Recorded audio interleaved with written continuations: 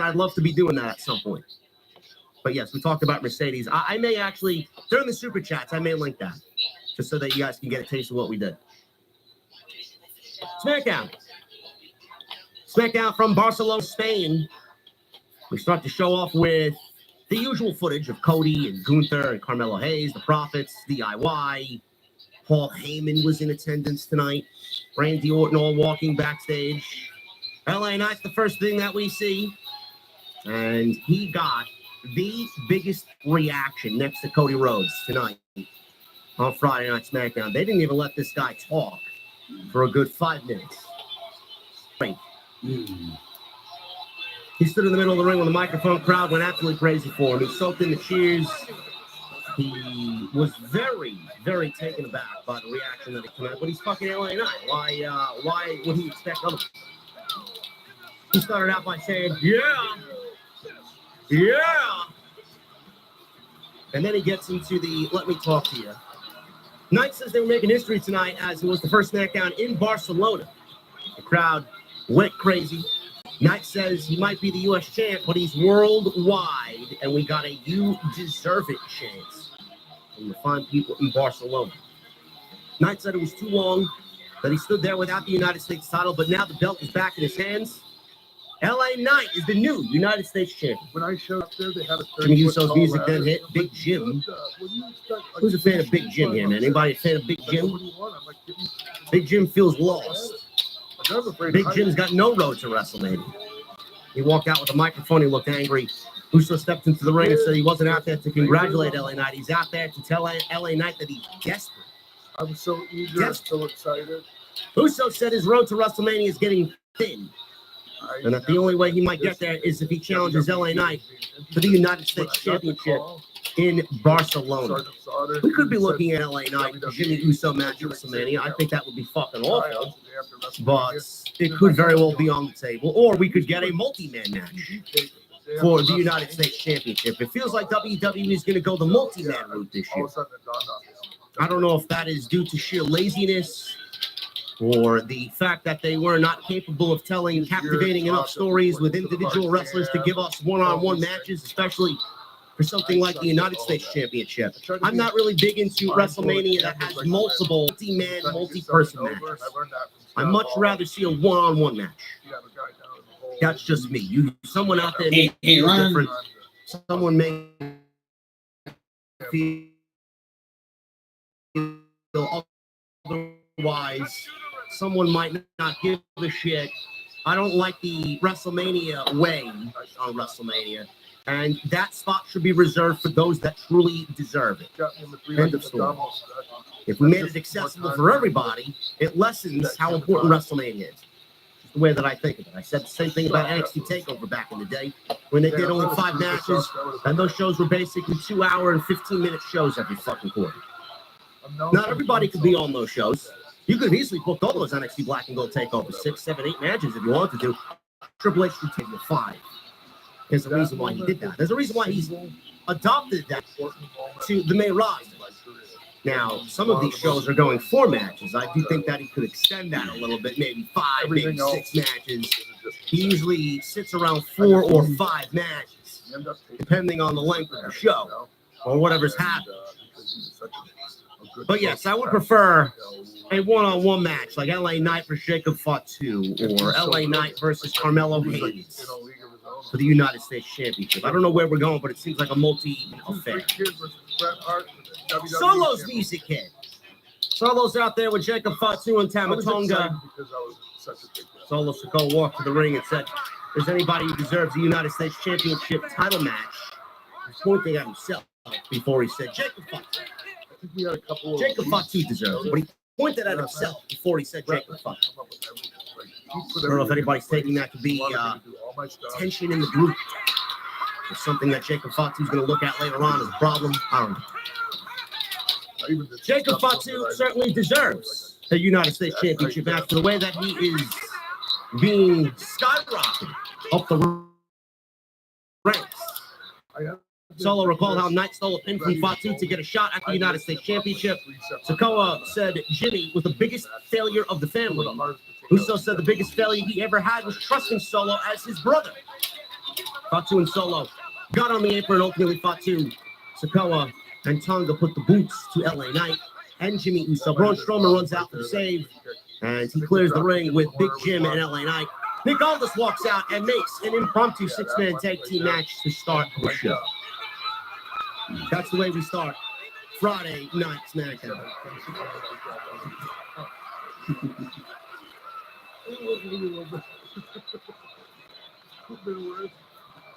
He was very gracious about it.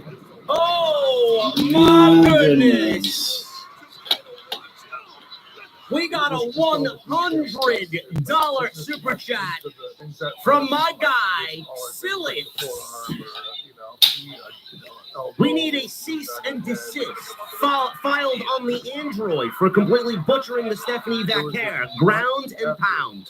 Only Stephanie Vaccaire can bless us with that.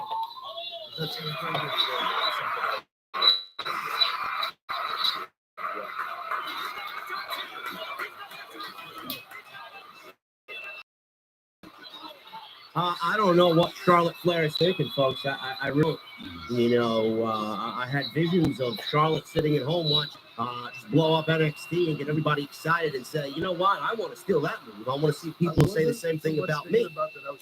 And it did not come off anywhere as close, man. A cease and desist should absolutely be filed, Silas. I appreciate that, brother. Comment of the night, no matter who else comes in with a super chat. Thank you very much, bro. Appreciate you being here. Greatest match of my career. It certainly did not look the same, I will tell you that. That's all I'll say then. In light of possibly being canceled, if I say anymore. Yeah, that's not going to roll, fam. That's not going to roll. I need to see that anymore. LA Knight, Jimmy Uso, Big Jim, and Braun Strowman. Solo Sikoa, Tama Tonga, and Jacob Fatu.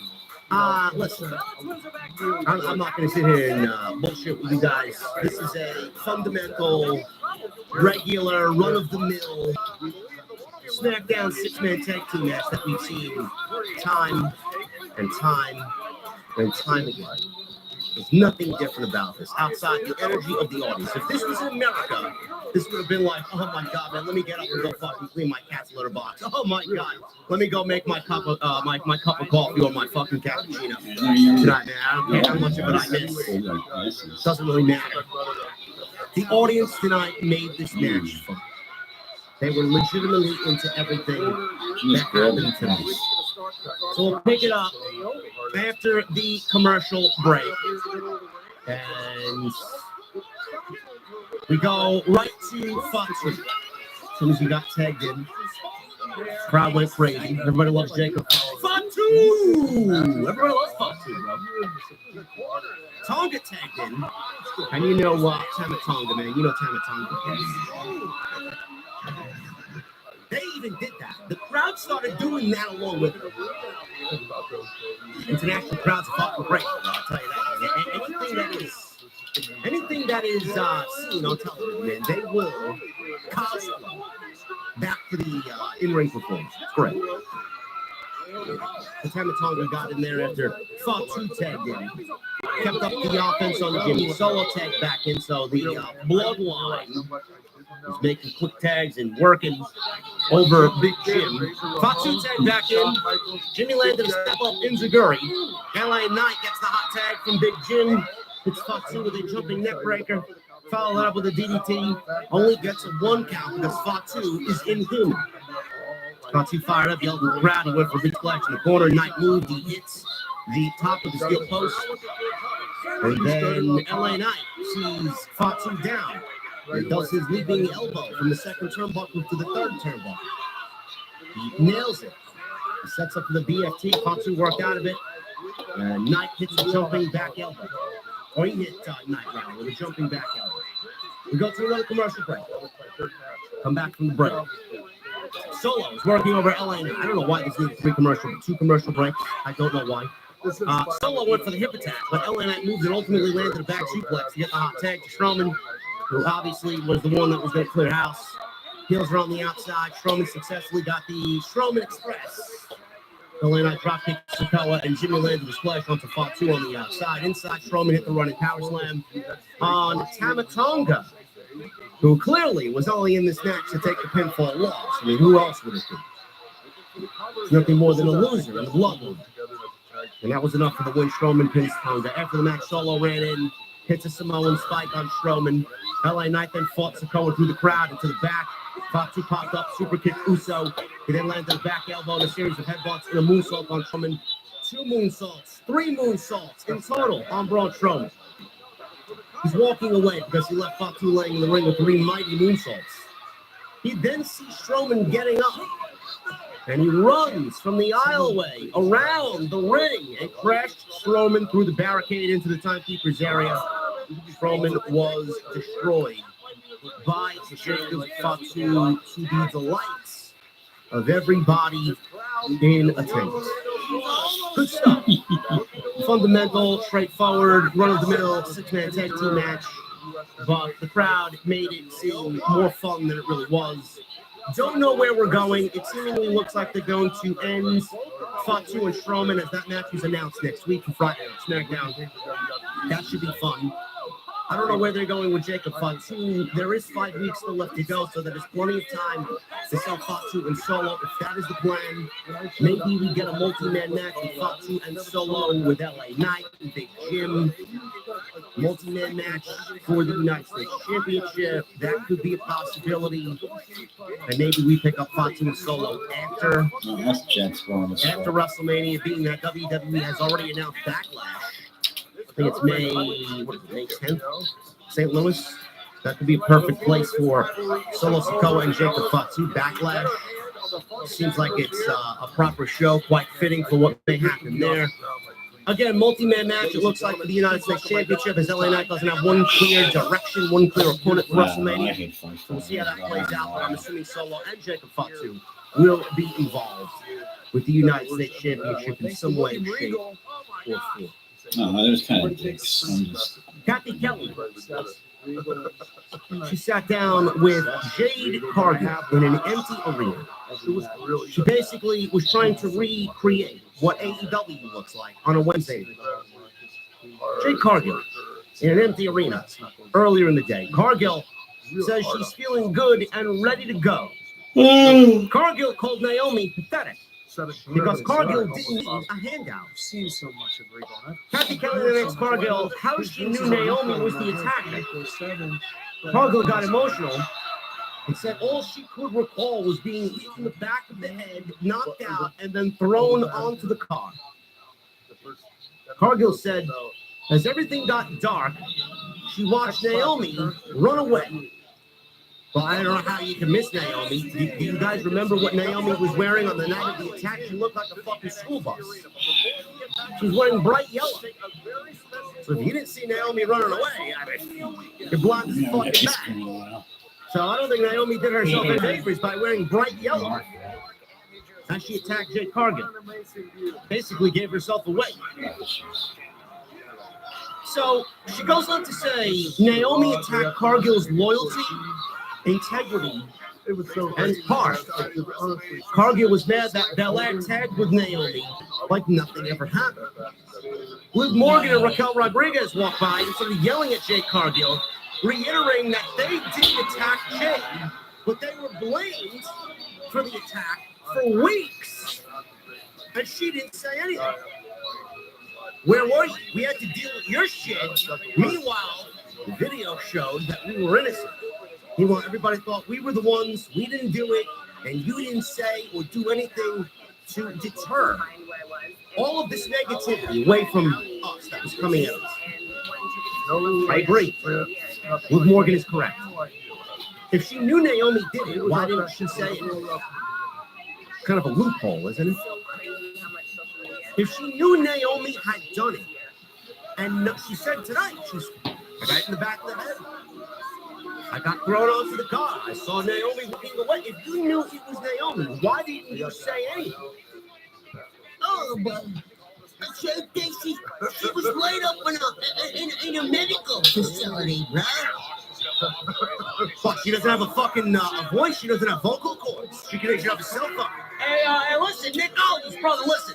It was Naomi. I seen it with my own eyes. We needed video footage and weeks of fucking nothing. I get it, man. It's selling a storyline. It's selling a big angle that played out of the pay-per-view. I get it. But that's a major move. It's a major move. So Morgan is correct. Morgan taunted Jake Cargill. Jake Cargill wanted a piece of Liv Morgan next week in a match. Morgan accepted. She laughed at Cargill, walked away, calling Cargill a loser idiot. And said, hopefully you don't get slammed onto another car between now and then.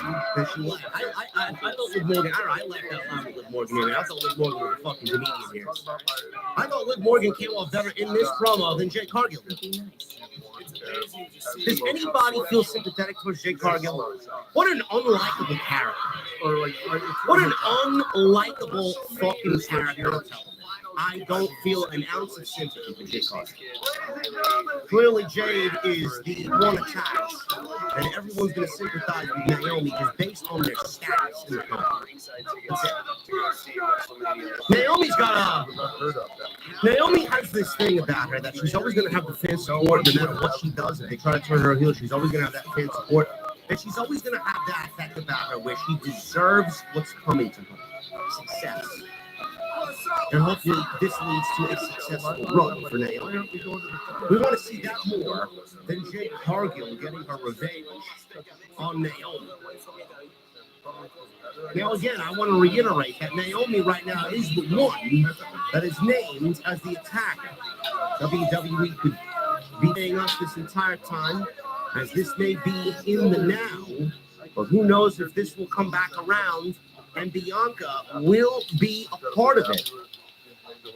I don't know what had been said last week, if that has any bearing on what happened here, but Naomi said to Bianca, I did it for you. What is that? Why did you finally challenge Cassius to match? Did Naomi do it for Bianca because Naomi was being a good friend and Bianca didn't know? She thought she was doing the right thing, or did Bianca kind of make a statement or say something that Naomi took out of context and did it for her, thinking that Bianca asked her to do it? Unfortunately, those doors have been unlocked by Cassius Ohno, and now he has to face the consequences. I guess this was fine. Big loophole there, and Jade is just unlikable. The character Jade is unlikable. I don't sympathize with Jade whatsoever on television. B-Fan! She went on one with Charlotte Flair. Gee, man, I wonder who won this match. B-Fan gets 9 minutes of Charlotte Flair. So, Corey Graves, bell rings. 45 seconds in. They're looking at the crowd. Whatever reaction Barcelona is giving them, this is the loudest ovation that B-Fab has ever been a part of. I'll tell you that right now. Charlotte backed B-Fab into the corner. Backed away before running the ropes. They locked up against Charlotte, took B-Fab down. Shoulder block. Charlotte shot B-Fab repeatedly. Woo! Great. Great. Chopping B-Fab repeatedly. Charlotte went for one more B-Fab move and clotheslined Charlotte down to the mat. To the body slam Charlotte. Goes for a cover. It's a 1 count. And then Charlotte rolls to the outside. We go into a commercial. Charlotte comes back. Charlotte Flair did the Stephanie back hair double leg face thing on the mat, where she has her assets in the air and she's slamming B-Fab's face down to the ground.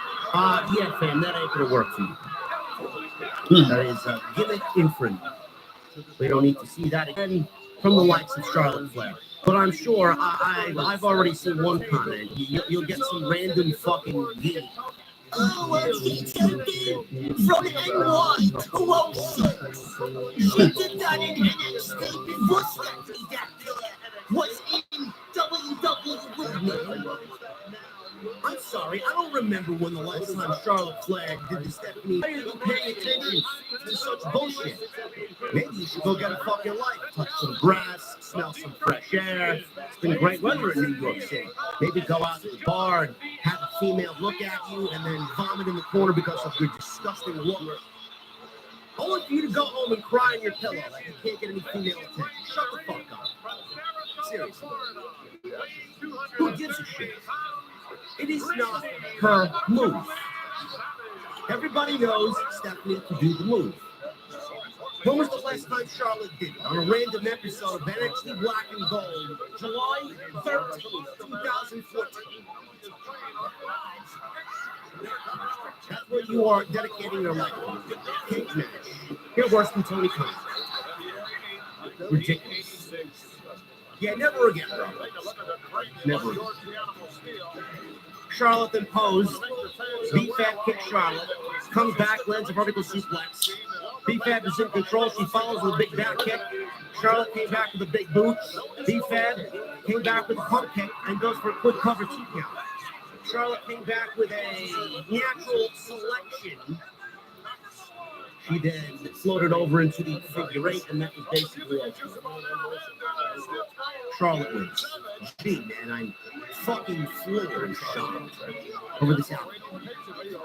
Charlotte did not release the hold. Tiffany Stratton comes out. She ran out, brawled with Charlotte and Pratt, chanted Tiffy time, Tiffy time. A bunch of officials came out there to break it up.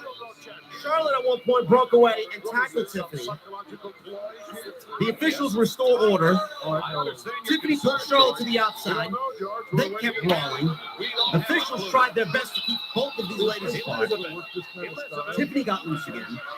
Charlotte is on the announce table and she jumps onto Tiffany.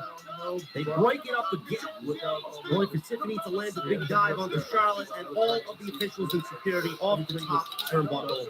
And Tiffany was finally taken to the back by WWE officials.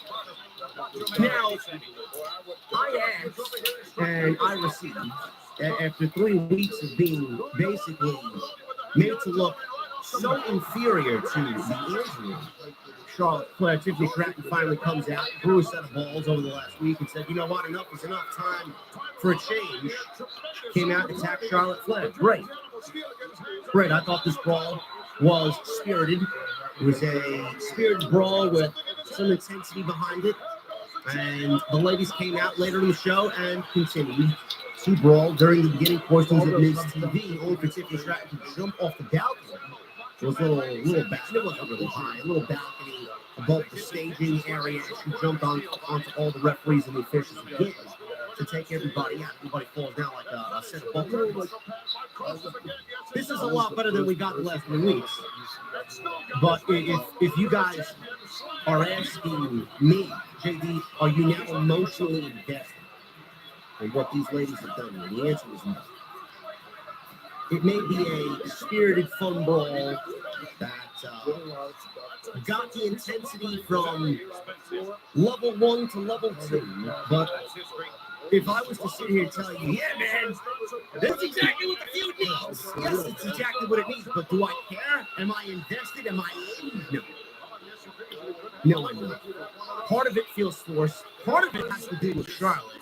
And everything that happens with Charlotte just naturally feels forced. That's the problem. I think Charlotte is allergic to telling storytelling. I don't know what it is with Charlotte. I cannot remember the time Charlotte Flair was in a fucking storyline.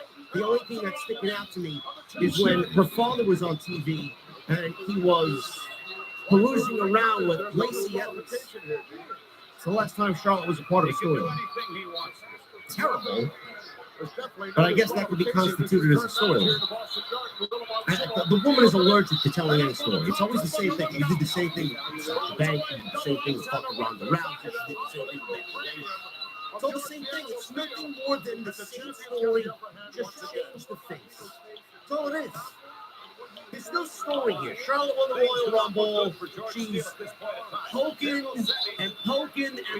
Tiffany Stratton, basically telling her that she's the queen and she's the android and she's running this division, only for her to push her weight around. The babyface gets so upset that they can't take it anymore. Then they brawl.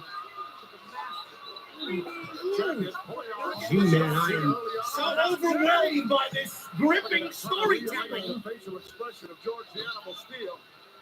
You fucking break.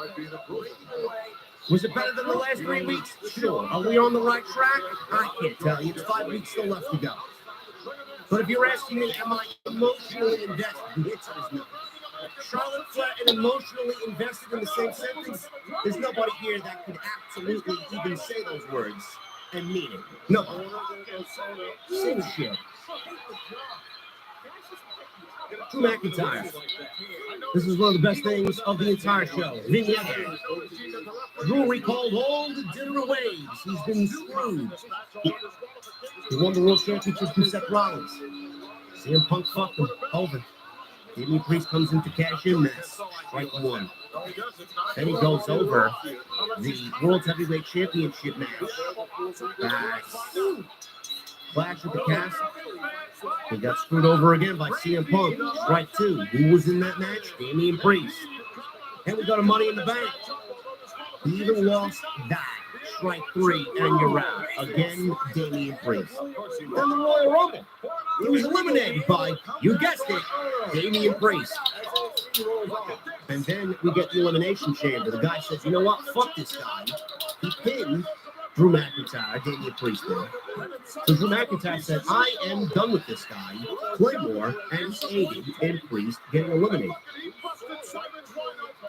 He said that Damian Priest was the reason he was screwed during all of these events, and he is not going to take it anymore. No matter how you feel about this match taking place at WrestleMania, I trust Drew McIntyre and I trust Damian Priest. They are two grade A talents, great promos. If there are two guys that are going to get you invested, it's going to be those guys. Am I in on this match so far based off this vignette? I'm getting there. I didn't really believe it. I didn't want to believe it. I didn't really care for it when the rumor was going around on social media. But there is one thing, I said this on social media, there is one thing that these guys have that a lot of people aren't really paying attention to. They wrapped up in some white tape. George Animal still doesn't have a clue what happened. A very perplexed individual. As you can see, that shot right there. Let's go back and take a look at some of the mayhem that went down here to Boston Gardens. As the Macho Man, or not so Macho, went to work. Look at now there's Macho Man coming out of his cab for that fourth object. And give credit where credit is due. George Steele saw that coming. Snatches the fourth object. Oh my goodness, now stopping on the fingers of Cassius Ohno.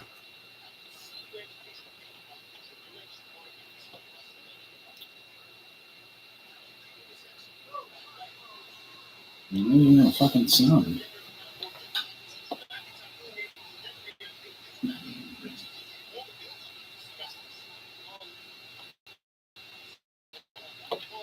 Because of that thing.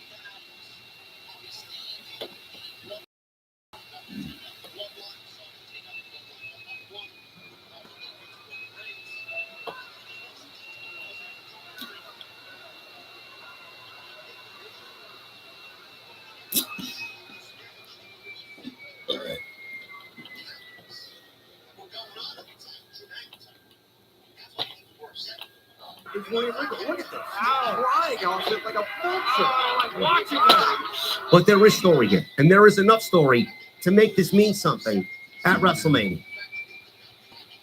Miz TV. We interviewed Cody Rhodes. Tiffany Stratton and Charlotte Flair brawled back out into the aisleway. The brawl happened from the entrance over where Gorilla is, all the way to the side of the stage where Tiffany escaped all of the personnel and the officials to climb up on top of the big screen that was there and jump off and do a swanton bomb onto Charlotte and everybody. This was great. This was actually better than the brawl that happened before, Miss TV. This was good stuff. But my comment still stands. I am not there emotionally invested in what's going on here. I just feel like it's very, very forced. Cody made his way down for Miz TV, and he made his entrance. We got the big whoa. Right before his second whoa, Miz called for Cody's music to be cut. Cody entered the ring, and Miz says, I don't have enough time for a sing-along here. We got to get to the hard-hitting questions. I got a bunch of hard-hitting questions for you in regards to what happened with John Cena at the Elimination Chamber. Cody said, fuck this, without actually saying that. He drops down, he does his good old Dustin Rhodes drop-down punch, and gives him a crossroads. And that was the end of The Miz. Goodbye, thanks for coming. Cody says he didn't want to talk to The Miz. He didn't want to talk to anybody. Instead, he wanted to talk to one person and one person only, and that is John Cena. He puts a lot of emphasis on John Cena. Next Monday, Brussels. He plans on doing just that. I guess WWE also didn't want to see Miz TV. Good. Nobody's going to lose sleep over not seeing Miz TV. Good job. Footage. Backstage of Nick Aldis talking to Shinsuke Nakamura. Damian Priest walked in, and I don't know what Nakamura was saying. I guess he wanted a rematch with LA Knight because of the referee and whatever else happened. Last week, he lost the championship. Good. Worst title reign ever. Nakamura said he wanted a rematch with LA Knight. Nakamura then spoke to Priest, who interrupted and said something in Japanese, and Priest said, listen, I don't understand a fucking word you said, but it sounds like you want to fight.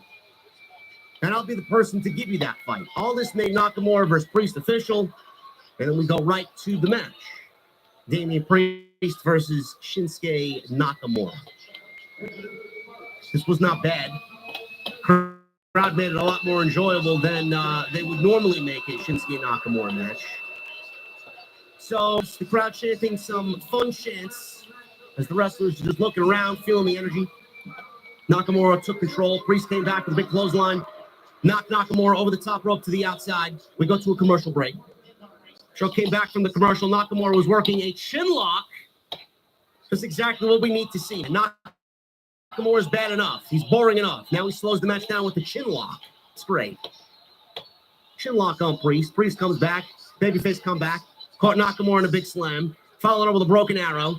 Action goes to the outside where Priest threw Nakamura on top of the commentary table.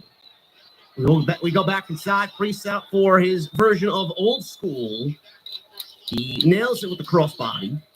Priest got the crowd into it. Nakamura countered a Priest move. And Nakamura tried for an armbar. They trade strikes back and forth. Priest landed a big lariat down. We set up for the finish, and all of a sudden the camera pans over to Joe Tess on commentary, and Drew McIntyre is sitting on the announce desk, blocking Joe Tess's view of the match. So Priest sees this, and he gets distracted. Nakamura took advantage of it. He ran right into a South of Heaven, though. Priest went for the pin, but Drew McIntyre gets in there, and he attacked Priest and ended the match. Priest wins the patient. I guess they didn't want to pin Nakamura 2 weeks in a row. What difference does it fucking make? He's a loser anyway. So Priest wins by DQ thanks to Drew McIntyre. After the match, Priest and McIntyre brawled, and Drew gouges at the eyes of Damian Priest, which allowed Shinsuke Nakamura to hit the Kinshasa on Damian Priest. Nakamura left the ring. Drew McIntyre was smiling at the job done. We got loud CM Punk chants breaking out. I don't know why, but I'm sure their paths will cross at some point this year. Drew then threw Priest to the outside and ran Priest into the crowd barrier multiple times. Drew then ran the steel steps into Priest's head. Drew walked back, and before he started running to the back, he ran back to the ring where Priest stood up, and Priest hit a Claymore kick. So this seems to be the thing. That Drew McIntyre starts walking away, sees his guy get up, and unbeknownst to him, he just gets up. Boom, 1, 2, 3, Claymore. Drew shouted at Priest. That Priest lay motionless. Drew actually walked to the back after that and left Damian Priest laying there after a devastating Claymore kick. Again, no matter what you guys think, if you may feel underwhelmed or disappointed that Damian Priest and Drew McIntyre is being set up for a WrestleMania one-on-one match, one thing that people tend to forget is that there is a year-long story here and year-long situations that have happened that have directly affected both men. And McIntyre feels it affects him more so than anything. So I'm going to give this a chance. There's one guy I trust to tell a proper story with great emotion. It's Drew McIntyre. Let's see how this plays out.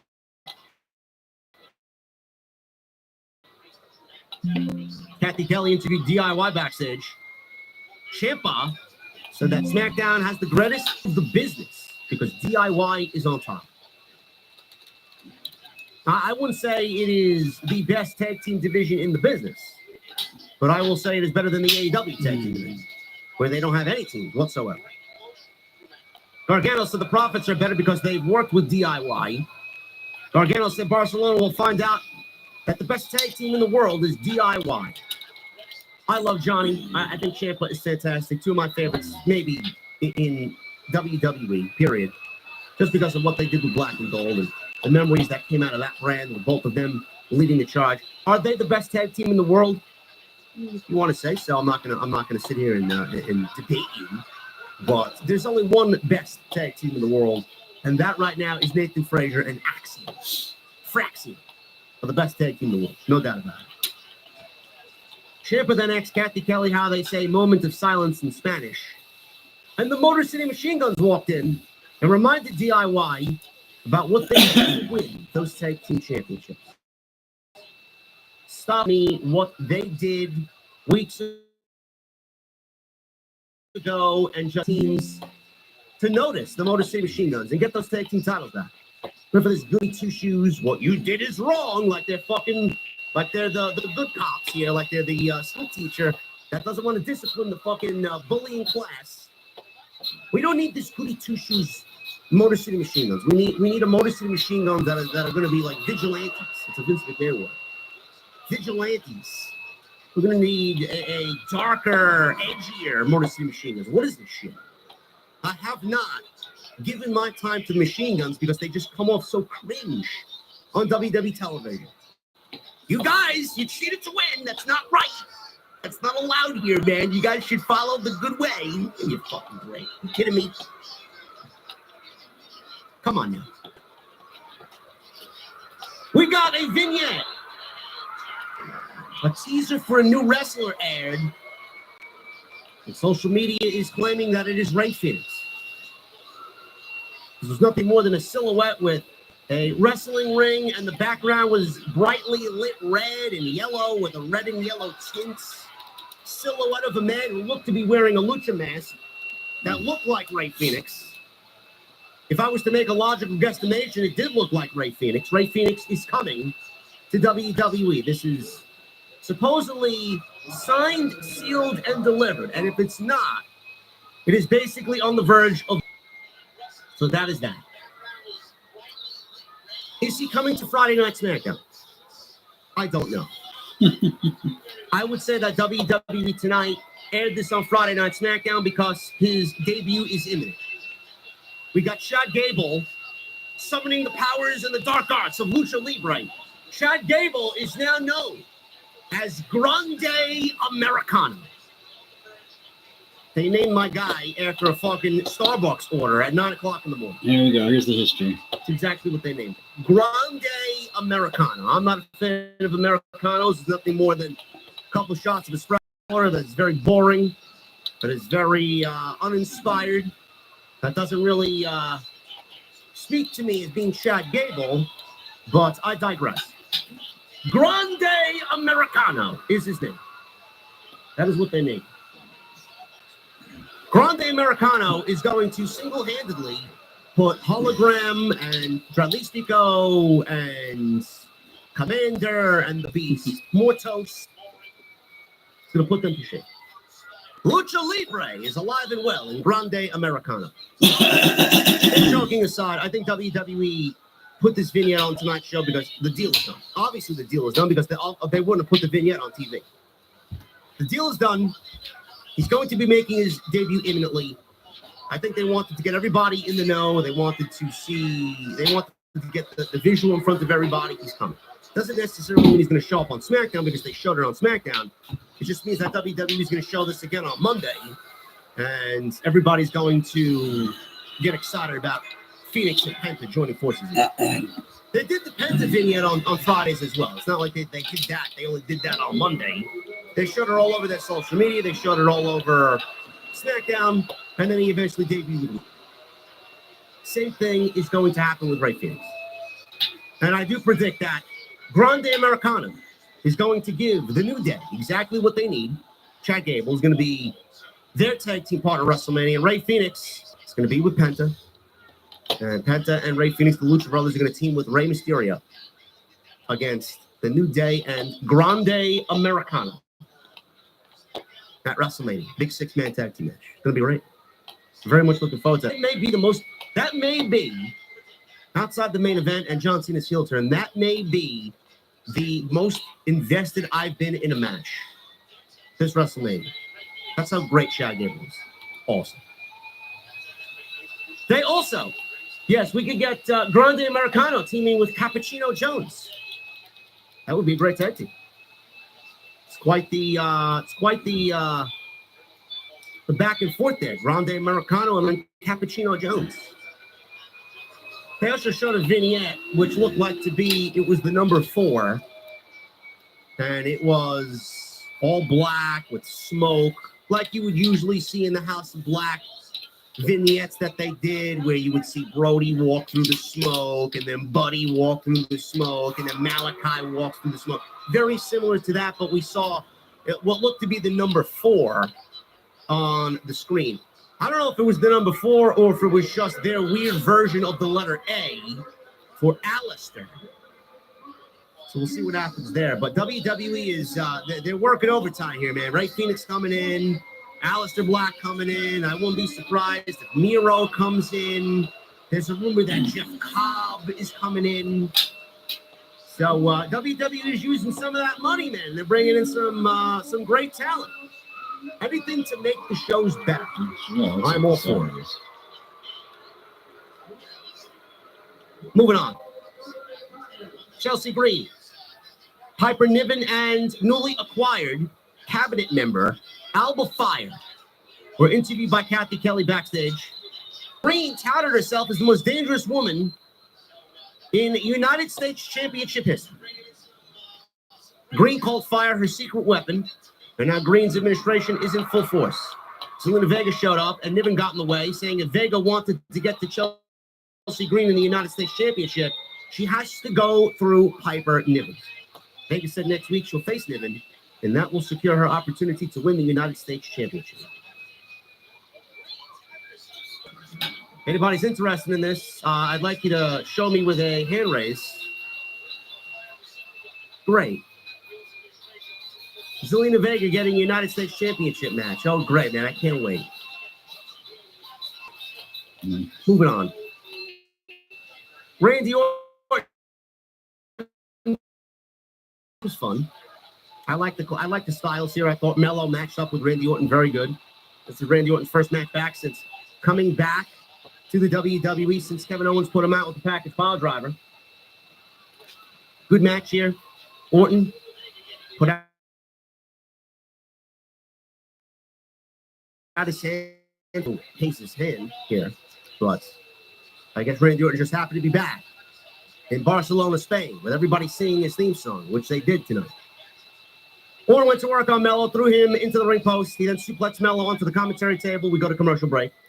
Show comes back. Mello had the upper hand, working on Orton's leg. He chop blocked Orton, goes for recovery, gets a 2 count. Orton comes back, clothesline Mello, landed a snap power slam, which Mello tried to bounce backwards into Orton. He tried to do that springboard flipping crossbody, and Orton caught him. It did not look like a good landing. It looked like a very rough landing. There was not enough snap to the power slam, but he did execute it. And it did look like he just barely got it. So that was a very risky, very sloppy, but they executed it decently type of spot. So Orton set up for the draping DDT, and he hit it. Orton's playing up to the crowd of Barcelona. Started chanting RKO, RKO. Mello rolled to the apron to shut everything down here that Randy Orton was dishing out. Landed a neck breaker over the top rope on Orton. Mello went to the top and missed nothing but net. Mello came back, springboard DDT, goes for recovery, gets a 2 count. Moving on here, we go to Mello on the top rope. Orton cut him off. The 2 straight shots. Orton gets the best of it. Orton followed with a superplex from the second rope. Orton set up for the RKO. Mello said no. Hits a first 48.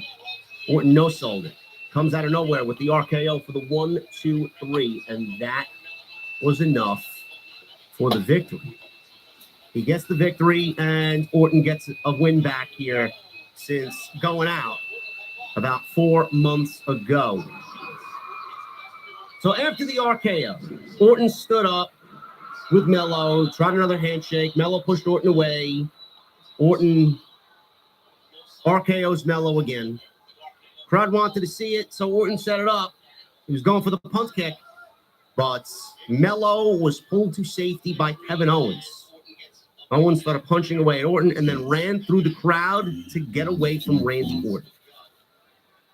So Kevin Owens didn't really say much of anything. He just showed up out of nowhere and saved Carmelo Hayes from certain doom with the punt kick. WWE's going to tease doing that punt kick, man. I like Randy Orton. Randy Orton slowly slipping back and hearing the voices in his head and going to place. Randy Orton's been so happy-go-lucky, happy to be back from the back surgery, just happy to be here. He's slowly fading away, man. He's letting those voices get to him. It's going to be great. That punt kick is going to hit at WrestleMania. And then after that, I don't know, Cody needs to look out. Cody already has trust issues. I would not be trusting Randy Orton if he starts hearing voices in his head already. Decent match. Predictable outcome. Very little sell here for Randy Orton and Kevin Owens at WrestleMania. So Sikoa, Jacob Fatu, and Tamatonga were shown backstage. Fatu cut a promo, yelled at Strowman. They have a match next week, and Fatu says that he is going to put Strowman down once and for all. Good. Gunther. He's a Monday Night Raw guy. He's the world's heavyweight champion. Here he is on Friday Night SmackDown. I guess the brand split rules go out the window. I thought there was a transfer rule. I guess they never closed it. Gunther found an opening somewhere. Gunther is out there. He makes his entrance. He's in wrestling gear, so I'm assuming he's wrestling. His road to WrestleMania in Europe starts tonight. As the greatest European wrestler of all time, Gunther says, as he calls himself the greatest European wrestler of all time, he wanted everyone to know that he'd rather be in Madrid. Gotta love Gunther. His attention to Jeff, and he moved his attention to call out Axiom. He called out one half of the NXT Tag Team Champions, and Axiom, who is Spain, made his way out to the ring. Now, I didn't read the spoilers before this show went live here Eastern Time, but I'll tell you what, man, I like a good surprise. Love Fraxium. I think they're fucking fantastic. And this is exactly what I look forward to on the road to WrestleMania. Something like this. Some people might not like it. I do agree. I'm not going to sit here and say, oh my God, let's not call bullshit. But WWE has had the transfer window. They kept it open. They were supposed to close it. People were supposed to stay on there for brands. And here we have Gunther showing up on Friday Night SmackDown for absolutely no reason. He's the world's heavyweight champion. He represents Monday Night Raw. Here he is on Friday Night SmackDown. And Jey Uso is nowhere to be found. So why is he on the show? I guess it doesn't matter because it's WrestleMania season. But then nobody wants to explain why. I have to ask why. You can't ask me to stop asking questions when it's staring you right in the face. I have to ask why. So yeah, it's fucking stupid. But it's WrestleMania season, so it's going to be overlooked, and nobody's going to make a big deal about it. So that's number one. Number two, I like the surprise. Number three, I love for Axiom. I think they're great. I think Axiom's fantastic. Nathan Frazier's fantastic. And these guys have a history going back to NXT UK, so you knew it was going to be a television banger, which is what it was. He got a lot of offense here. Axiom got a lot of offense. I don't know if this was just because it's a hometown thing, or if WWE is focusing on giving him some sort of exhibition to see how well he would adjust to someone like Gunther, or how he would adjust to the main roster. I mean, he passed the test with flying colors. That's all I got to say. If you want to call up Fraxium from NXT and put them on the main roster, whether it's Raw or SmackDown, they are beyond ready. There's no doubt in my mind that they will get over and that they will wow audiences and they will be over and they will be great. So not only was this because he's from Spain, he's the hometown guy, and they wanted to get him that moment. And the NXT UK connection, these guys have a history in NXT UK. This could have looked like a tryout of sorts for what could potentially be coming for Fred in the future. Gunther is incredible. He could work with anybody, all shapes and sizes. I mean, he is just a master of his craft, honestly. Gunther threw Axiom around early on. Axiom never backed down. The type of tag team they are, they take on all challenges. Gunther went for a pair of chops, but each time Axiom ducked them and landed chops of his own. Again, they know each other. They are very, very familiar with each other. So after that, Gunther looked annoyed. Axiom went to Gunther's arm and followed up with some kicks to the face until Axiom ran into a chop from Gunther. And obviously, he went down. We go to a commercial break. Back from the break, Gunther tried to rip Axiom's mask off. Axiom countered it to shotgun dropkick from the top rope. Gunther chopped Axiom down, but Axiom came back with some chops and some kicks of his own. Gunther lifted Axiom, but Axiom countered with a roll-up. Gunther hits a dropkick and a powerbomb for a great near fall. And the crowd was very much into this. Gunther went to the top, but Axiom cut him off. He actually hits a Rana from the top rope and followed it up with his golden ratio for a near fall. Wade Barrett was selling this big time because he used to commentate on NXT, so he knows exactly what Axiom brings to the table. Gunther chopped the shit out of Axiom. Axiom kept kicking Gunther. He kept coming back.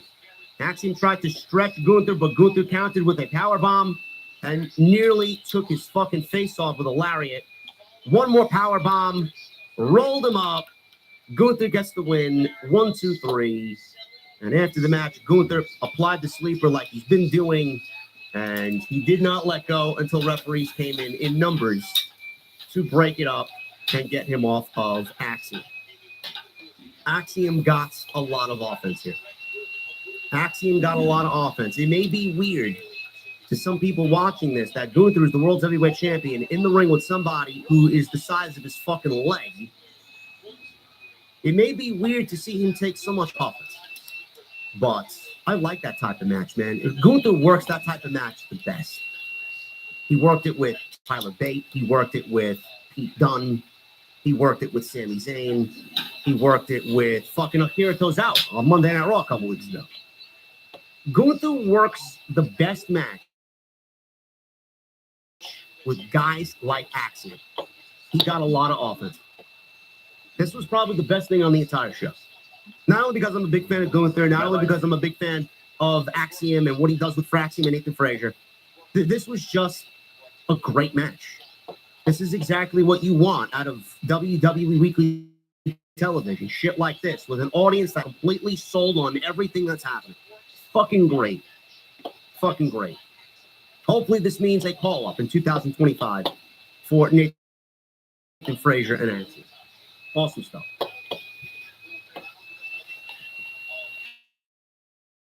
Paul Heyman. Paul Heyman is out there, and I didn't really even think he was going to be on the show tonight, but here he is.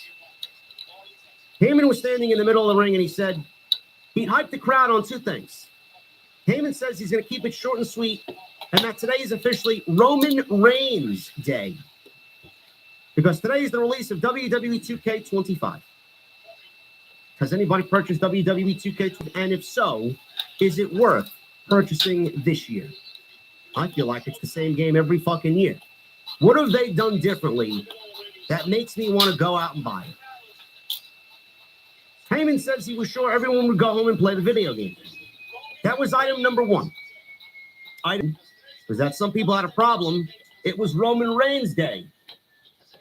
One of those people who had a problem was CM Punk. Obviously, CM Punk has a problem. He was fucking speared at the end of his match with Seth Rollins. Obviously, Punk has a problem because Roman Reigns helped Seth Rollins beat him on Monday in Madison Square Garden at the Steel Cage. Heyman said that, unfortunately, it's not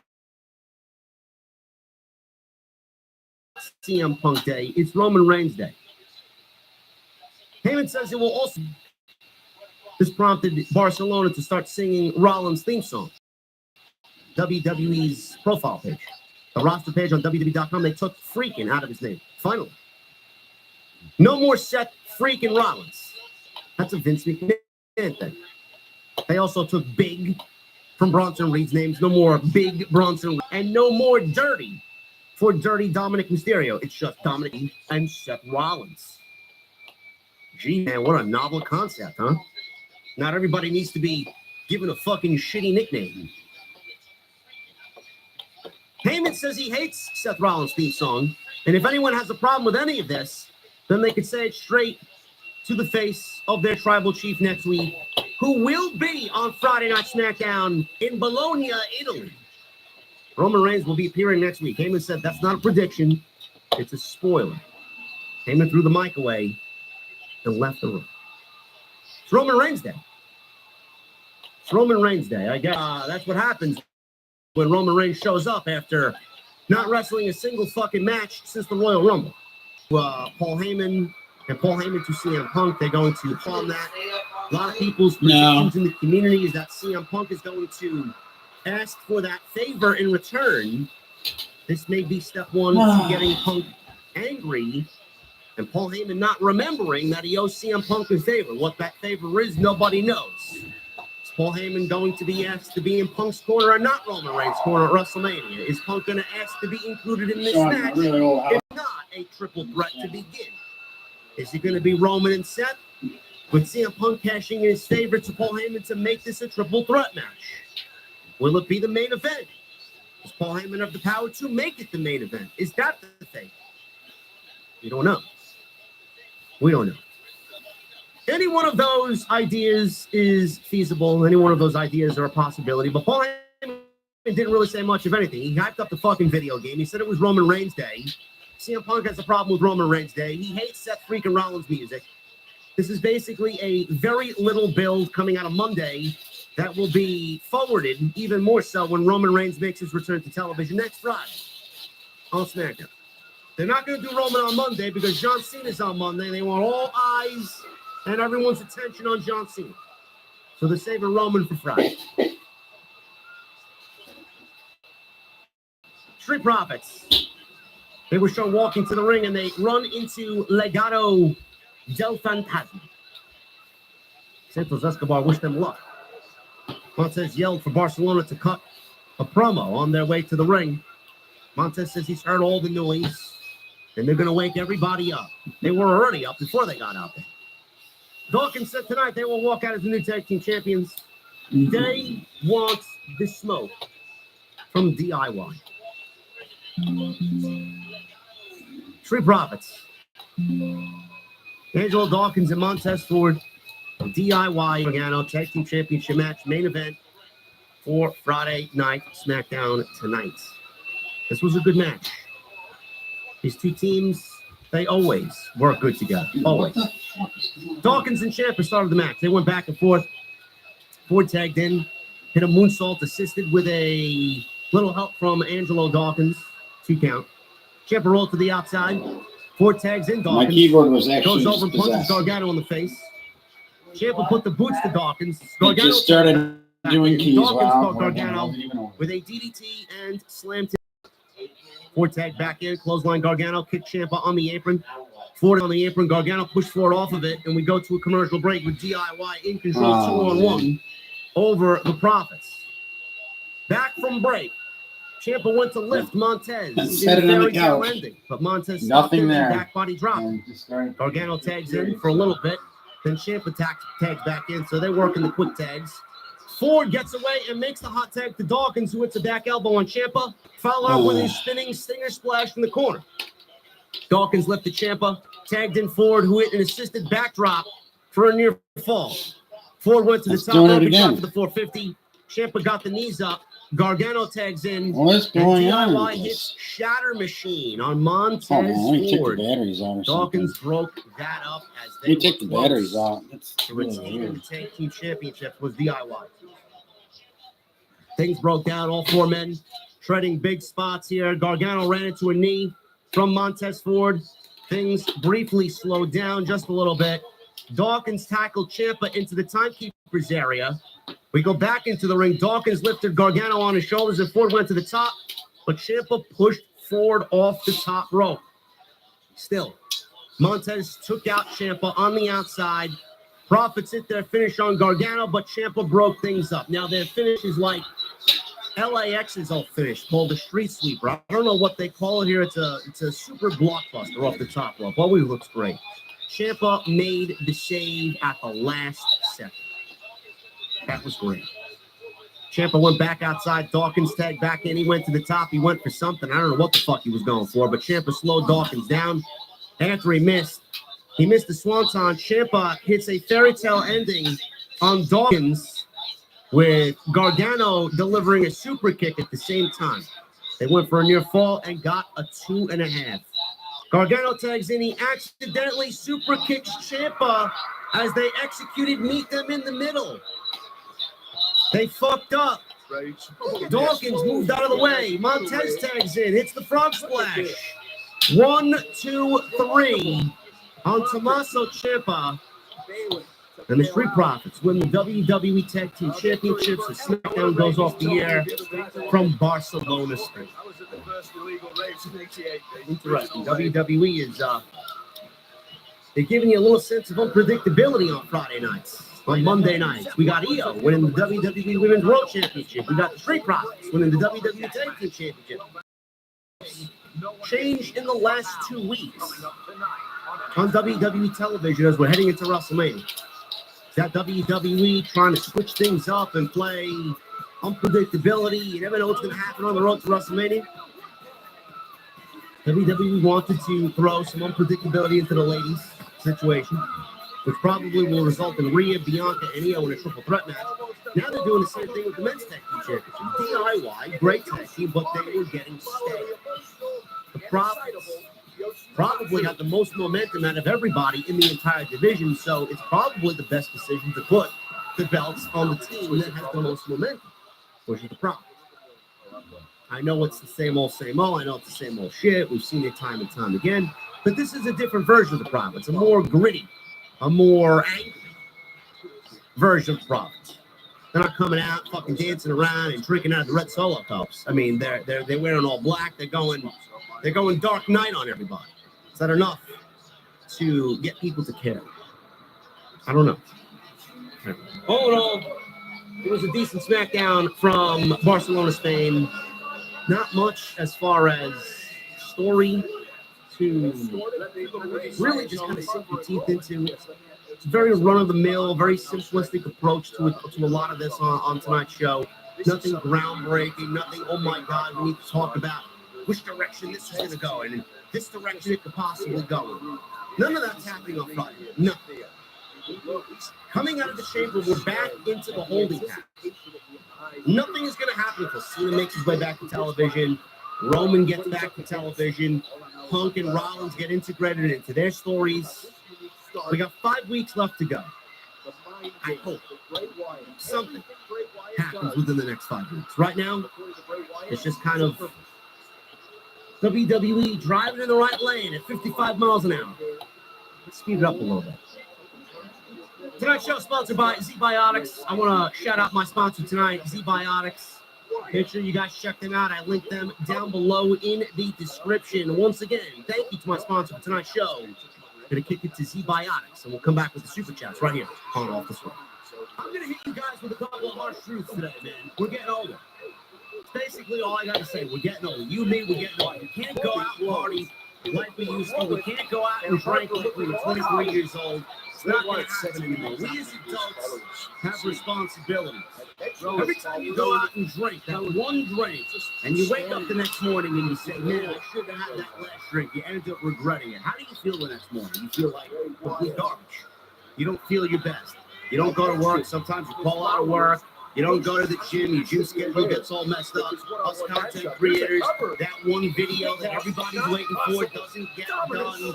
I got a surefire way for you guys to go out and have some fun and still get your work done and feel great the next morning. And it's all because of Z-Biotics. Pre-alcohol, probiotic drink. You drink responsibly, you keep hydrated, you pop one of these before any of that happens, and you're going to be good to go, man. Your nights are going to be great, and your next day is going to be even greater. Z-Biotics Pre-Alcohol Probiotic Drink is the world's first genetically engineered probiotic. It was invented by PhD scientists to tackle rough mornings after drinking. And how it works, guys, is very simple. When you drink alcohol converted into a toxic byproduct in the gut, it is this byproduct, not dehydration, that is to blame for your rough next day. Pre-alcohol produces an enzyme to break this byproduct down.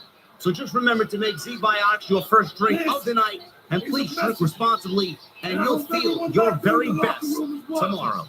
So if you guys want to have yourself a couple of cold adult beverages and feel your very best tomorrow morning, make sure you choose Z-Biotics. That's zbiotics.com. Use our unique link.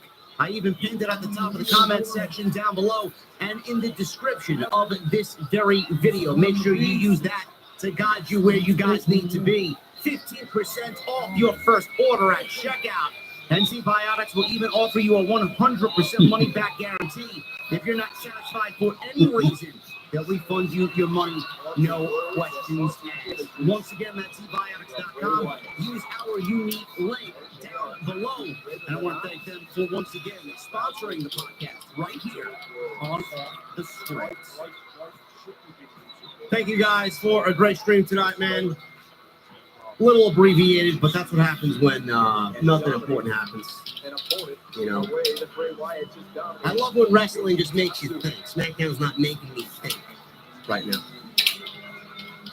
Follow me on social media at JD from NY206, Twitter, Instagram, TikTok, and Cameo. Hit that subscribe button down below. Turn on the bell for notifications. Make sure you guys go and check out all of the other content on the channel. There's been some great content this week, man. Monday night we were live. Monster and I were live for Tuesday Night Titans. Wednesday we fucking absolutely killed the game, man. Oh my god. We're hearing 70,000 views on the AEW podcast on Wednesday. That's mixed with YouTube and X numbers. That is fucking wild. So wild, bro. Unbelievable. Anyway, I said that's a motley bunch. Show was bad. I don't know what else to tell you. Great content. Go check it out. Hit that thumbs up. Let's try for 1,000 likes if we can. Set the goal for 800. If we can get to 800 before the stream ends, I'd be happy. Leave a comment down below. Let me know what you thought of Friday Night SmackDown, what you're most excited for coming out of the show tonight, going into next week. They will be in Italy next week. Super chats are open. Get them on in. And once again, I will be live at the NYC Arena tomorrow night. House of Glory, City of Dreams with the Monster on commentary. Live on Triller TV Plus if you guys want to watch us. And Mercedes Monet. Triller TV is the best place to do that. Hope to see you guys there.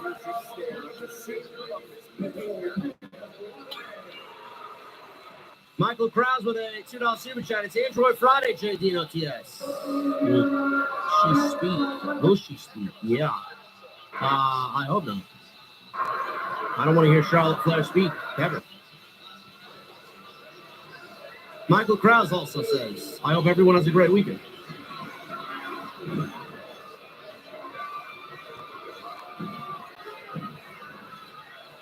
Chris Elliott, that sounds like a great idea, bro. They do work. They do work. David Theory, what's up, brother? On SmackDown today, JD. I learned something new. I didn't think someone would do Stephanie Vacari's signature move with a negative ass. But lo and behold, Charlotte pulls that out. That's my answer. Not a good vision. Not a good vision. Michelle Moran, thank you, David. Michelle Moran with a $5 super chat. Feels like Drew Priest will mirror Punk and Drew, which would be fine since Drew Punk was great. I get a feeling Drew will feud with Punk again in 2025. I'm assuming they will cross paths, yes. Johnny Monaco with a $10 super chat. United States champion with Scottish Secret Service. What the hell is Selena saying? Bye. Trying to be like Liv and Tiffany. I don't know, man. That's like the anime coming out of her, man. She's like a low-key geek gamer. Who knows? Not interested. Not interested in that. Also, Solo is now with Jacob Fatu and his hype man. Price to pay when failing to be tribal chief, huh? Yeah, well, listen, man. The money right now is in Fatu. Also, Johnny Boy with the $10 super chat. I caught the sound off earlier tonight. Soul Monster said on his stream he has different color mics for different shows. Red mic for Raw, blue mic for SmackDown, and black is AEW for morning. Hello. Yes, I have to say. I just don't use them anymore. I like the black. I like the black. It fits my soul. I could do that. I mean, that was the whole. I've had these for months. I just don't use. I have used them. You guys know I've used these. I just don't use them anymore. Too much work. The black. Plus, the black is signature Shure SM7B. Best mic in the business. Richard Cole with the $5 super chat. Hey, JD, I'm still sick. I'm here with you. SmackDown was okay. It's still better than AEW. OTS for life. Yeah.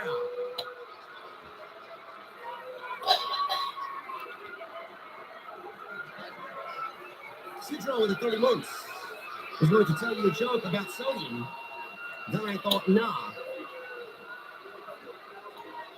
Did you hear that?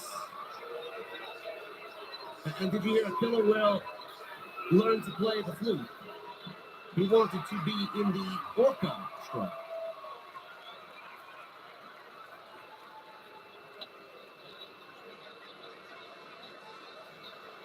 Yeah, now I'm getting the sodium one syndrome.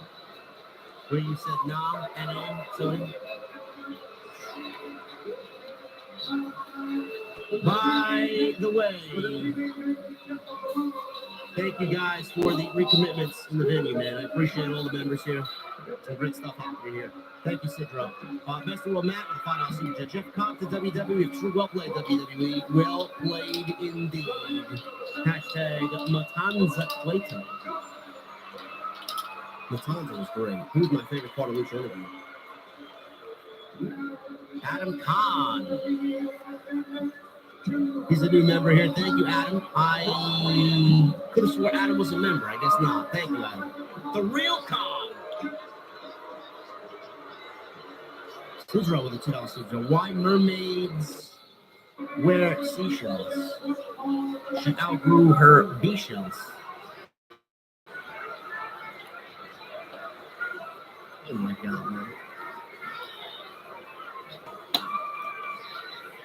Lauren with a 2. 2009 Randy Orton's coming back. Let's fucking go. Punk kick.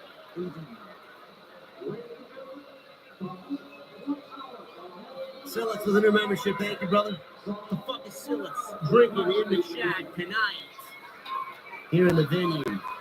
Somebody serve him something ice cold. And thank you for the $100 super chat, brother. Really appreciate it.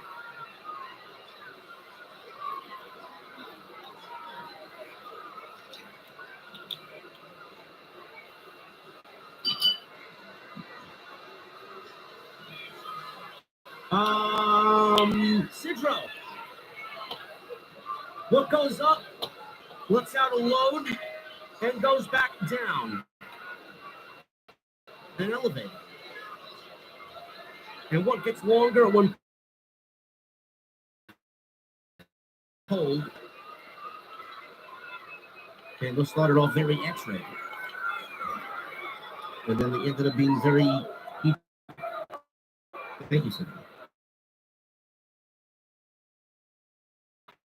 Solid Monsters review, JD, on Wednesday. I brought up the idea of Danhausen cursing cold-blooded killers and Charles Mason if they were up to no good. His response, Solo was scared Danhausen might curse him. Danhausen has me blocked on social media. Or maybe that makes me immune to the curse. He that he blocked me on social. I have no idea why Danhausen blocked me. What did I say about Danhausen? Does anybody remember what I said about Danhausen? Have I ever spoke ill will of Danhausen to a point where I needed to bench him? I'll leave it. How would you see Aleister Black make his appearance if he shows up on SmackDown? Anywhere but a cleaning or a janitor's closet. We don't need that. We've been there, done that. Hopefully, Aleister comes in and right out of the gate is placed in something good.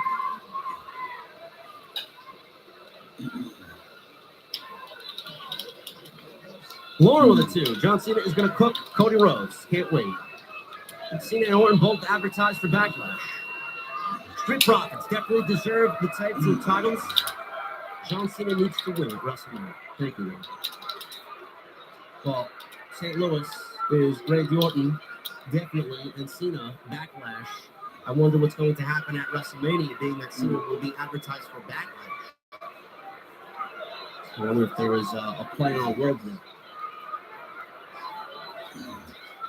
Best in the world Matt with a $5 Let's not forget that according to Ric Flair, John Cena is going to have to go through him to get to number 17 at WrestleMania. Yes. Rick, put down the bottle, bro. It might be very easy to get through Ric Flair, being that he probably would be under the influence of about 7 beers, but by the time he gets out. Jesse Evans, my favorite porn star. Send me no turn with 199. Like money, gotta blame creative, not Flair. Yeah, but Charlotte's just awful. She's just awful. She's a politicker. She's awful. Nothing about her speaks to me in any sense. It's just like, God, another fucking segment I gotta sit through, unfortunately.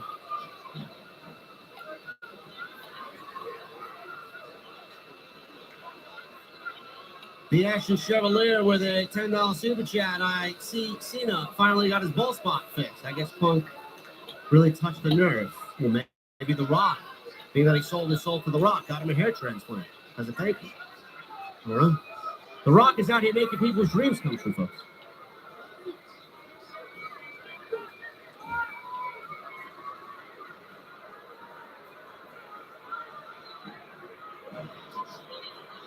Silas, thank you again, brother, for the $100 super chat. Appreciate it, brother. Once again, we need a cease and desist filed on the Android for completely butchering the Stephanie Vaquer ground to pound.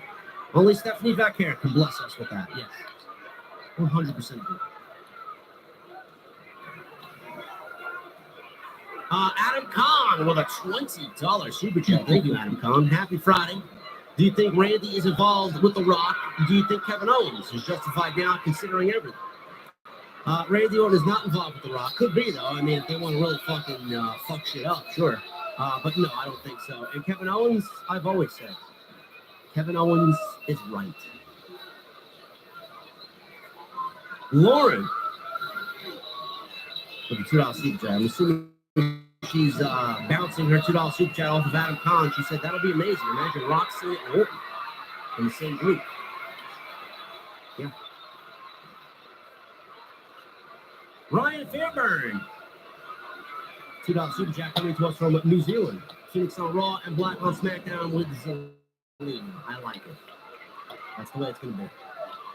Major with a $199. JP from NY 206. Do the thing.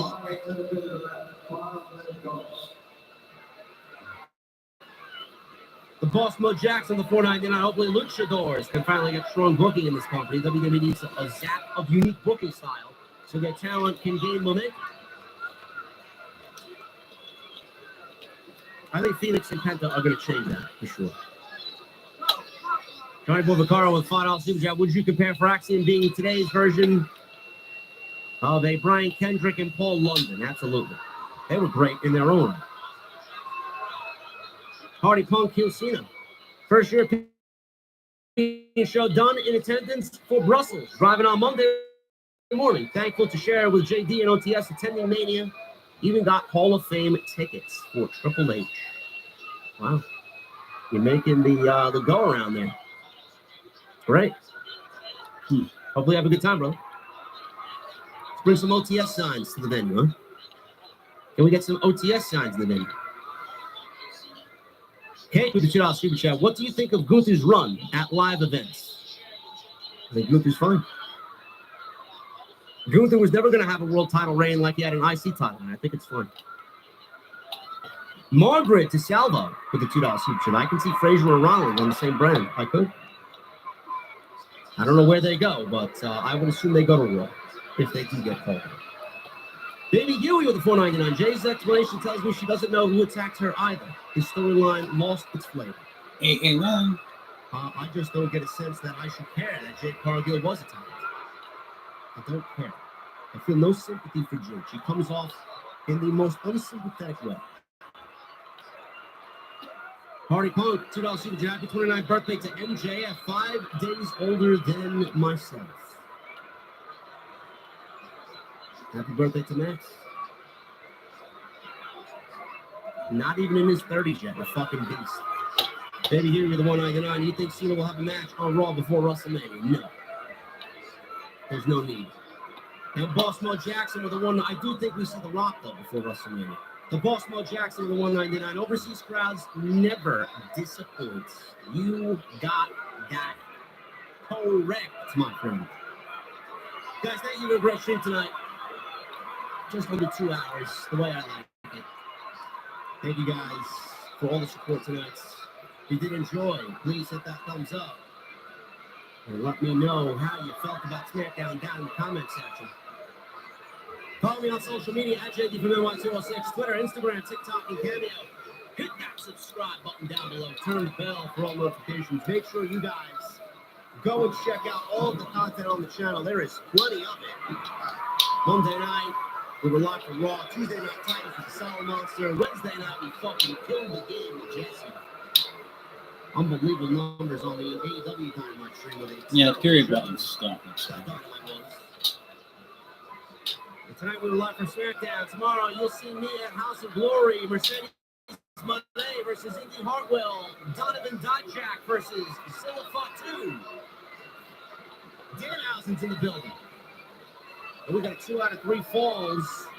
Career on the line match with the main event and the cold-blooded killers. Eminem says, EO, do you think there's so much multi-person matches at Mania? Well, nothing's announced yet. I'll tell you what is announced, though. We are the best of the best of the best. Until Monday night, you'll see me live for Raw right here on Off the Script. Let's see you guys later.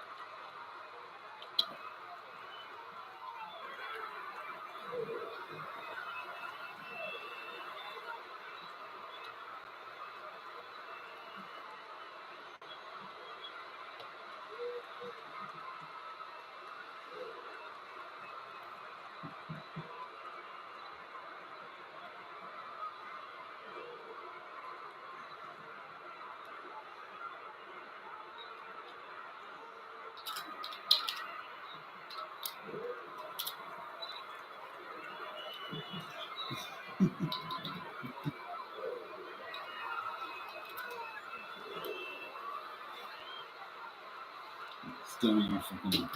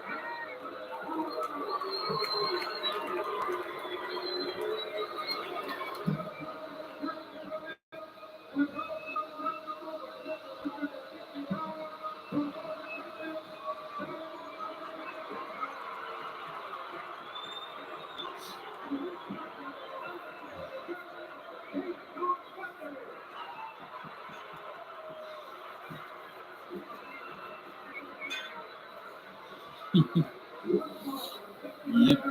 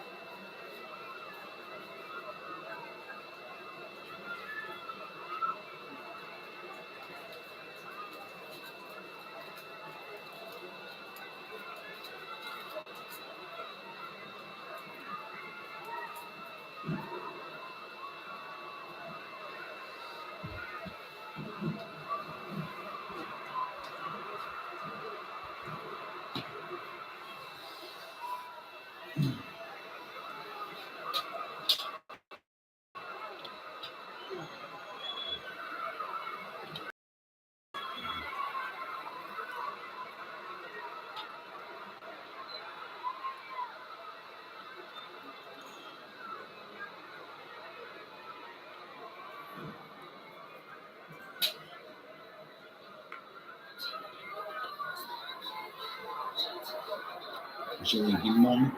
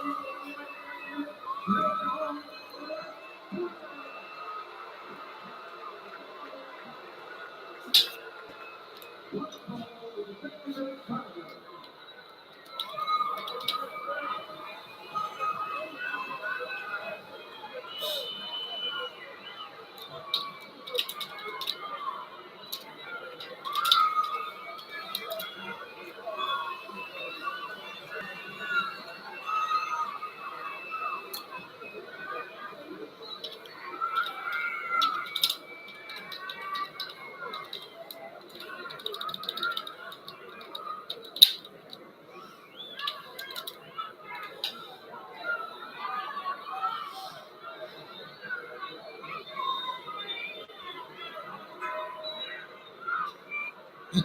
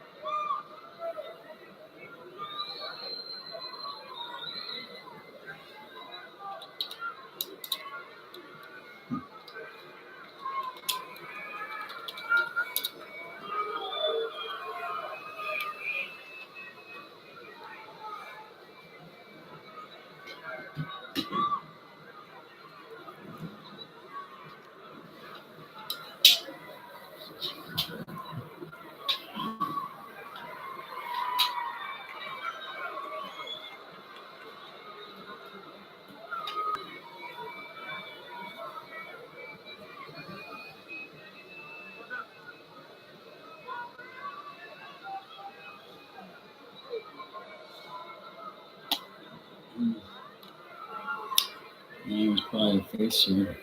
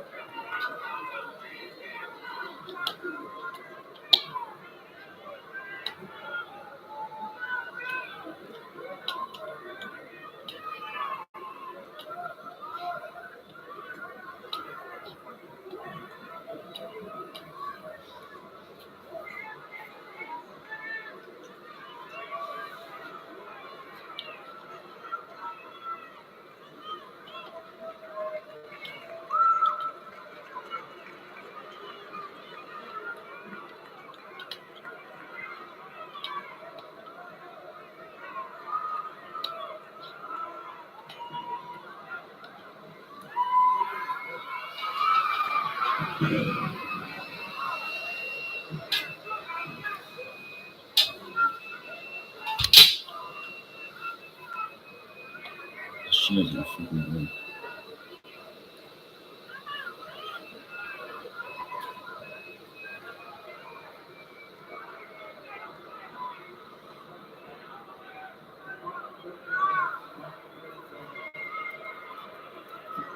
All right, Please into the match. 5 minutes gone.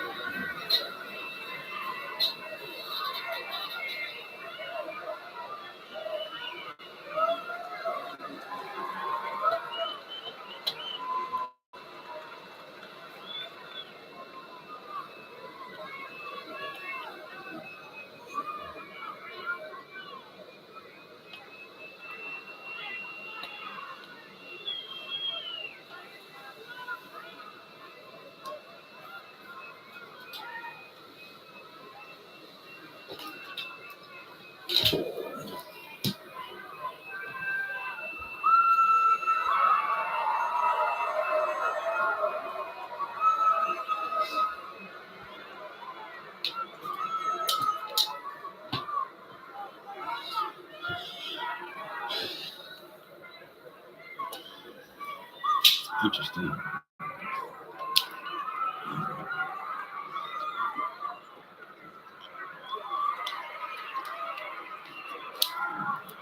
Right.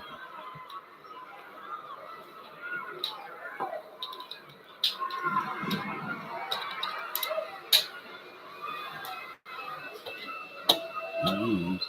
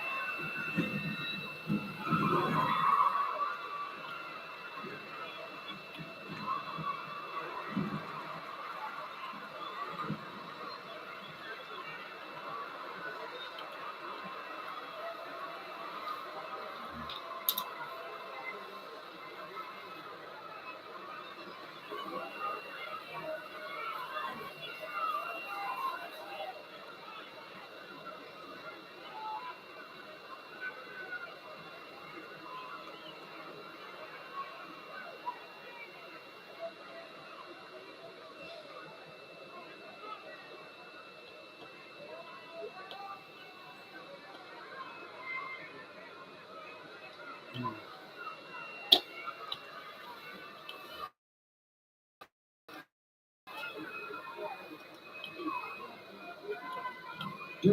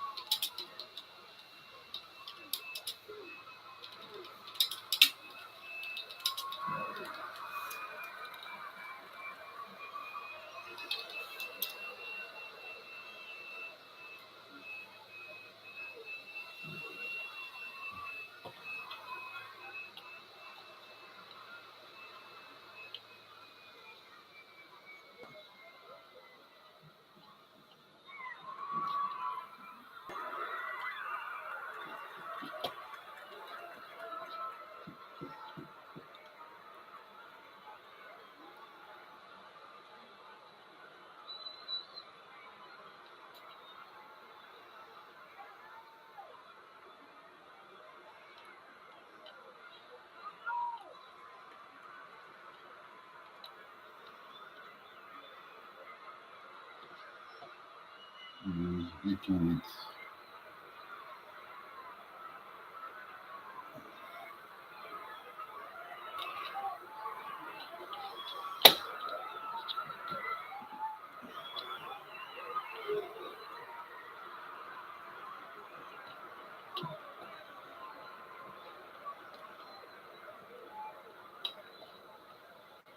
Never mind.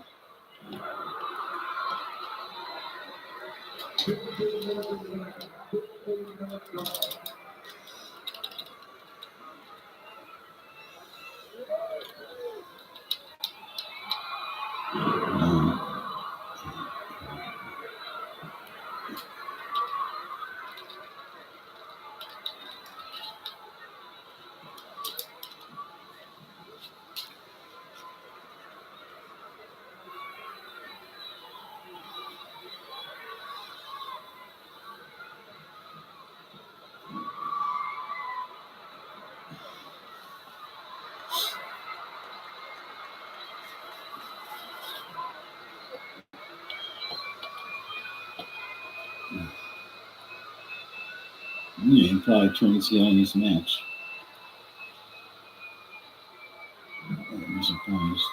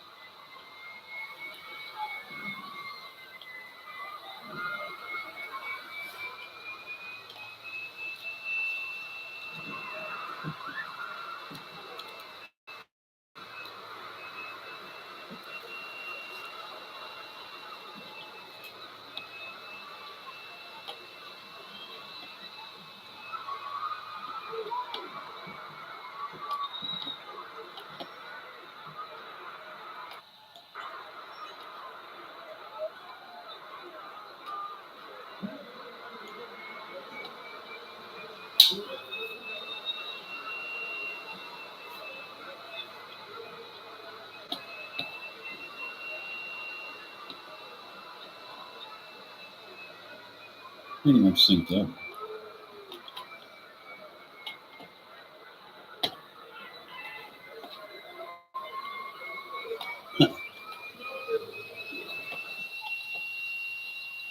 And so, Tom's got a high risk intention in mind. Headed to that top rope. We've seen so many. What's going on here? Cassius Ohno. What the hell is that about? Cassius, what is Cassius Ohno doing in this? why are they showing NXT? Ohno trying to make an impact on the WWE champion. Just cost Antonio Cesaro this match, but neither care. It's a two-man mugging on CM Punk. Is this how Cassius Ohno and Antonio Cesaro are trying to make names for themselves and attacking each other? Seth Rollins, the NXT champion, coming to the aid of CM Punk. And Rollins evening the odds here. At least it's a fair fight. Oh my God! This is out of here. All four superstars. Here goes Cassius. There's no kidding going on here. This is competition at the I'm absolute confused. finest. Standing Two side by competitors side. giving everything you can. This is what it's all about. There's a great honor between these two. You can see the feeling that they obviously haven't attacked each other, so they have great mutual respect. There's a change.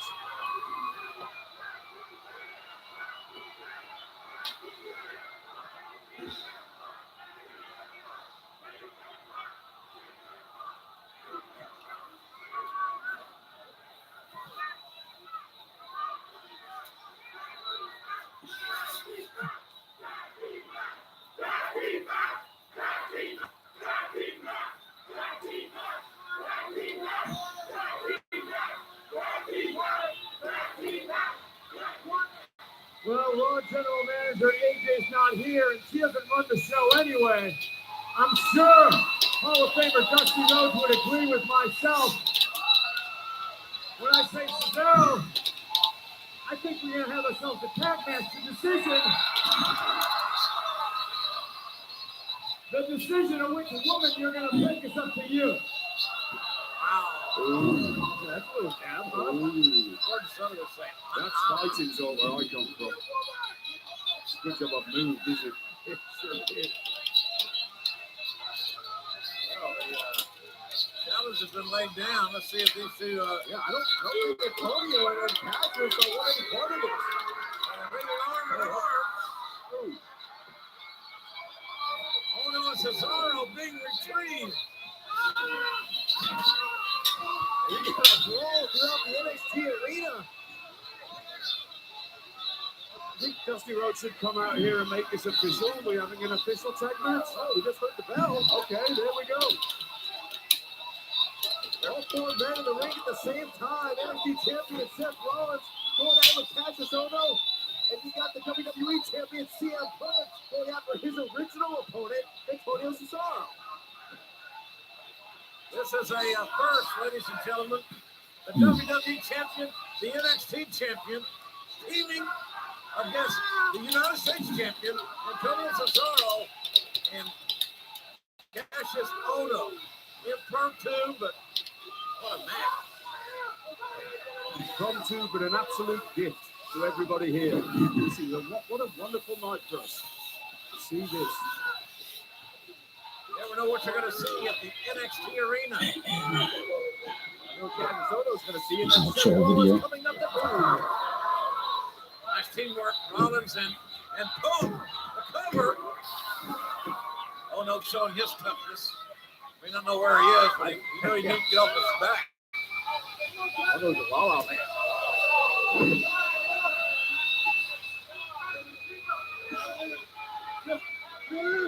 Ohno not quite as brave as he was when he interfered in the original matchup between CM Punk and Antonio Cesaro. Ohno's been a little bit out of control lately. Seth Rollins quickly looking to put an end to that. Although doesn't want Rollins to make a tag, but that's to no avail. Ooh. Oh. Kicks are plenty. A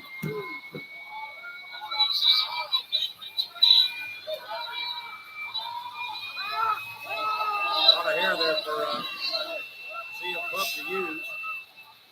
Utilize, I should say. Oh no, desperate to take the tag for Antonio Cesaro, and it looks like there he is. Very nice drop toe hold. Punk using Cesaro's momentum against the United States champion.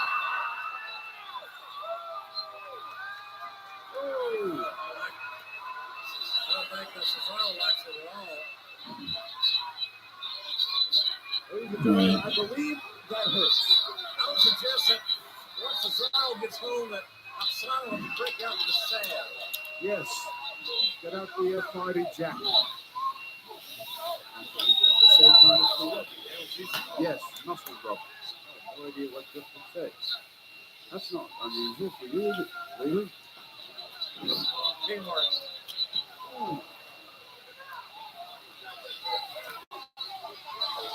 See if I can see anything about It's this. going to be one of the great moments for Seth Rollins' impromptu tag team match with CM Punk. I just do a couple of counting out. Oh no, or Cesaro just yet. Well, there is a reason why Cesaro is the reigning United States champion. And there is a reason why Cassius Ohno is one of the most dangerous men on NXT. Seth Rollins goes for the cover. Very well said there, Byron. Yes. Do you know what's fascinating me? It looks like Cassius Ohno and Antonio Cesaro are very comfortable teaming together. That natural chemistry. Natural chemistry. That's a good thing. They do seem seamless. And well, not only did Rollins land on his feet, but then he executed quickly. Look at Oksana! Oksana's a little Jezebel-like tonight. Oksana held the foot of Seth Rollins.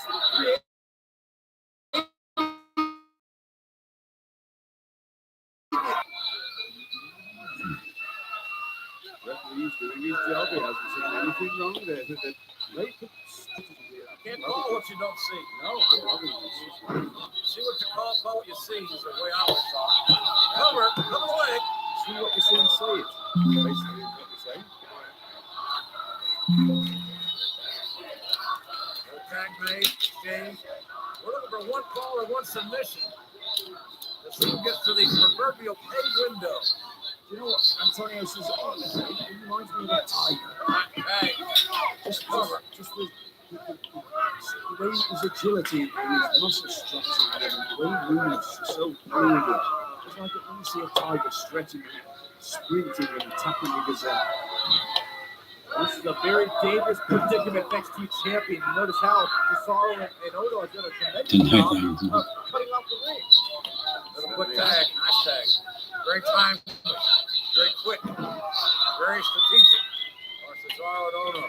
There's a lot of strain to the abductor muscles there. And you have to make anything that you do very hard to do because you have your legs go from under you. When your legs are gone, it's hard to move around by just using your arm power. Near fall again, and Rollins being challenged physically and mentally by this impromptu team of the United States champion. There you see Antonio Cesaro. There's the WWE champion, CM Punk. Cesaro staring down CM Punk as he applies that hold to Seth Rollins, just for some added mental insult. Well, you know, someday, somewhere, it's inevitable. CM Punk and Antonio Cesaro will step back in the ring in a one-on-one environment. And I look forward to that day. It's got to happen. It's got to happen. I truly look forward to it. What a wonderful moment that would be for everybody. Tag. Bringing himself in the ring. Tagging himself in. Master of the lethal strike is Cassius Ohno. Ohno's got radar, man. He rarely misses. You we're looking at a group of young men here that have got an incredible amount of experience. They've all traveled the world, they've all competed in different styles and different companies. They all know the ins and outs of this industry, and they all are real students. They pick the brains of all the older professionals to find out what they need to do right and what they don't do right. Yes. Tags aren't legal unless you're holding on to the tag rope. Good God, that's it. That's it. Gotta be old Goldschrock. Oh no, a little frustrated and rightfully so. I thought that was it. So much resilience, so much perseverance in the NXT champion, despite all of the punishment that sits on this. Non-stop, unrelenting with Antonio Cesaro. Talking about tag team strategy, look where Rollins is located. I hope some of the younger superstars in NXT realize that they're watching the future here. They're the true future. All young men that are well skilled in many different styles, not just one, and they know their way around the ring. If I was young watching this is what I would be aspiring to be. Because these are the future of the WWE, these young men. Rollins comes up the backside, tries to make a tag because Rollins knows that his time is almost up. His expiration date is getting closer. The pounding that he's taking, and look at the cheap shot by Ono to make sure that there's no one there for Rollins to tag. Cheap shot with very dear consequences. Ono going for the cover, and Punk retaliates to Ono and breaks up the pinning combination. Punk having to be restrained. Motion running back, the WWE champion, and the hot referee's back once again. Antonio Cesaro on the attack. Shame on me that I happen not to see the tag made. There'll be a time in history when people will look back on this night and these four young men in this ring now as a change in this industry. I'm making that statement right now. It's the same time in 1978 when the first time Marty Jones got in the ring with Rollerball Mark Rocco. It changed an entire industry. Trying to change the pace of this matchup. Almost landed on his feet, maybe enough to make the tag. The impact. The tag finally made. The WWE champion, CM Punk. Bring it on. Bring the A-game as he always does. And what a swinging neck breaker. Watch out. Here we go. You feel the change in the momentum. The running knee. Full-on headlock as Punk drives Ono's face into the canvas. And I believe it's time to go to sleep. Maybe nap time for Cassius.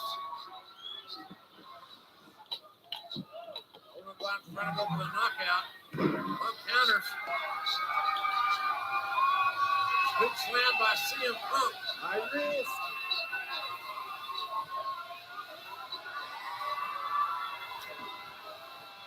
Here comes cover. Look at the leg. Punk with that savage elbow off the top. Looked like he had the 3 count, but it was Antonio Cesaro who breaks it up. The wherewithal of the U.S. champion. What a gentleman Antonio Cesaro is, waking up his opponent, bringing him, slapping him back to life. What a true gent. Roger Cassius on Antonio Cesaro trying to double team. Here comes Seth. Here comes Punk. What teamwork. We got stereo pinfall.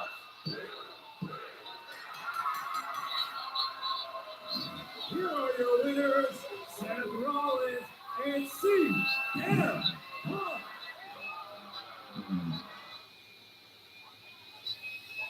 Our number one keeping show in the following contest is set for one fall.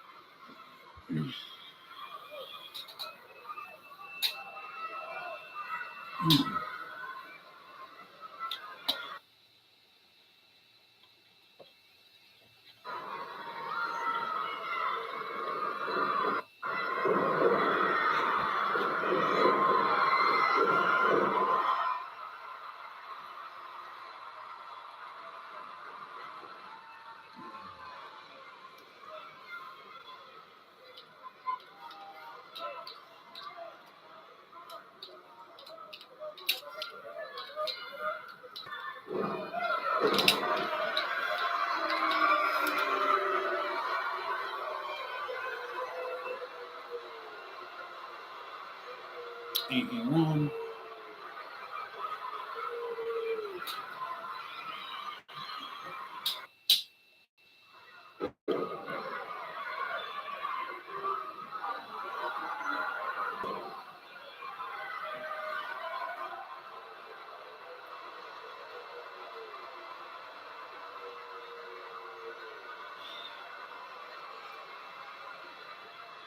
This is a deep cut.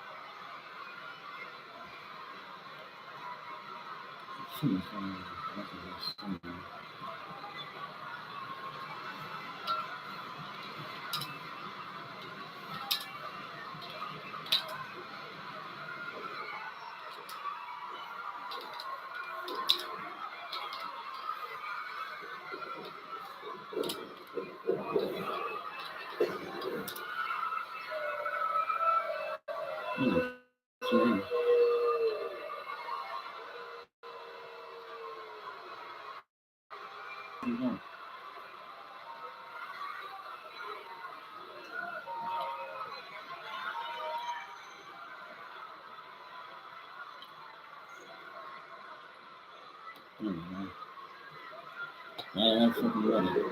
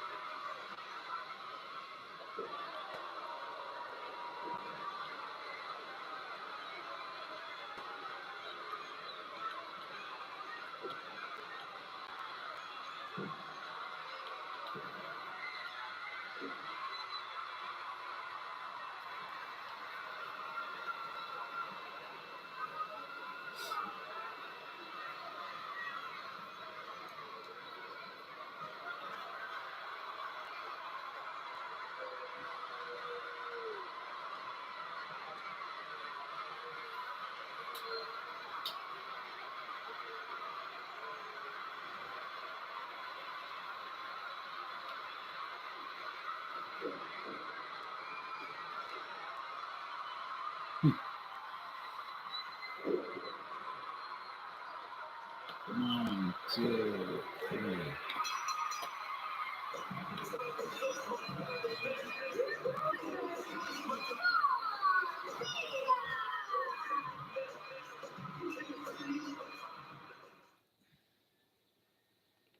guy, for all intents and purposes, never should have even made it to the WWE. I've had roadblock after roadblock thrown in my way. Not only did I get past those roadblocks, I did it while flipping off the people who put up those roadblocks. I feel I have a responsibility to the younger wrestlers on the roster, the ones who aren't signed yet, and the future of pro wrestling as a whole to help make this place better and to change this place. I certainly can't change it by sitting on my couch in Chicago.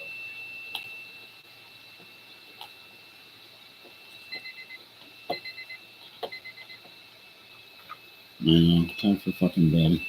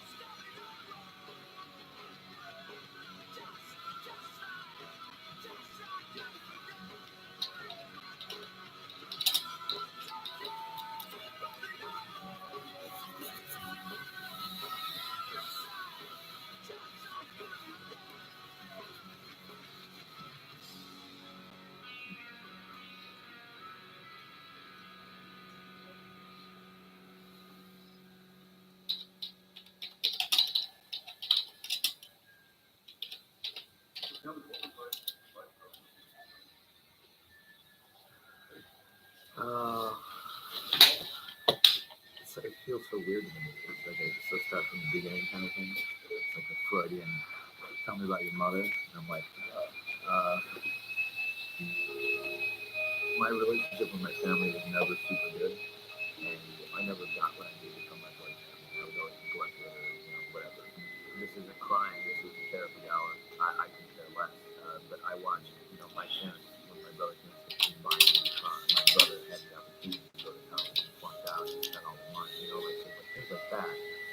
But, I was never afforded those. I always kind of thought I was, adopted. Maybe I was from outer space or something like that. Fake voice, I was just kind of curious that, parents could have a kid and not, 100% fully support them in anything they wanted to do, I watched all the resources and everything go to the brother who stole from me, and I was just like, peace out, I'm out of here, and I got, I'm not even say adopted, I just showed up one day, at Chez's place, and was like, I need a place to stay, and I'm not saying this is going to be for 2 days, or 3 days, or 3 months, I can't, I'm not going home, I have no home. He's always had a really hard relationship with his mom. They've always been really, they never got along. He slept in my parents' house all the time. I sort of became adopted by Chez's family. As long as I can remember, he's always been a very integral part of my life, I would say. He's like a part of the family. Holidays, Christmas mornings, it was like a natural thing. With his parents, I know that he does love his, his biological parents, but they aren't close. I am the kind of person who, if I'm not getting something that I need from somewhere. Like to me, I don't cry about it. Okay, well, I'm gonna go here and find what I need. The stuff with my dad having problems with alcohol is 100% real. You know, like he never beat me or my mom or like anything like that. But I just would always be like, "Oh man, he looks like he's miserable right now. Why would you do that to yourself? Like it doesn't look like fun." Pretty heavy stuff. But I remember one time, and this is it. This is real life. You know, I remember one time my dad like being like extremely late to pick me up for like Little League, which is also probably a criminal sin because he was an assistant coach. So, and he picked me up in his work van. He's an electrician, and you know, I remember like driving home and like he's throwing up like the whole time. He's just like driving and just like yeah. And I was a kid, and like I didn't know anything about anything. I was just like, holy crap! I just remember getting on my bike when I got home and like riding away, just like in tears, just like, please don't let it be cancer. Please don't let it be cancer. You know, like because I didn't know, you know, and it was just that was like the cycle of life. That was a very eye-opening experience. Okay, you drink, that's what happens to you. I'm never drinking. It doesn't make any sense. Hot does not look like fun, and it horrified me. School was always weird for me because I guess I could always be classified as a nerd because I would wear comic book T-shirts and old punk rock T-shirts, and everyone just made fun of me because I have like one pair of shoes and one pair of jeans, and I wear the same stuff all the time. Obviously, it sort of carried over into adult life. I remember like wanting to fit in, but I mean, never fitting in like anywhere. You know, I realized very young that like, you know, these jeans aren't going to make me cool, and if those people want to hang out with me because of what I'm wearing, I want to hang out with them anyway. You know, and you just find all these like-minded people in bands and different schools, like all over the world. They share the same beliefs. And I remember reading a Maximum Rock and Roll one time when I was in detention, and it was, you know, I was into Minor Threat, and big interview about being straight edge and all that, and the Maximum Rock and Roll, and I was like, I can hang out with those guys because they obviously don't give a damn what I wear or what I look like, and we all don't have to drink. Awesome, I get it. Okay, I'm straight edge. It's something I identified with, so I grabbed it and I ran with it. The straight edge lifestyle is kind of an offshoot, you know, of the punk rock thing. It's just a total DIY culture.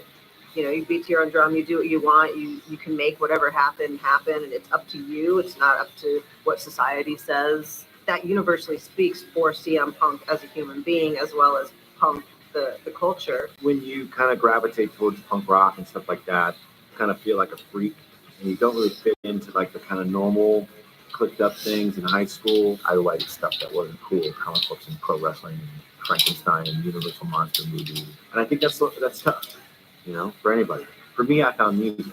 For him, I know he found it. He found that kind of stimulation to kind of go, oh, okay, everything's cool. He also found wrestling too. The infamous story now that's been beaten into the ground is me seeing Roddy Piper smash a coconut over Jimmy Smith's head. And truth be told, like, I don't even know if that's the first time I saw wrestling, you know. I certainly couldn't have seen it like as it happened.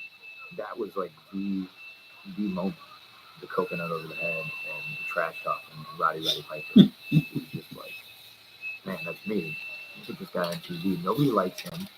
Look at me. Nobody likes me. He wears a skirt. People make fun of him for the way he dresses. People make fun of me for the way I dress. He's not the biggest guy, but he's got the biggest mouth. Holy crap. I'm Roddy Piper. I guess that was my ticket. I'm going to be Roddy Piper, and I'm going to have all the money, and I'm going to wear a skirt, piss people off. You know, like, who cares? I'm very into pissing people off. And I saw this guy doing it and making money. I was sold. And I was about maybe 15 years old. I became good friends with my buddy Larry, who I worked with. And he was like, hey, we're going to do this wrestling federation in my backyard. You know, and I was like, well, I'm in, clearly. You know, I was like, well, you want to do something, do it yourself. My meager beginnings was very, very punk rock. Because it was just like, well, hey, you know, instead of, you know, eventually parents get upset, you're digging 4 giant holes in their backyard to stick posts in and, you know, tie yarn around the ropes. And a bunch of kids get together and decide, well, you know what, let's build a ring. You know, and I don't know who it is, but then one day somebody's like, well, we should charge admission. Call themselves the LWF, Little Lunatic Wrestling Federation.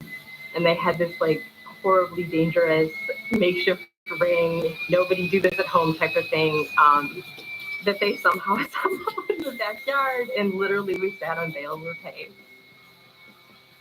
Crowd started growing. We literally started drawing like 200, 300 people. Like, it was ridiculous. Every week they would go to his shows the night before, Friday night. They'd be making signs in the house, you know, that every single time. Those were awesome. Like, those are the best memories I have of watching him wrestle. They're just so fun. It felt like the biggest thing that was happening at school. And like none of these guys even went first school. Like these are like the surrounding schools. But like Monday, you know, if you're walking through the hallways, it was like, oh, the UF show. And like, did you see what, you know, so-and-so did? And it just felt big. Everybody in Chicago called us backyarders, said we were untrained. But the funny thing is we went to their shows. We would go to their shows and heckle the crap out of them. There'd be 10, 15, on a good night, there'd be 30 people. I was 17 and working a show in Chicago for PWI. And CM Punk with the LWF. It was around shows that were self-trained guys. They used to come heckle our shows. And mayhem broke out somewhere out of the ring, out of nowhere. CM Punk sits next to me and puts his arm around me and says, "We're taking over, kid." And we were doing shows, and we were supposedly the clueless, untrained backyard guys, and we were drawing 900 to 1,000 people. It completely unheard of. He was the guy. You always heard CM Punk through Wrestling Hotline. I just never went out to see it. We always heard that they were just rebellious, and you know, it was dangerous because they were self-trained guys. All the local wrestlers hated us. We weren't trained. So then it stuck in my head, like, well, wait a second.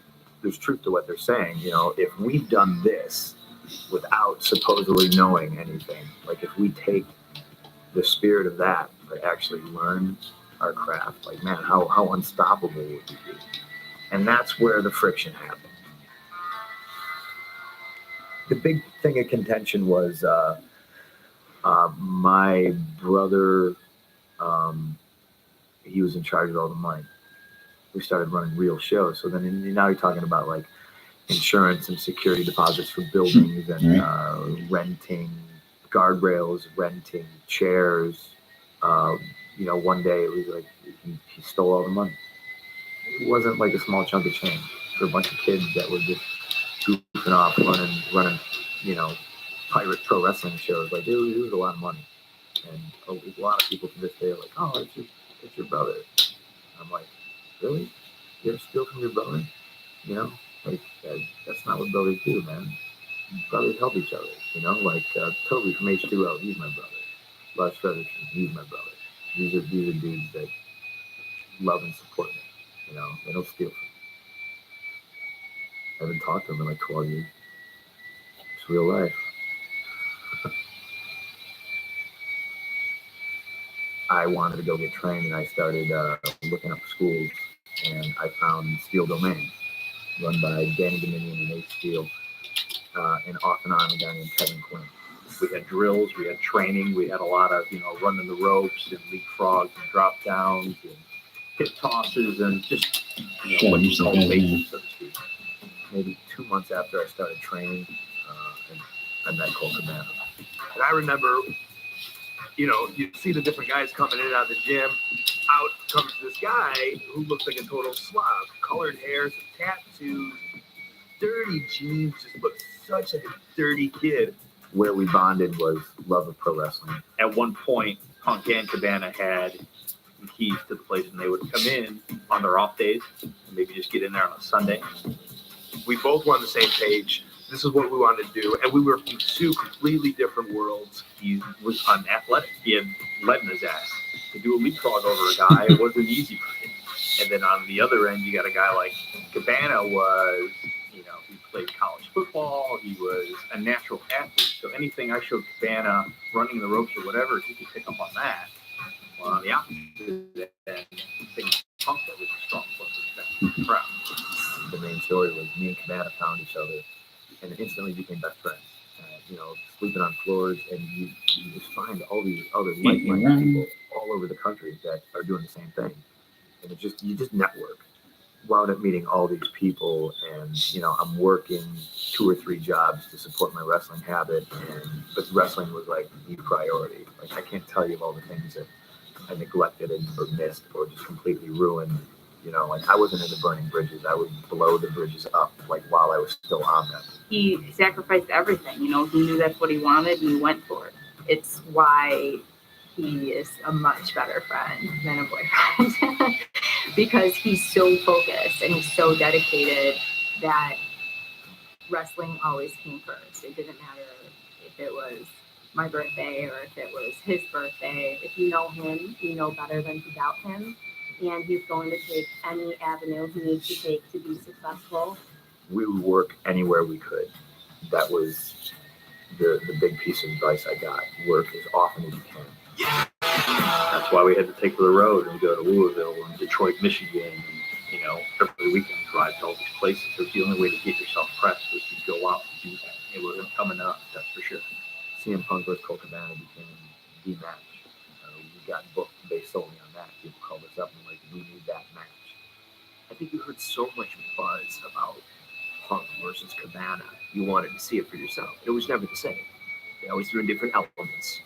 And together, we would go to Minnesota, to Kentucky, to Pittsburgh, to Dayton, to Cleveland, to Detroit, Milwaukee, everywhere and anywhere anyone would have us. We would wrestle there. We were wrestling for IWA Mid-South all the time, but that was where we had our first home. That's where you establish yourself. That's where you grow. And we really grew as wrestlers. They kind of were a blood and guts promotion. They hit each other with frying pans and light tubes and thumbtacks and like all that stuff. And myself and Cabana and CSI Kid and I met Chris Hero. We were the wrestlers. Punk is a technician in there. A lot of people hear that name, CM Punk, and they have a hard time imagining a scientifically gifted wrestler. But the reality is, that's just what CM Punk is. Punk sort of wrestling circles around him right there, folks. Let's face it. We were doing all the emulating of Eddie Guerrero and Dean Malenko we could. I'm right. We got to figure Charles because we don't play side wrestle. They just think I'm racing like you folks do. I don't come here each and every week. Figure out your hand. Come on. I was always just a wrestler. To me, it was always, I had to create this persona. It never occurred to me that I was a hell of a character myself, So my girlfriend at the time, Natalie, also straight edge. She's a bad guy. We were talking about it, and I'm like, you're like everything wrestling fans hate. The typical wrestling fan was a beer in one hand, and so to be this like snotty, like smart mouth punk rocker with like a stupid haircut and ripped up clothes, and then to be like I'm better than you because I don't drink. And at the time there was like lots of shirts that had this kind of language on it, like straight edge means I'm better than you was like definitely something that was like a sentiment kind of in the scene. So yeah, I'm like, you're like the ultimate bad guy. That they would hate everything about you. Like you look weird and you don't drink. She came up with the whole idea. She's like, you should X your hands. Back when like punk bands used to play in bars a lot, that was mostly what the venues were. So when there were all ages shows, they would put X's on anybody who was underage. So they would know not to serve them. So like when the whole straight edge movement kind of came about and there were like actual straight edge bands and people started kind of like adopting it as a lifestyle, they kept these as like a sign of solidarity. And I was just like, you're a genius. My name is CM Punk, and I am straight edge. That means I am good free. I'm alcohol free, and I'm better than each and every single one of you here today. Just loathed it. You never have to worry about the crowd being into the match because he had such a polarizing personality. Either you loved him or you hated him. I enjoyed wrestling Chris Hero. Chris Hero liked wrestling me, and it was just one of those things. We had chemistry. This quite possibly could be the most significant feud in IWA history. We didn't really have to communicate verbally at all. It's just I knew what he did, he knew what I did. It just worked. Hey, Last Aaron. night in the bar, we're doing a table ladders and chairs match. They know each other like the back of their hands. And I really wanted to bring the whole bond down. But there, he just speared him through the wall. I know this is our last night in the building, guys, but I didn't know we were going to tear the thing down. I came up with the dueling rafters because I was literally trying to rip the barn down. Because I thought, what a way to go out. It was nuts. The people were so into it. The stuff in that match was magic for that crowd that was there. Just as it was going on, we were kind of hitting everything Right on the money. They're personifying what wrestling is all about right here, what kind of heart it takes. They are tearing each other to shreds over that title. At the time, it was the first time I experienced what I call magic. In the ring, I knew that what we were doing was good based on the fact that I could feel how captivated everybody who was watching was. There was this tangible energy in the air. It was magic. I had magic with Chris Hero that night, definitely. Everything aligned properly that night for us. And because of that match, that tape had gotten sent out everywhere and people bought the tape, etc. And that kind of launched us as far as, CM Punk and Chris Hero, who are these guys? And it was very instrumental in us getting opportunities. And then it was like Punk and Hero in Pittsburgh, Punk and Hero in Detroit, Punk and Hero in Philadelphia, whatever. So we kind of like did the loop, and every match would be just a little bit What the hell happened here? 40 minutes, 50 minutes. We had an hour draw, and then I just thought, like, you know what, as an extra attraction to the match, let's have a match 2 out of 3 falls with a 90-time one. Over an hour and a half. Some of the most brutal wrestling. You've ever seen. This is the first time I remember hearing on the Independence these guys doing hour-long matches and stuff. I was like, whoa. I became obsessed with old school pro wrestling. And the champion would travel around to all different territories, and he would wrestle 60 minutes. That was a big thing for Punk. He wanted to be the Iron Man. That was one of his unnamed nicknames, was the Iron Man of professional wrestling. I thought I was good, I really thought I was good. And then I got in the ring with Eddie Guerrero. I was like, holy crap, am I bad? I mean, that was a big step up in competition. That was a big test. But it gave me that attainable goal. You're talking about confidence level, set new heights, climbing the ladder. Eddie helped them get to that. Throughout the Midwest, he was building up a good reputation as an incredibly hard worker, excellent on the microphone, fearless, and unapologetically confident.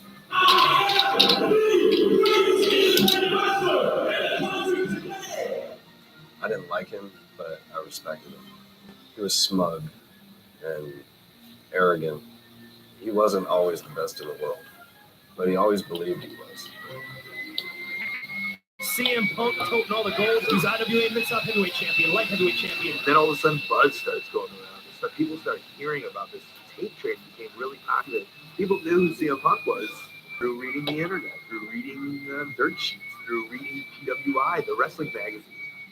CM Punk, Dave, correct me if I'm wrong, is only in his second year. Second year, but he's still one of the best damn wrestlers in this promotion, if not the country today. Only 23 years old is CM Punk.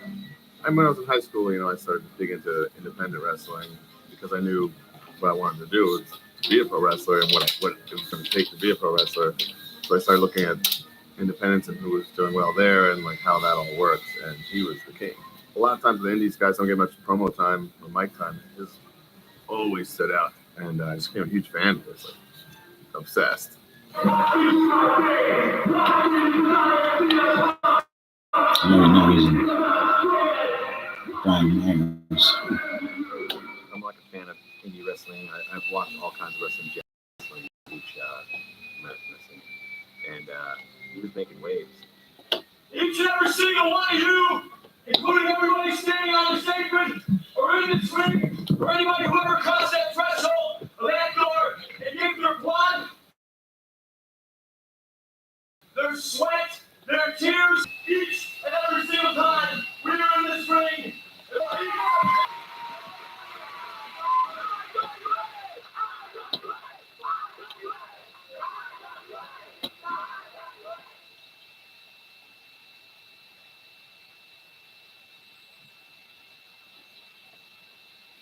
I ended up in Ring of Honor. The booker at the time, Gabe Sapolsky, called me and Colt Cabana. I wanted CM Punk Colt Cabana match that everyone else had probably already seen a dozen times because we've been wrestling each other every day for probably 2 years. That was in 2002. We were traveling all over the world. We were wrestling the independents. That was the big buzz. And then this new company came up, Ring of Honor, and it was based off of all the stars of the independent scene in one building for one promotion. We were making a little bit of buzz on a bigger stage. Not a huge stage, but a bigger stage than the barn we were doing in Kentucky. I learned a lot here. I figured if this was the level I would, highest level I would get to, I'd try to learn as much as I can. So I was trying to learn behind the scenes stuff. I was really paying attention to small details and stuff that nobody else really was at the time. He's feeling great, but Punk was interesting because Punk, although he's a very good wrestler, what he brought to ring was more of not sports entertainment. I'm telling you. Punk was wrestling guys like Raven, because all these older guys who were good at interviews and stuff, they wanted to work with him. We're so fresh and so exciting. And since day one, Ring of Honor, where fighting spirit is supposed to be revered, things aren't supposed to be this way.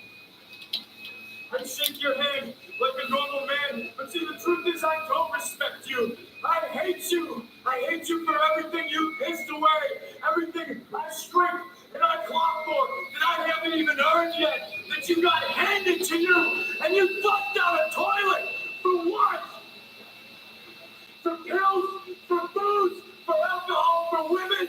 I had a huge rivalry with Raven, and I credit Raven to being the first guy to actually sit me down and teach me a couple things. It wasn't just go out there and do whatever you want to do. He explained why we did or didn't do certain things. We had a pretty good rivalry. I remember a lot of cage matches and dog collar matches and some brutal, violent, hardcore stuff. I don't think I've ever seen a feud boil to this level as we see the feud of Raven and CM Punk. Ring of Honor was built on pure wrestling, and those were the first two to kind of break out into storytelling mode. And they told great stories. This is definitely one of the top feuds in Ring of Honor history, if not the top feud. They did, I think, great business for Ring of Honor. By 2004, all of a sudden, Punk is a major player. And he had these series of matches with Samoa Joe where they did 1 hour match, and then they did a 2nd hour match, and they did a 3rd match. All of them did good business, and all of them were amazing matches. He had this feud that was amazing, and then he proved that he could wrestle. This match is easily by far the longest single world title match in ROH history, and this crowd in Dayton has yet to sit down. We just had a chemistry. It's a chemistry I have with very few guys. Cabana being one of them, Joe being another one. And at that point in our career, we were young and we were hungry and hell bent on literally saying that this is the best wrestling company in the world, bar none. We were set out to prove it. We are seeing the evolution of two great wrestlers to their absolute zenith. Those matches were epic. They go down in history as some of the great matches, really, in the last 25 years. An absolutely incredible display of wrestling ability, of athleticism, of endurance, and most of all of courage. When I watched that match, I was like, best match I've ever seen. It is the wrestling trilogy of the 21st century. CM Punk, Samoa Joe.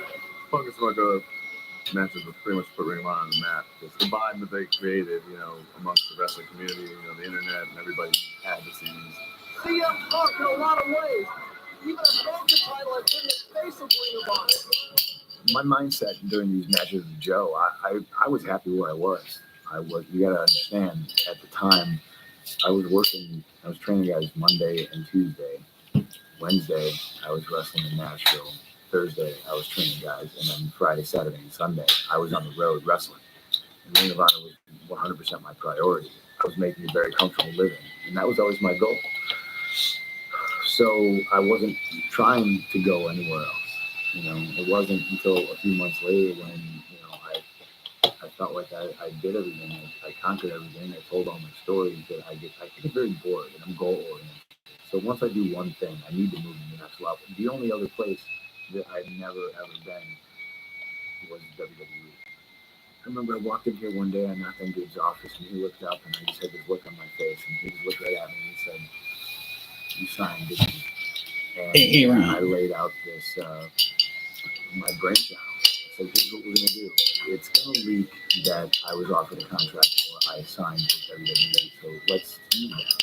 We use the internet to our benefit, right? They're going to let me finish up, and I already talked to them. The only people who knew that were them and Chris. Nobody else had any clue. Once news broke that I signed, it was, oh, so the next show is CM Punk's last show. And everyone came out to say goodbye to CM Punk.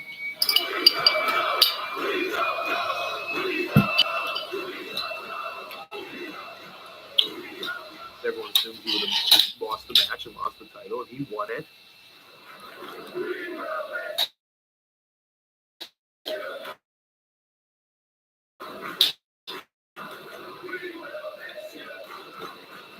And he got on the mic, and that's one of his famous was.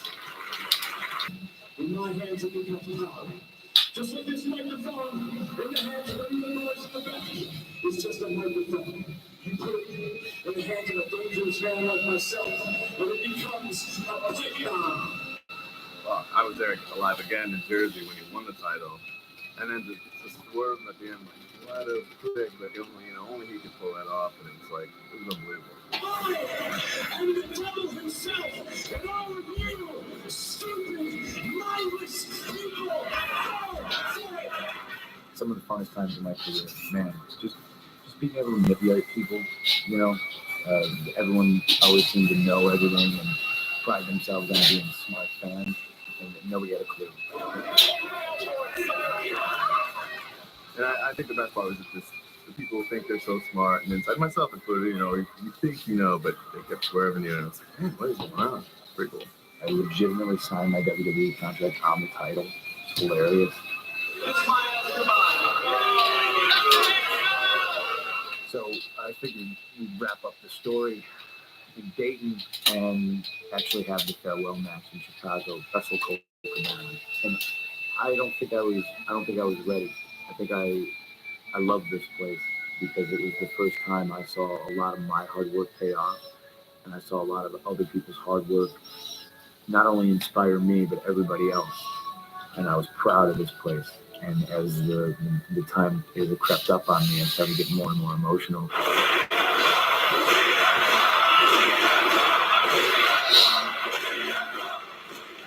That last night was a pretty emotional night, not just for me, I mean for everybody. And I gotta admit, I'm tearing up right now. There's not a cry in the house. I mean, people in the crowd, grown men in the crowd crying, you know. You're wrestling your best friend. It was a fun match. It was, it's what we had been doing, probably over 200, 300 matches together or against each other in that time. And now he was moving on to a different chapter in his life.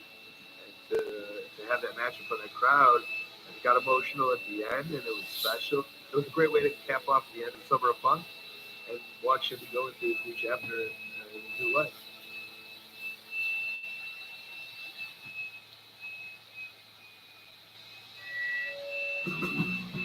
I run because it's the only thing you can do by yourself to kind of get away from everybody, and from a working out standpoint, I don't need a spotter.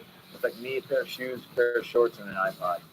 When I hit it, it's fun. It's challenging.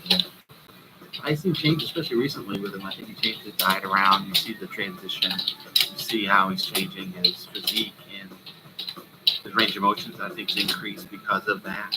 What I've done to kind of change my body and get into the shape I'm in now, I think 90% of it's diet. At the beginning of the year, I cold turkey quit all meat. You would think that I might be able to eat it just because it's named after me, but I still can't eat it. And I just try to eat more whole foods, more raw foods.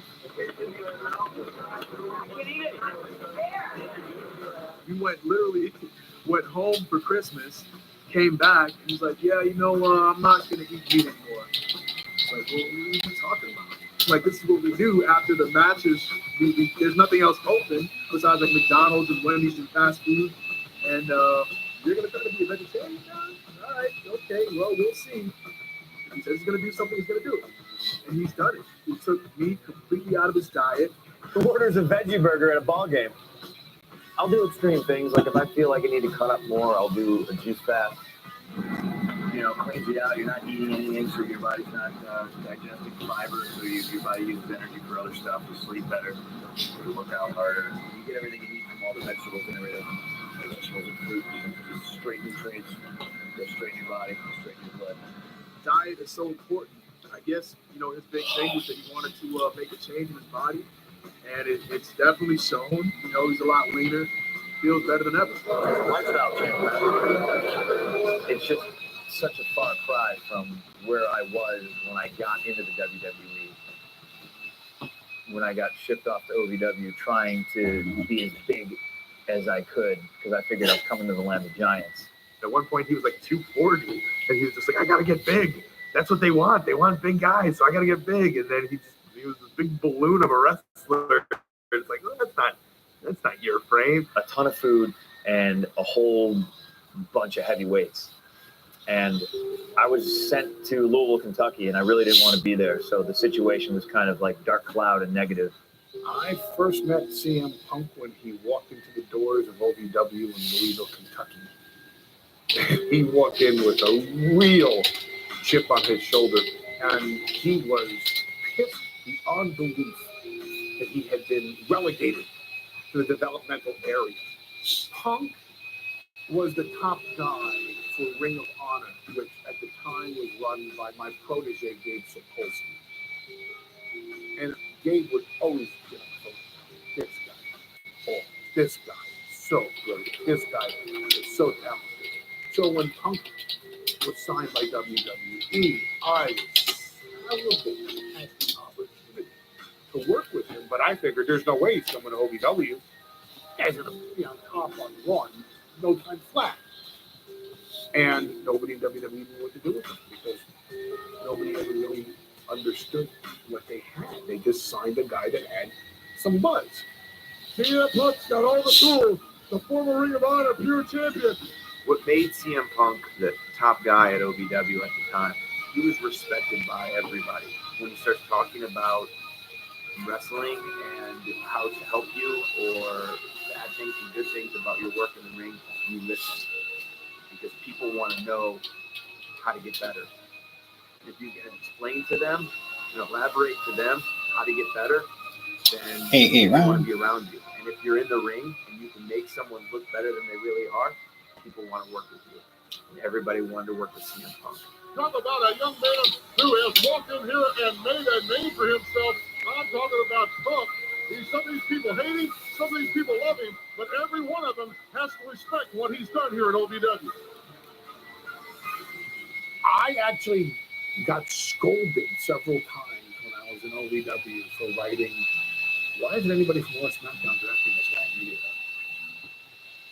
When Paul Heyman was down, kind of really taking the kids along and tutoring them down in OVW, we all heard a lot about CM Punk and what Paul Heyman was doing with him with very high success rate. Of course, when Paul tells you this, you take it with a grain of salt because Paul is very good at embellishing and promoting. And I'm not knocking Paul for that. That's Paul. You got a main eventer on your hands down here. I'm having a time of my life working with him. But hello, would somebody like to put this guy on television? And I would get memos saying he doesn't even belong on OVW television. Paul thought that he was the next Stone Cold or the next big star, I should say. And I think that hurt CM Punk quite a bit, to tell you the truth. First of all, Paul never, ever wants to go with the flow. He always wants to go against the grain. So knowing Paul, is he taking somebody that's average and he's thinking in his mind that he's going to make him better than average, and it's just more about Paul than it is CM Punk. And obviously it turned out that was not the case. CM Punk always had that special something that you knew he was going to be good. You cannot stop my legacy. You don't have the fire inside that I have. He's the type that if he's not good at something, or even if he's just okay at it, that's not good enough. He wants to be the best in the world. And he wanted to know everything there is to do in the Is the WWE measure? as well as the wrestling business in general. Every week, I gave all the talent in OVW the opportunity to come by, sit down, and talk about the show. First guy in the door every single week, CM Punk. Last guy out the door every single Tuesday night, CM Punk. The chance I got to work with Paul Heyman was amazing. And since I figured at that time, and I was told at that time that I was never to be called up to television, I was going to make my time in OVW worth it. I would help write television with Paul every Tuesday night when he flew in. I would stay late Wednesday night and learn how to edit the show with Danny Davis and Paul Heyman. Paul taught me how to time out a TV show, a skill that dare I say nobody on the side of the camera I'm on knows how to do. He wanted it. He had the ambition. Question, the question, the question, the question, after question. And he's just absorbing this knowledge. They taught me a lot, not just inside, but outside the ring. Because I figured, I'm here, I might as well learn. While everyone else was out partying or, trying to sleep, I was awake for 6 months. Just 6 months straight. What an amazing competitor this man CM Punk is. His ability to turn adversity into an opportunity. I love going to work. I did a complete 180 where it's like I hated being in Louisville, and then I turned that around and I made it a place I'd love to go to. You hear the crowd here at Davis Arena, CM Punk screaming at the top of their lungs. The only reason I wasn't messed with or given a new name or told to wear new gear or repackaged is something I'm not. Paul Heyman. I owe my career to Paul Heyman, 100%. Everything I did prior to WWE, I would say, I couldn't have done it without me. And it's as weird as that sounds. Yes, there was promoters who booked me and friends who helped me along the way, but like CM Punk was always my vision and predominantly 100%. And then when I got to OVW, he helped me navigate the landmines, and when ECW got rebooted under Paul Heyman, I was under his umbrella, and he would not have me called up under any other name. And he was telling all these people that I saw say that, oh, he's never going to be on Raw, he's never going to be on SmackDown, we're never going to call him up, we're going to keep him in OVW and then eventually get rid of him. And then Paul was like, well, we're doing this ECW thing, give him to me, let me have him, and I'll show all you.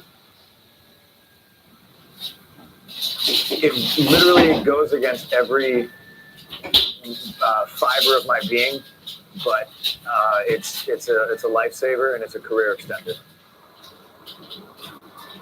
Because the way I came up, you jammed as many people in a car as you could.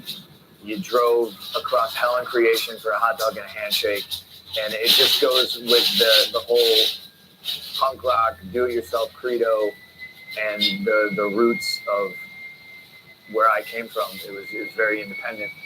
And, you slept on floors, you slept at rest stops, you slept in the car on top of other people.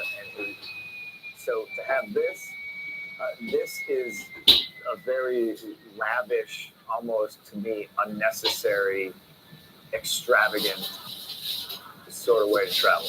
It's an investment in my future, and it's an investment in my knees and my elbows and my sanity, really. I'm as hungry now as I was then. The difference, obviously, in pay scale is tremendously different. So when I started on the road, when I got called up from OVW to ECW, the thought was, okay, this isn't going to last forever. I need to make as much money as I can in a short amount of time, and I need to save that money. It's not really about what you make, it's what you save. There was already a group of OVW guys that had been called up. I was familiar with them, so I would travel with them. I knew what I was getting into, and I was prepared for it. I'd been backstage before. I just jumped in with both feet.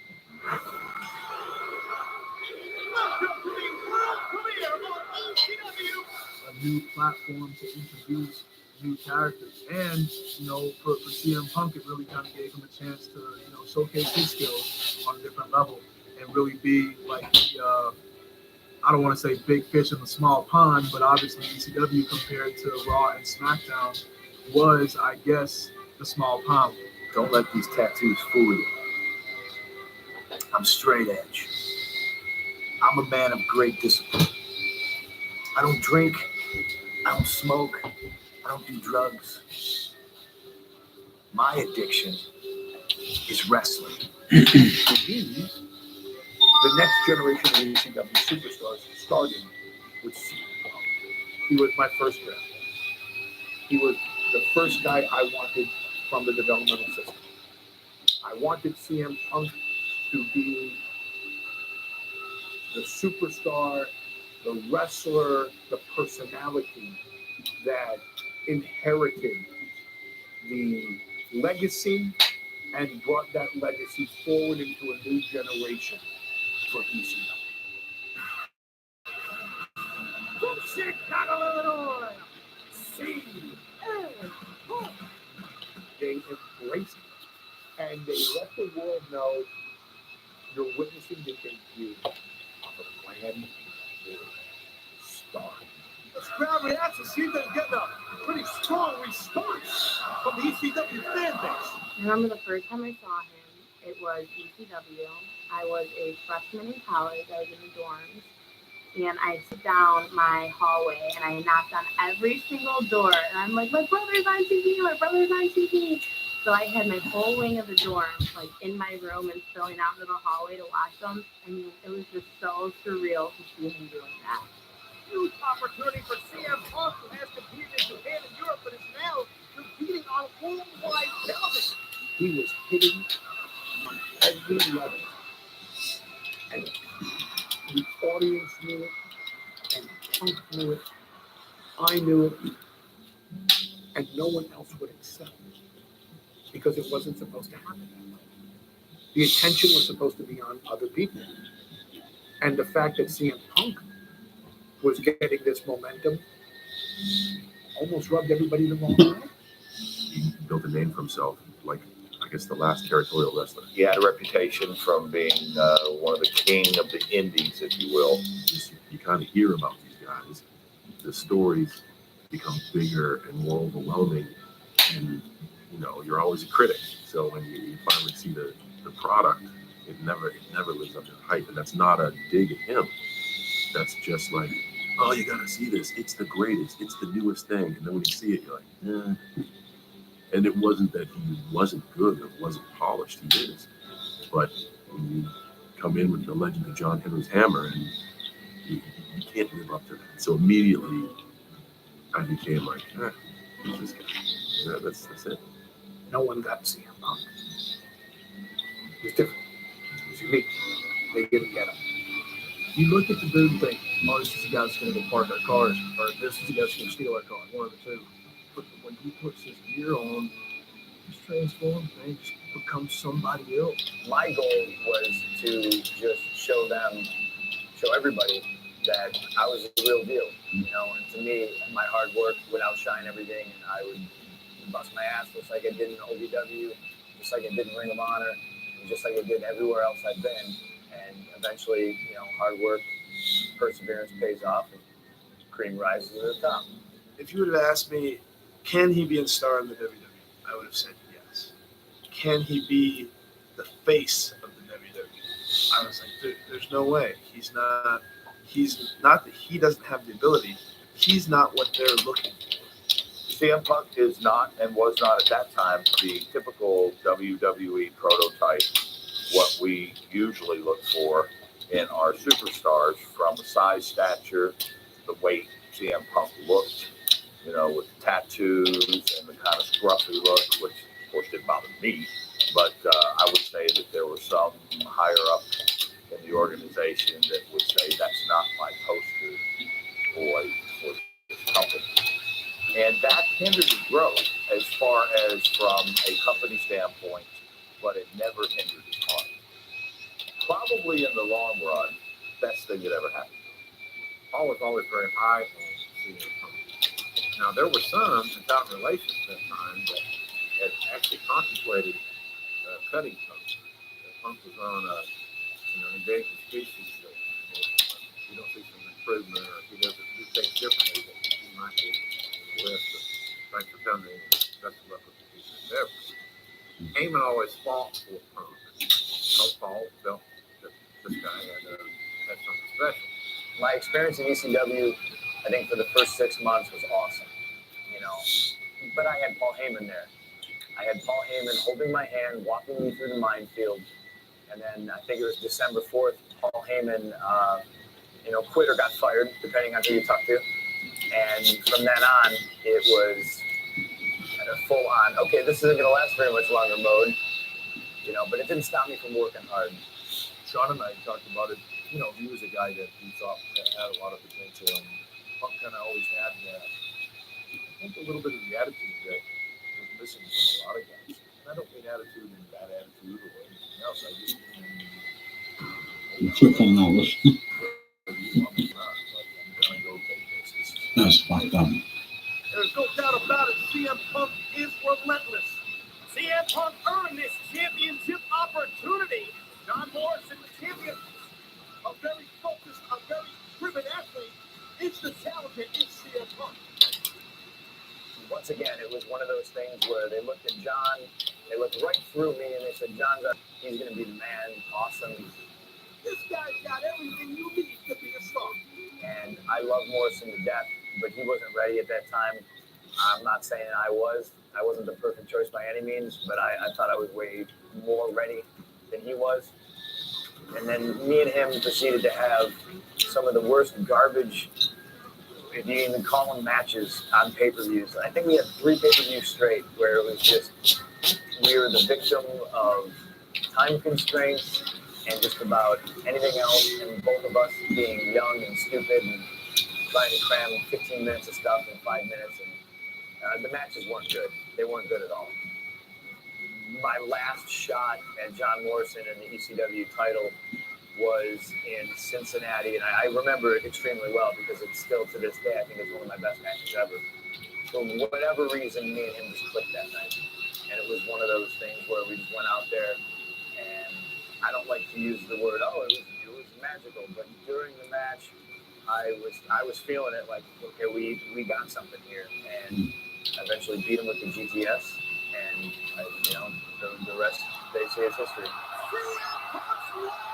Journey to the ECW Championship has come to fruition. And I won that title, and I grabbed onto it, and I remember thinking immediately, because the paranoia and everything, well, this isn't going to last long, like this is as good as it's going to get. All right, I win.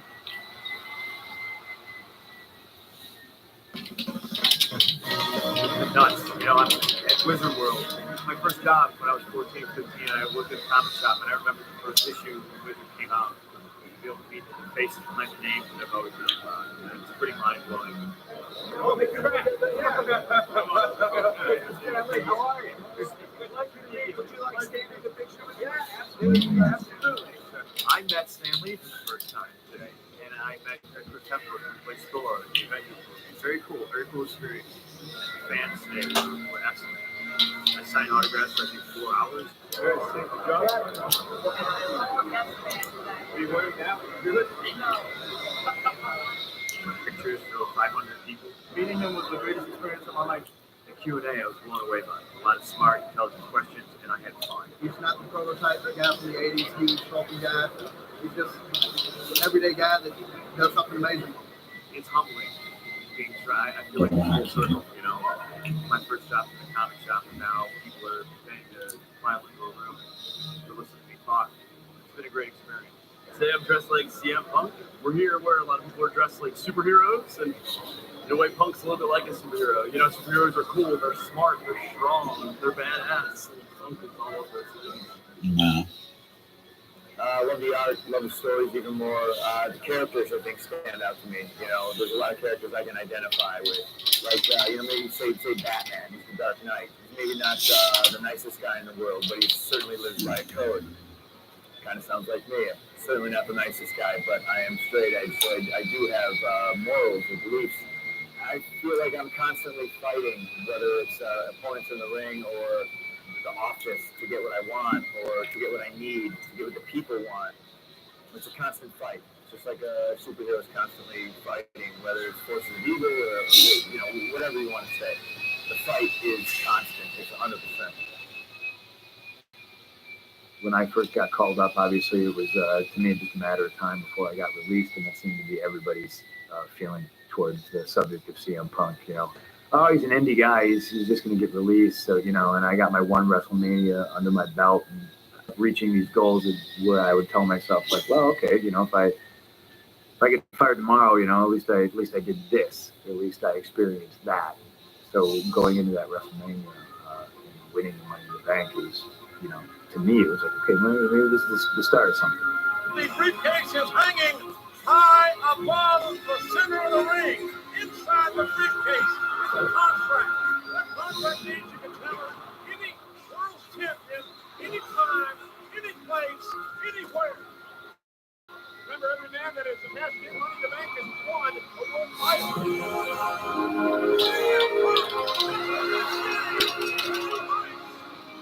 It was the first time, I think, at least in my mind as his friend, saying, wow, they're going to go. After all this time and all this struggle and all these battles of you're not corporate enough or whatever, but the idea that he still loves wrestling so much, he finally won a little bit of a notch. I remember that was the first time someone won the briefcase, and there was that kind of general feeling like, oh, well, he's not championship material. He's going to be the first guy who doesn't cash it in and doesn't win the title and looks like a fool. Oh, wait a minute. Uh-oh. CM Punk is doing it. He's cashing in Money in the Bank. The GPS. October. Punk's done it. Punk's the champion. Oh, my God. He's the champion. It was pretty insane. It was, another moment where I was like, okay, this is it. I'm never looking back. I've made it to the top. I just won the world title. This is Ric Flair's title. This is Dusty Rhodes' title.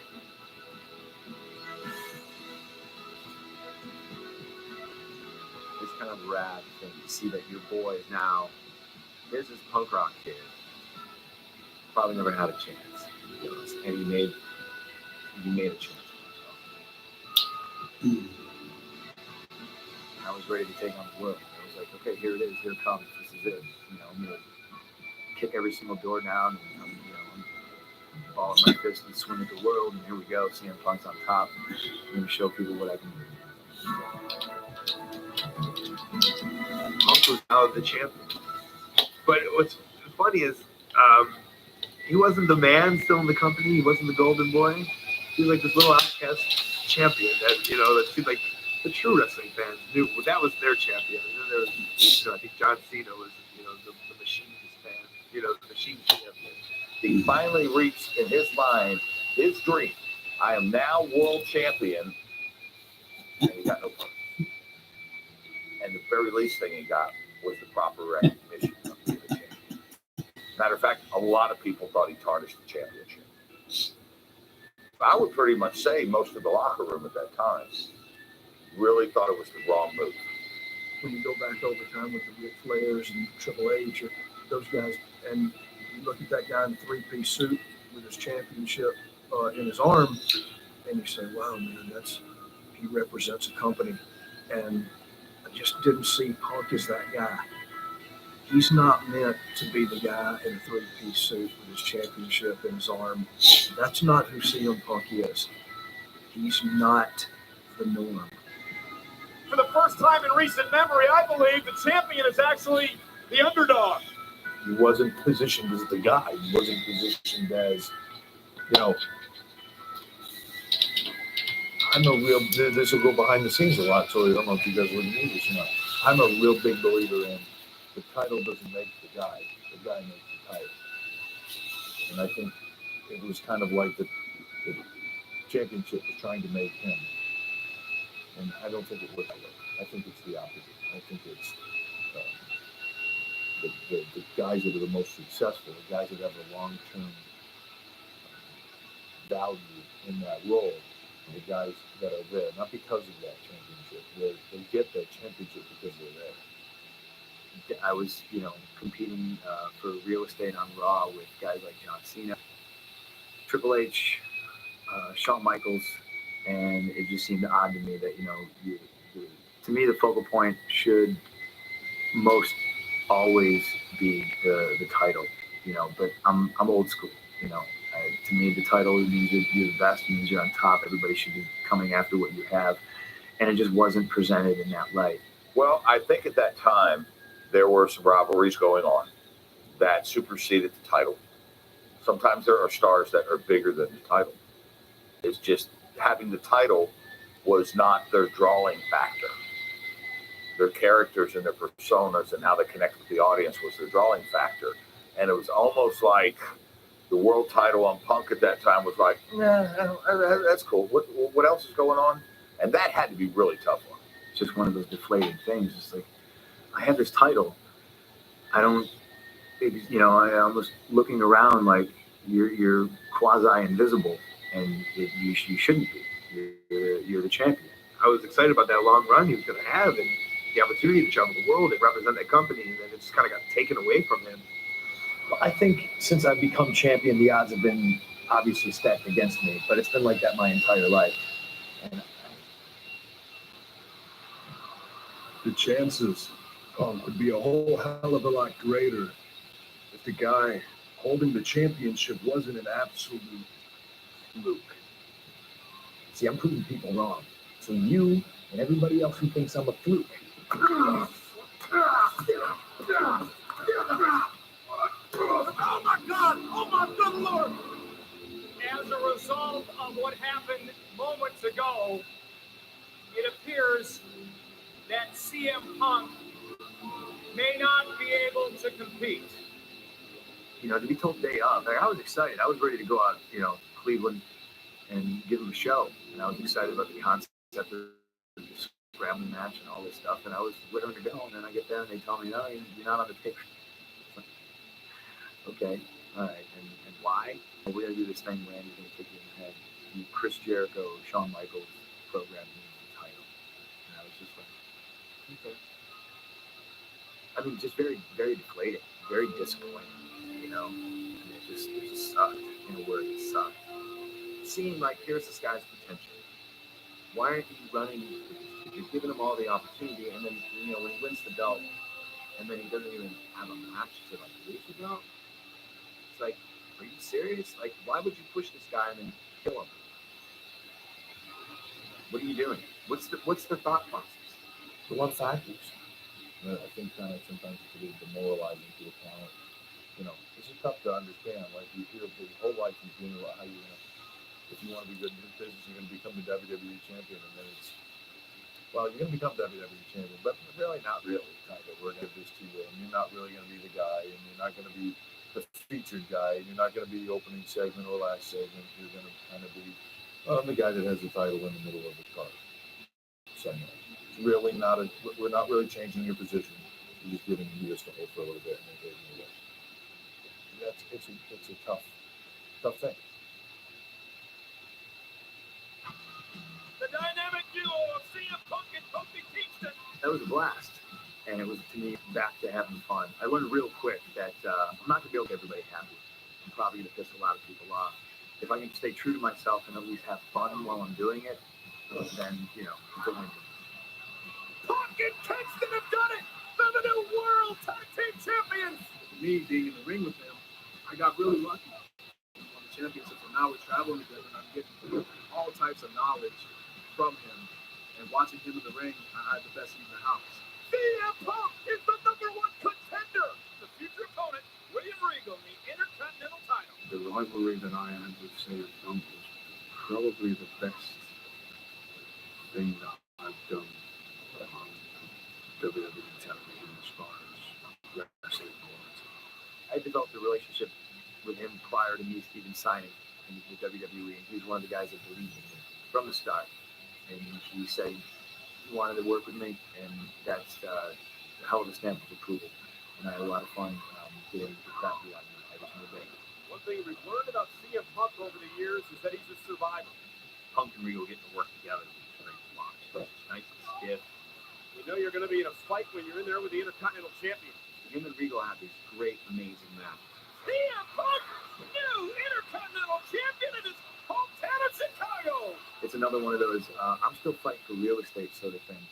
Here I was looking around and everybody like, oh, hey, I was the heavyweight champion. You know, I was that guy. And then, hey, I was the tag team champion, and we're still not doing anything. And it's like they moved me on, and now I was the IC champion. And it was just like, it was still a fight. It was a fight to do anything. Welcome to the 25th anniversary of WrestleMania. And we kick things off with the Money in the Bank ladder match. I was as shocked as anybody else. Did Punk do it? Punk does it! So my first thought was, oh man, what a rib. It's a briefcase.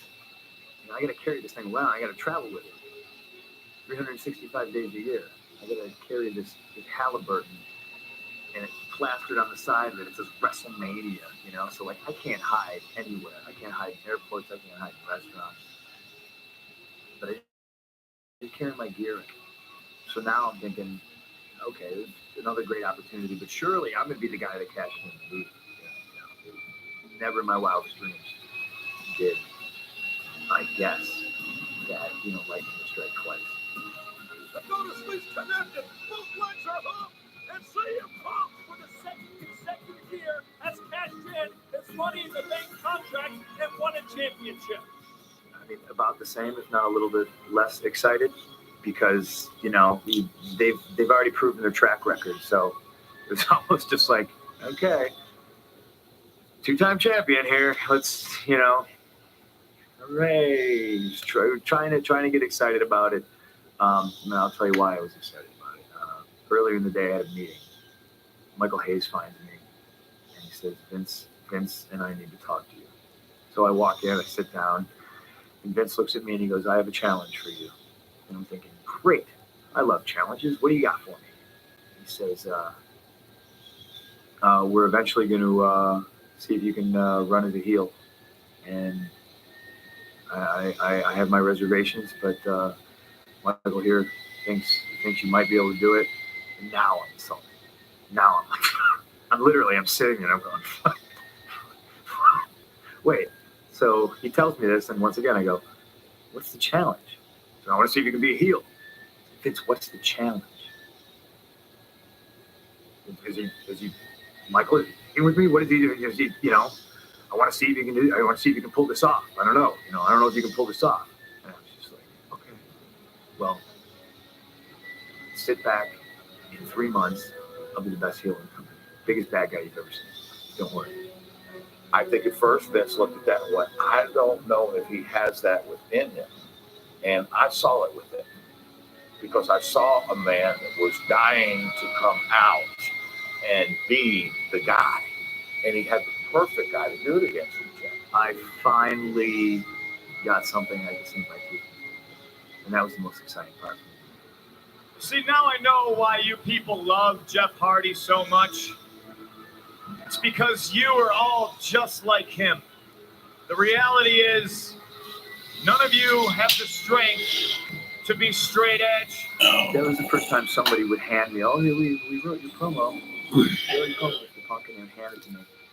And it was written from somebody else's perspective about how I view the world and everything like that. Nobody could ever know what's in my brain. And I realized it was up to me. I decided, you know, they put the title on me for a reason. They've given me the ball. I need to start doing stuff myself. You know, the only way to get the job done. So from that point on, anytime anybody would hand me something just to prove a point, I would rip it up right in front of them and just throw it in the garbage. Sometimes it's on the floor. They'd be like, oh, hey, thanks a lot. And yeah, it's a little harsh, but you know, I was proving my point. You know, like, I understand that they have a job to do, but you know, come to me, find me. We can work on it together. Don't hand me what you think is in my brain. It could be wrong 100% of the time. There were a couple times, and I think Punk will tell you, he can be a real moody prick. And that would come out and shine, and not just to the writing team, those guys that he knew he could tear it up in front of, you know, whatever they were suggesting that he say, also to me, and even people higher up. You know, he was very opinionated. He knew what he thought he should be saying and doing. It seemed like the more successful Punk got, the more he wanted to control what he was doing and really didn't want a lot of help from the creative team. The people who cheer for Jeff Hardy are just slaves to the vices associated with his living in the moment.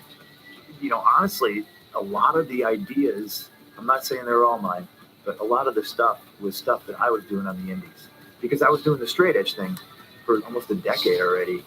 Jeff, you're a dreamer, man. A guy like you could never beat me. I'm straight edge. A lot of it was rehashed from what I'd done previously, but just on such a grander scale. It was a lot more fun. You gravitate towards Jeff because it's the easy way out. It's easier to be weak like Jeff because you sure can't be strong like me. He is a great good guy, but just an amazing bad guy. And the first 3 or 4 years, he was a good guy at WWE, you know, he was a fan favorite. And I was just like, oh, just wait till he eventually, and like it brought him that whole new life. And you can boo all you want. I know why you boo. You know why you boo. It's because I tell the truth. And the truth sometimes hurts, doesn't it? And that's where he's the best. Just look at yourself. You're a joke. He's a great guy. He's great to his friends, true to his friends.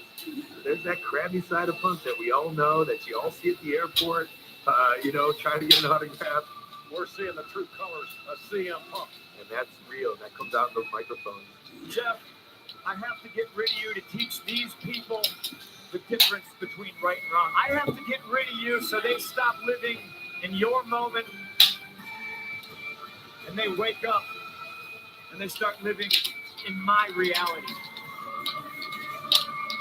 After the Jeff thing, I thought it was all gangbusters. I thought we did great business. I thought we told emotional stories, you know. And I thought I more than held up my end of the bargain, you know. And Jeff was leaving, and you know, he did me a great favor. And you know, I thought, man, we got all this heat. And then they tell me that I'm just going to wind up dropping the title to Taker. And then I said, okay, well, then what am I, you know, rematches? What am I doing after that? And they gave me the back to the old, we don't know. When Punk won the title for the second time and had the successful run with Jeff and then ran into The Undertaker, and I know for a fact that Punk earned The Undertaker's respect inside the ring, which The Undertaker never thought he was going to give to Punk and admitted he was wrong. The matches that CM Punk had with The Undertaker validated that CM Punk is absolutely bona fide a WWE main event star. That made CM Punk, in my view, a made man of WWE. That helped Punk's career a lot. And people started looking at him a little differently, but not everybody.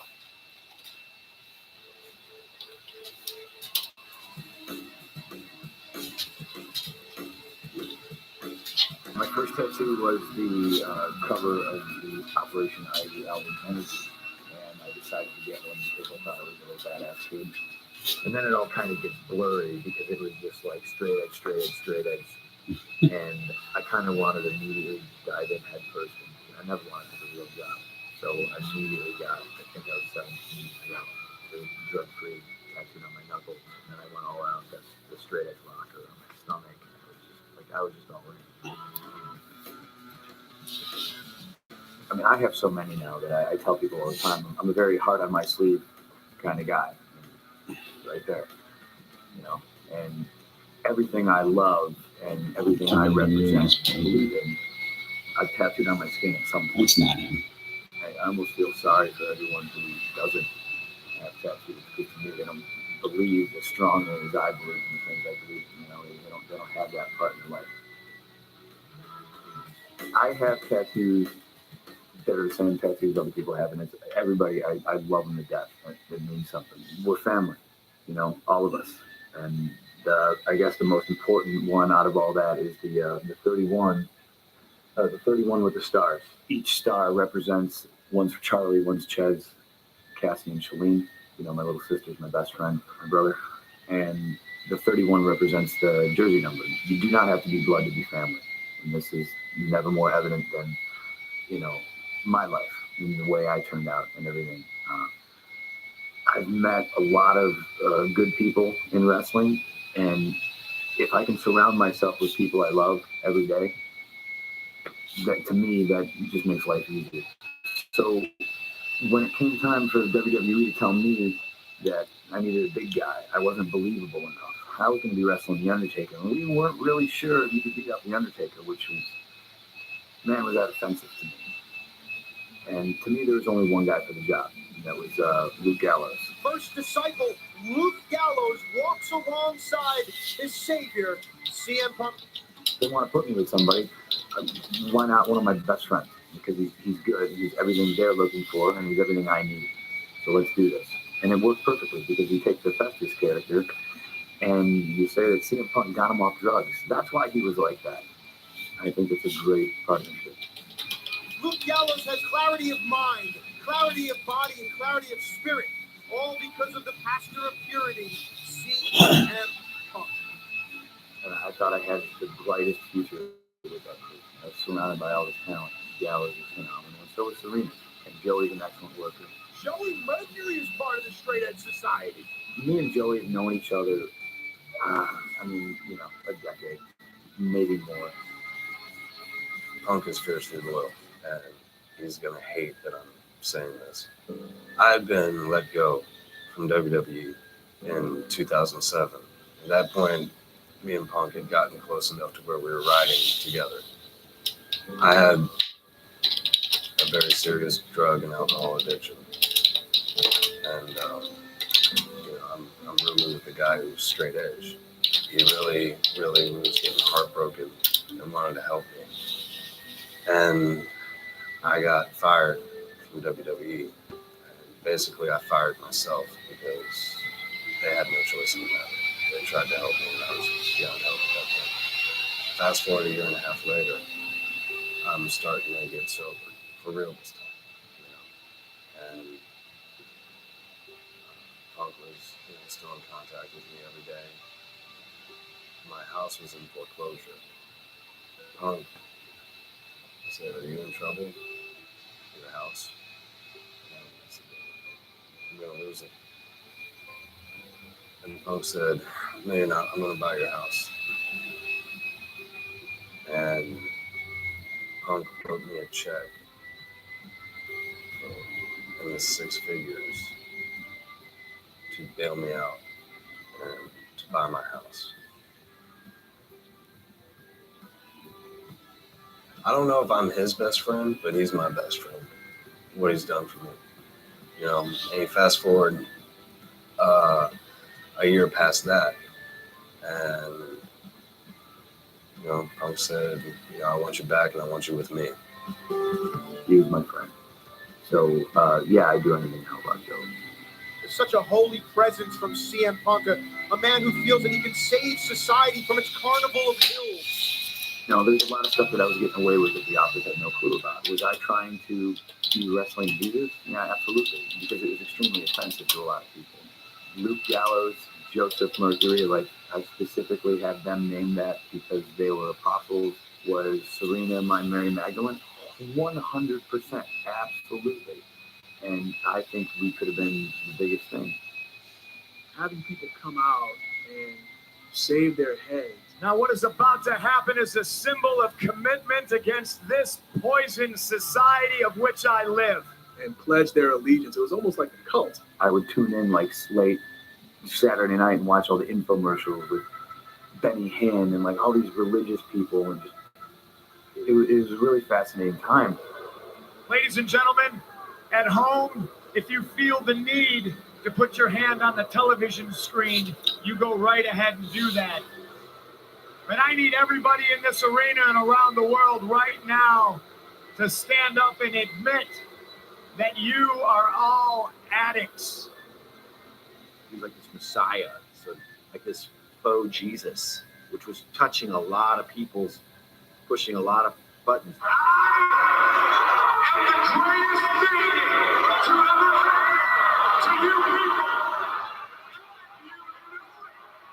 I've heard on more than one occasion somewhere in the crowd say, "He's the devil."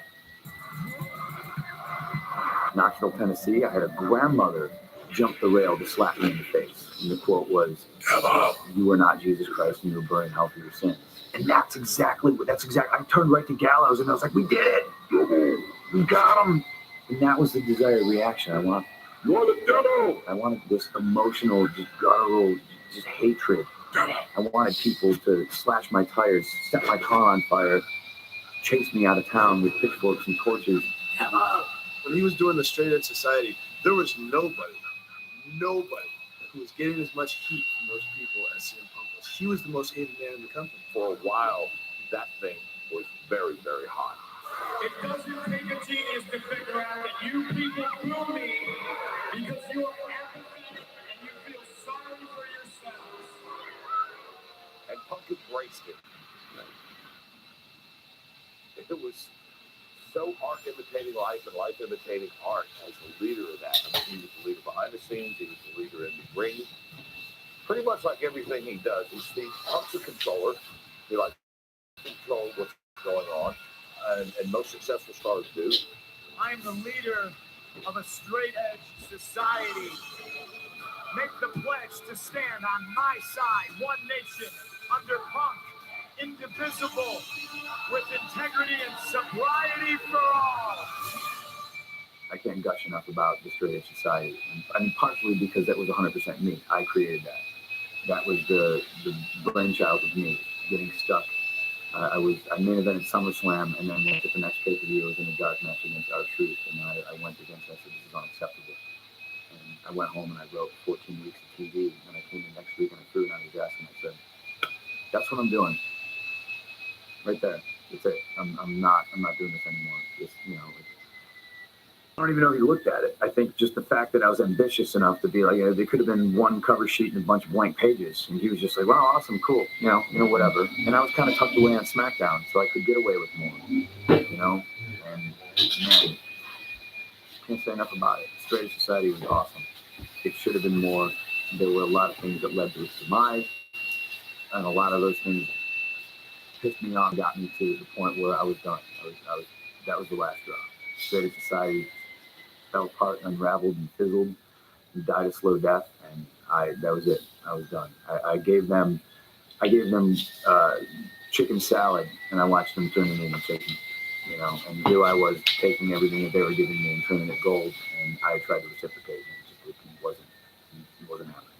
I think when Punk and the SES was doing so well, and then Punk felt that people were trying to jostle it around, and it wasn't his vision anymore, that he did become, very disgruntled.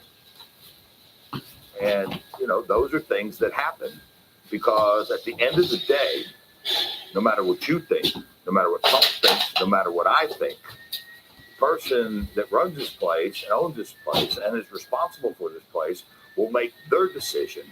And that's the way we're going to go. I'm a huge fan of music, and I'm one of those people who listens to all sorts of music, obviously predominantly punk rock and hardcore. I got heavily into Minor Threat, Operation Ivy becomes Rancid, and then here we are in Clifton Park in Northern Lights. We're here to see Rancid today.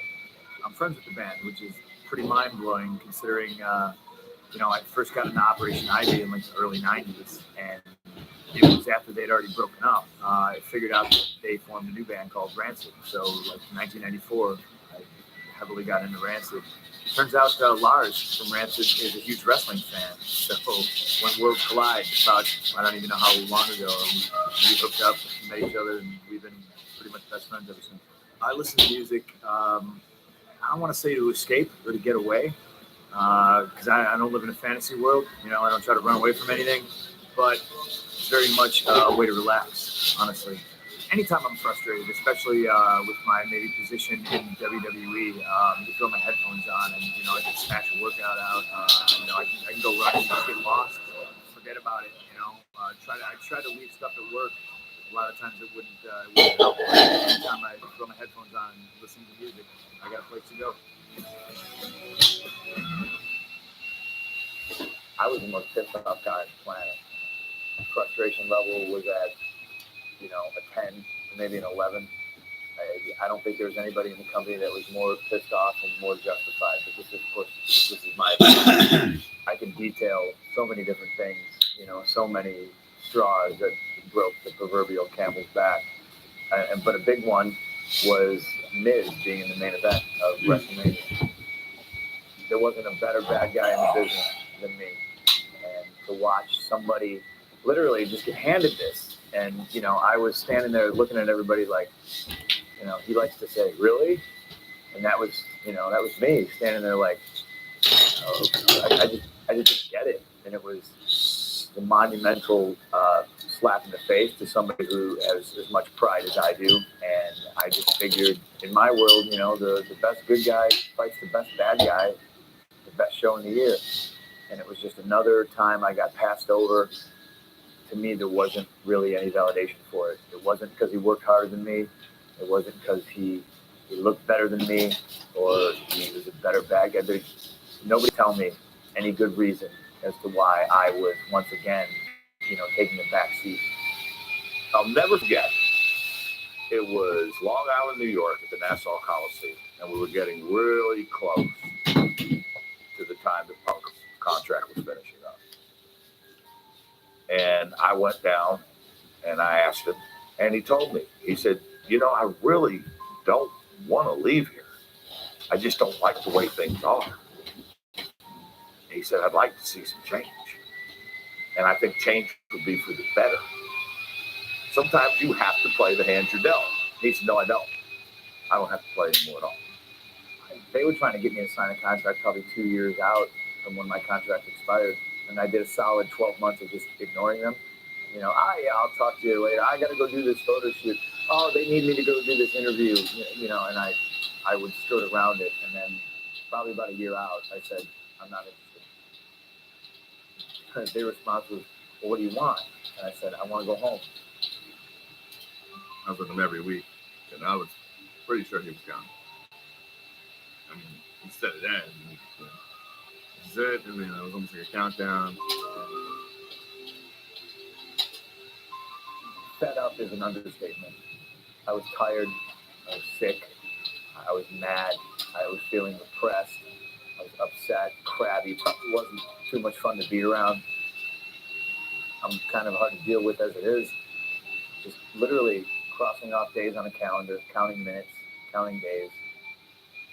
I remember him saying, it's always stuck with me, is he said that, I wish I didn't care, because he could just come in, re-sign a new contract, get paid, and go about his business and, live a very comfortable life. But really, it's not about the money for him. It's really about being able to be that top tier guy. There are a lot of people who just do this for money.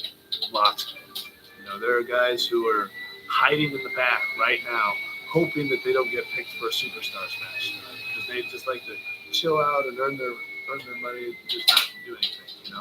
Punk is not one of those guys. He wants to be the guy who's in 30-minute matches. He wants to be the guy who everybody looks to for advice, for direction. He wants to be the guy who's the leader. He's the first guy I've seen in a long time want to walk in the door and own his place. I walked into the building in Las Vegas, the Thomas and Mack Center. I was feeling really liberated, like this is it. This is, I think it was my second to last TV. I walked in and one of the writers came up to me with a big smile on his face. He goes, "You're going to love this. They're going to give you a microphone and they want you to air your grievances." And I just looked at him and I was like, well, surely you can't be serious. And he texted me and he's like, they said I could say whatever I want. And all he's ever asked for is that microphone. That's all he's ever really, and he told me, he's just like, even 5 years later, he's like, all I want is that microphone, that opportunity. John Cena, while you lay there, hopefully as uncomfortable as you possibly can be, I want you to listen to me. I want you to digest this, because before I leave in 3 weeks with your WWE Championship, I have a lot of things I want to get off my chest.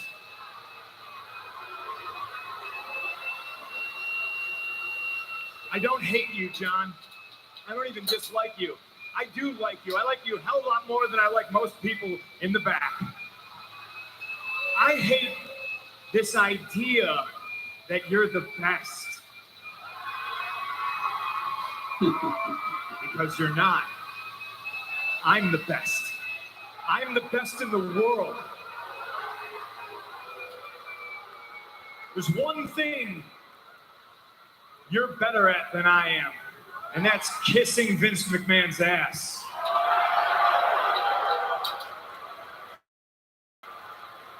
You're as good as kissing Vince's ass as Hulk Hogan was.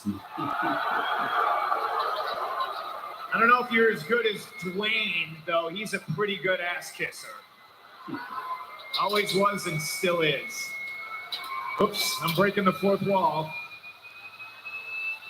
I am the best wrestler in the world. I've been the best ever since day one when I walked into this company, and I've been vilified and hated since that day because Paul Heyman saw something in me that nobody else wanted to admit.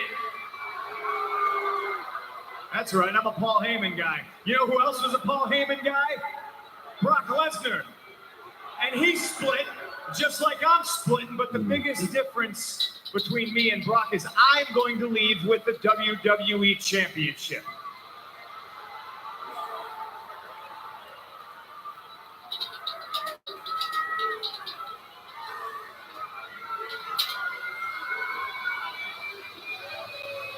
I've grabbed so many of Vincent K. McMahon's imaginary brass rings that it's finally dawned on me that they're just that. They're completely imaginary. The only thing that's real is me, and the fact that day in and day out for almost 6 years, I have proved to everybody in the world that I am the best on this microphone, in that ring, even at commentary. Nobody can touch me. And yet, no matter how many times I prove it, I'm not on your lovely little collector cups. I'm not on the cover of the program. I'm barely promoted. I don't get to be in movies. I'm certainly not on any crappy show on the USA Network. I'm not on the poster of WrestleMania. I'm not in the signature that's produced at the start of the show. I'm not on Conan O'Brien. I'm not on Jimmy Fallon. But the fact of the matter is I should be. And trust me, this isn't sour grapes. But the fact that Dwayne is in the main event of WrestleMania next year and I'm not makes me sick.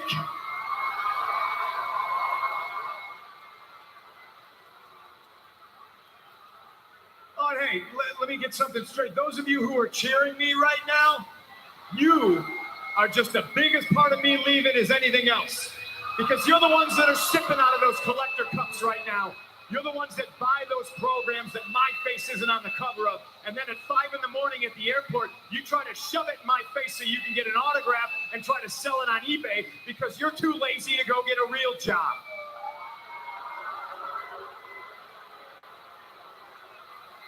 I'm leaving with the WWE Championship on July 17th. And who knows, maybe I'll go defend it in New Japan Pro Wrestling. Maybe I'll go back to Ring of Honor.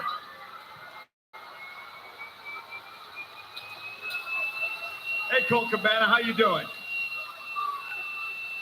The reason I'm leaving is you people, because after I'm gone, you're still going to pour money into this company. I'm just a spoke on the wheel. The wheel's going to keep turning, and I understand that. But Vince McMahon's going to make money to spite himself. He's a millionaire who should be a billionaire. You know why he's not a billionaire? It's because he surrounds himself with glad-handed, nonsensical, douchebag yes-men like John Laurinaitis, who's going to tell him everything that he wants to hear. And I'd like to think that maybe this company will be better after Vince McMahon's dead. But the fact is, it's going to get taken over by his idiotic daughter and his doofus son-in-law and the rest of his stupid family. Let me tell you a personal story about Vince McMahon, all right? You want to do this whole bully camp?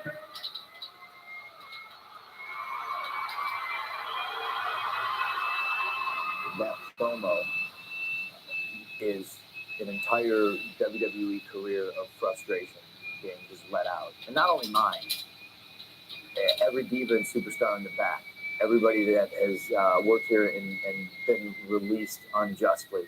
I think everybody who's ever worked here on any level has felt the frustration. And you know, it was almost the start of a revolution. I mean, the feedback I got from that promo alone, just that night, was overwhelming. The vibe backstage was so indescribable. Like, just people freaking out, like on eggshells. You felt it, you know. Like I'm getting goosebumps thinking about it right now. It changed the whole scheme of wrestling, and that's like to be able to do that just because you've stood your ground and you've kept to your ideas. That's what the life really kind of is all about. The moment where you go, like, there it is. It's at the Austin 316 thing or whatever. Oh, there's a moment. It was a launching pad.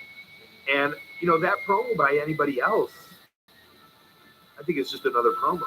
But the way he delivers it, the truth behind everything, the reality of a lot of it, for that all to come out on live television.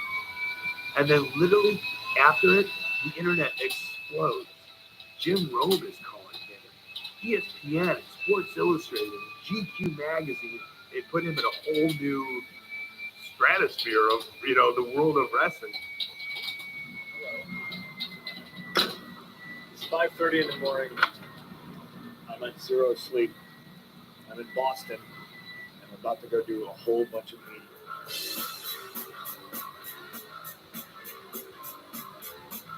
I think the media aspect of my life has changed in the last 9 months ever since I cut this promo. It's increased like tenfold. This is the guy right here. I used to do a lot of these, I thought, and now I really do a lot of these. You know, it's giving me a lot of insight on days off, which don't exist. Surrounding our studio is in everybody in the building pretty much, because they all came to stare at CM Punk.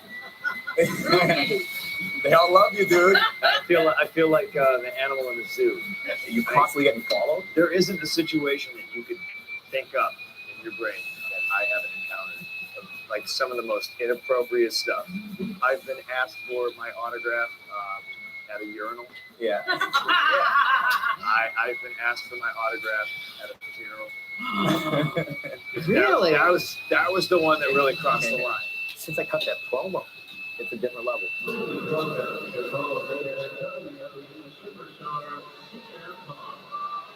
And I'm in the public eye way more.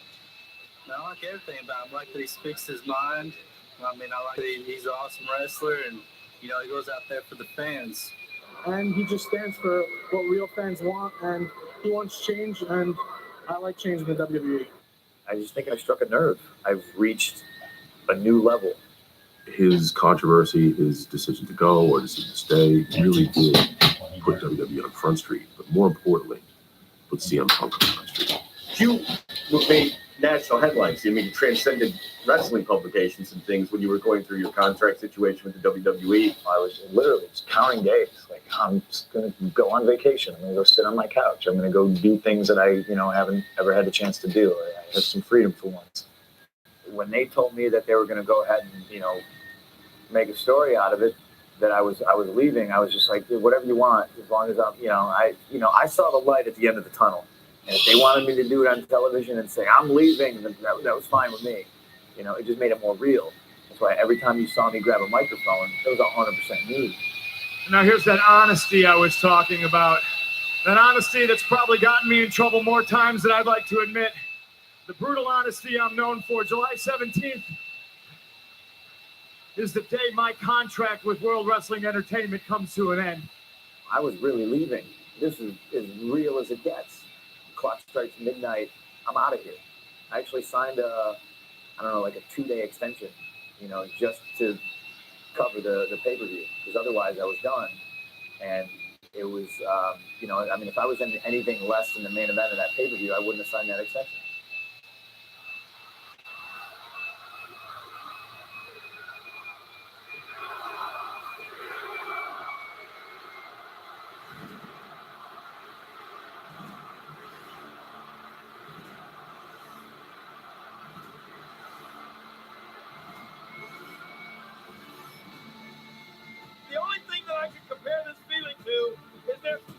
Chicago Bears were in the Super Bowl, and the Super Bowl were here in Chicago. That's what this feels like. CM Punk in front of his hometown followers. You know, dirty little punk kid from Chicago. That was ours. And I speak as a Chicago, not as his buddy. I speak as a Chicago fan. That was our guy. I've never seen this much hometown emotion. I think that was definitely the most high pressure situation I've ever been in my life, not just my career. You know, everything I've ever done that led me up to that point. It's a weird feeling. I don't know if I've ever witnessed anything like this. It was 14 years in the making. Man, that's huge. This kid grew up there, and now he's in the middle of that arena, sold completely out to sea. You know, against John Cena, this company's #1. That's huge for that dude. Cena versus Punk. One of the biggest matches in the history of WWE. It was something that you could get legitimately excited. You didn't know what was going to happen. Nobody knew what was going to happen, including those of us within the company. And so it was just really refreshing. An electric crowd, capacity crowd, sold out. 14,815 in Chicago. I was sitting in the front row, Vanna and I had no idea what was going to happen in that match. And that was the best feeling. One of the most anticipated matches in history. They all cheered for CM Punk. That was such a match. You can watch it over and over again. You just didn't know what was going to happen. This has been absolutely extraordinary. There have been certain moments when in that room you can step outside and enjoy it as a fan. And there were moments in that match that I could just be like, man, they're going to be talking about this for a long time.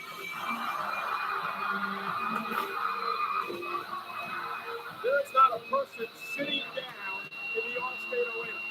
Everyone is on their feet.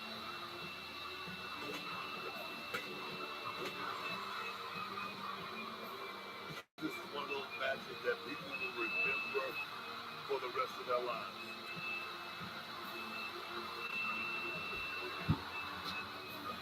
GTS connecting! GTS connecting! Oh my God! Oh my God! When he won that match, that was just amazing because that completely took me by surprise. So I mean, I was pretty psyched about that. CM Punk is leaving through this hometown crowd with the WWE Championship. It was amazing. I jumped right in the car and I drove home. Threw the title in the refrigerator. I know he's told me that 2 conversations he had really changed his thought about whether to stay or go. And one was with Lars. The other was with me. And Punk said, I don't know. What should I do? Talk to me. And I said, what do you want to do? And he said, I want to make a change. I want to change this place for the better. And I said, you can't change anything from your couch. And I know from conversations since then that meant a lot to him. I put it into perspective for him. I re-signed my deal halfway through the Money in the Bank show. So when that show started, I was still out the door. I was still negotiating.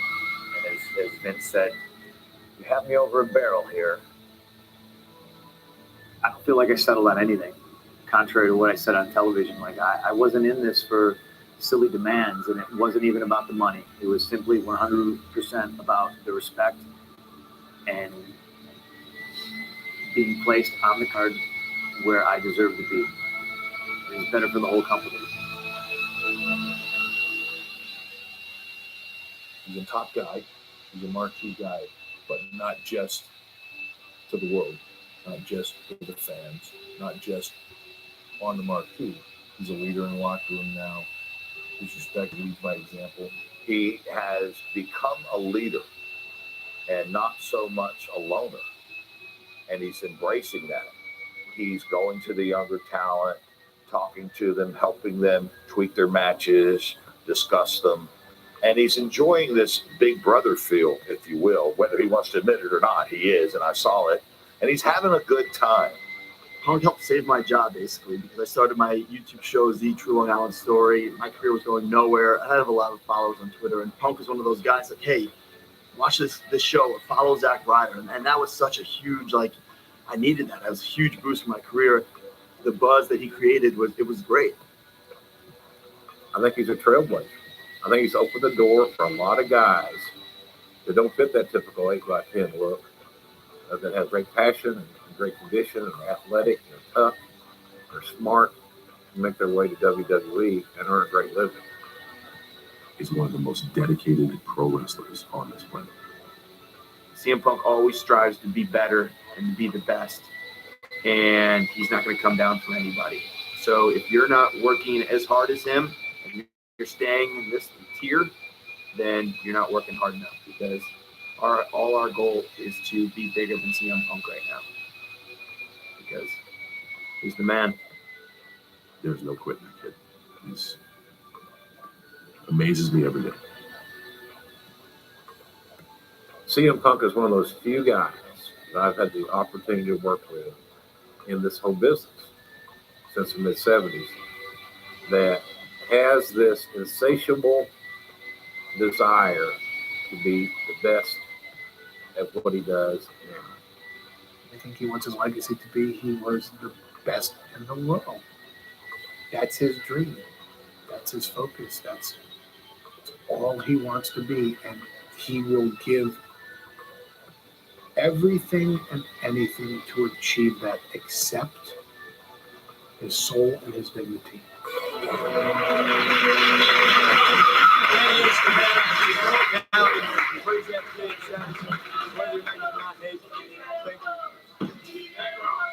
My name is CM Punk.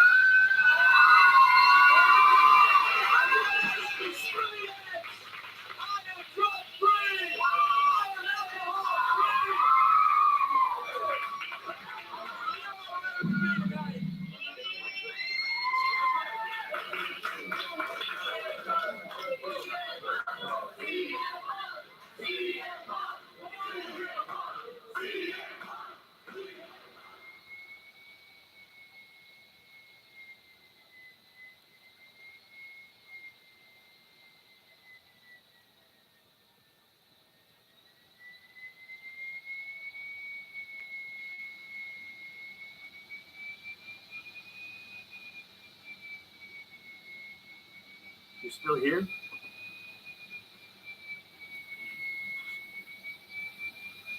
It's over. Go home.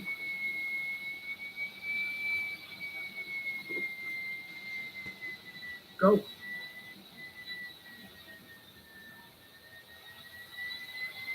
Look, Weeze, you dragged me out here. Weeze!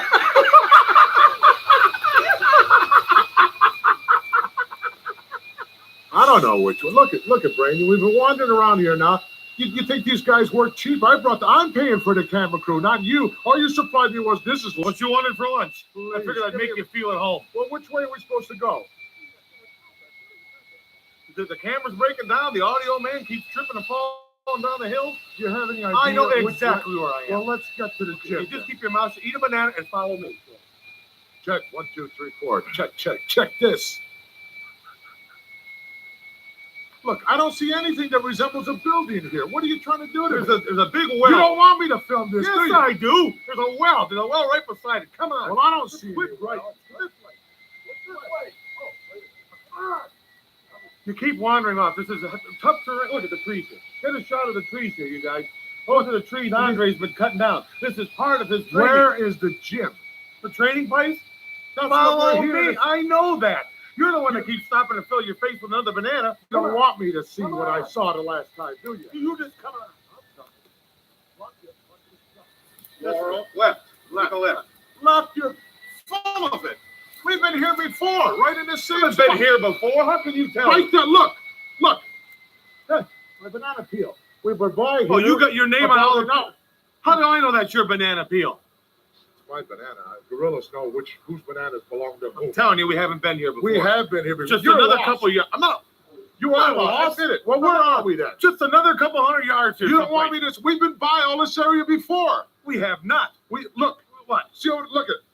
I knew you were leading me astray. Look at. There's another one of my banana markers right there. Oh, wait a minute. There's another one. Oh, right wait here. a minute. We've been by all this before. Yeah, there's another one down there. Wait a minute. You don't want me to see him, Eden. Admit it. You don't want me to see the guy training because you know what I saw last time is true. What are you trying to tell me? That I just led you through this shit all day long? At least 2 or 3 hours we've been wandering around these woods. You don't have a clue where you are. You know exactly where you are. You don't want me to see Andre training once more, especially with this film crew that I brought with me. Admit it. No, that is not true. There's a flaw in Andre the Giant, and it will be evident in WrestleMania 3. There And is I'll make not. sure that the Hulk knows exactly what it is. Not. I know the way out, right? Wait a minute. Wait a minute. Don't you leave me. Don't you leave me in here. Hey, come through. Wait for me. No, it isn't the way. It's not that way. I know it. Enough. Oh, come on now. Come on now. Oh, my God. Somebody get out here. Oh, my damn inferno. Somebody get out here. Yeah, back in this, you could do things like that and not go to jail. It's crazy.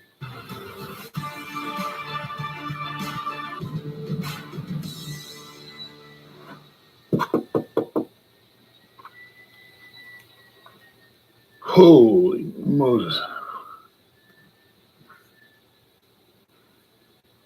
Unbelievable. After all these years of being with the company, this is the first time that I've actually been to the warehouse. Oh my goodness. Yeah, you want to talk about history. Holy smokes, man. That is unbelievable. Jeez. My gosh. Man.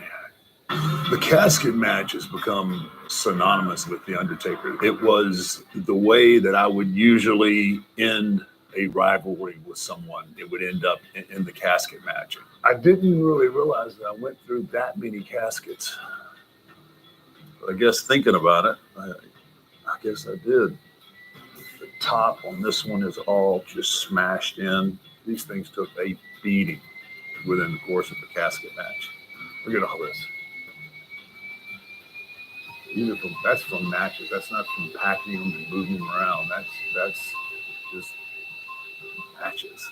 If you end up in a situation where you're in a casket match with The Undertaker, most times it's not going to turn out well for you. It's crazy to think of all the wrestlers that have been in these caskets, including myself. I've been in quite a few of them myself. I just happened to be able to get out.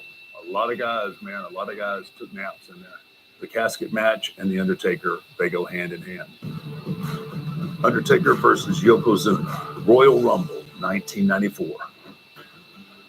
A lot of memories with this one right here. Finally got the chance to work with the great Yokozuna, but obviously, knowing the size of Yokozuna, there was no way possible he was going to go into one of these. Oh, yeah. Welcome. Paul takes you into the workshop as I'm preparing this double deep, double wide casket to fit the enormity of the giant Yokozuna. Double wide, double deep, and most of all, no mileage at all. I'm going through all of these details so that I have the perfect casket to throw Yokozuna in. A lot of memories here, man. A lot of memories, and really just fond of this style casket match. It was a lot of fun, and if putting a casket is your thing, I guess. I don't know. Rest in peace.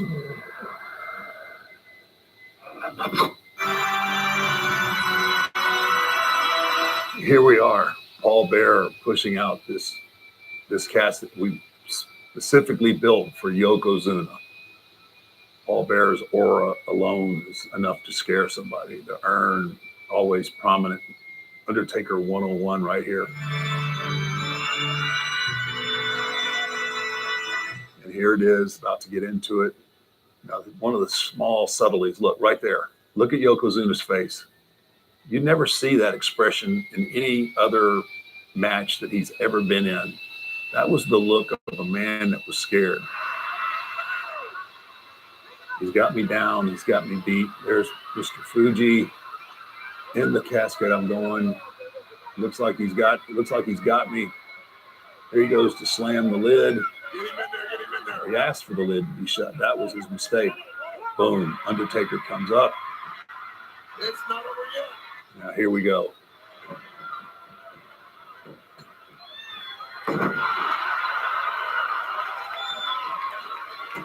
They're both down. Both of them are down.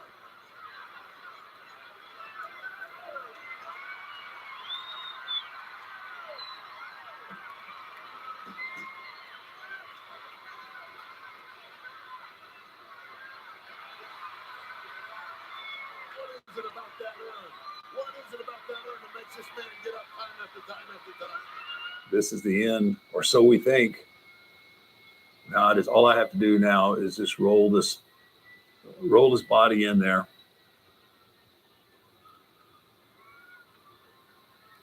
Nobody loved going. No one wanted to ever go in the casket. So This could be it.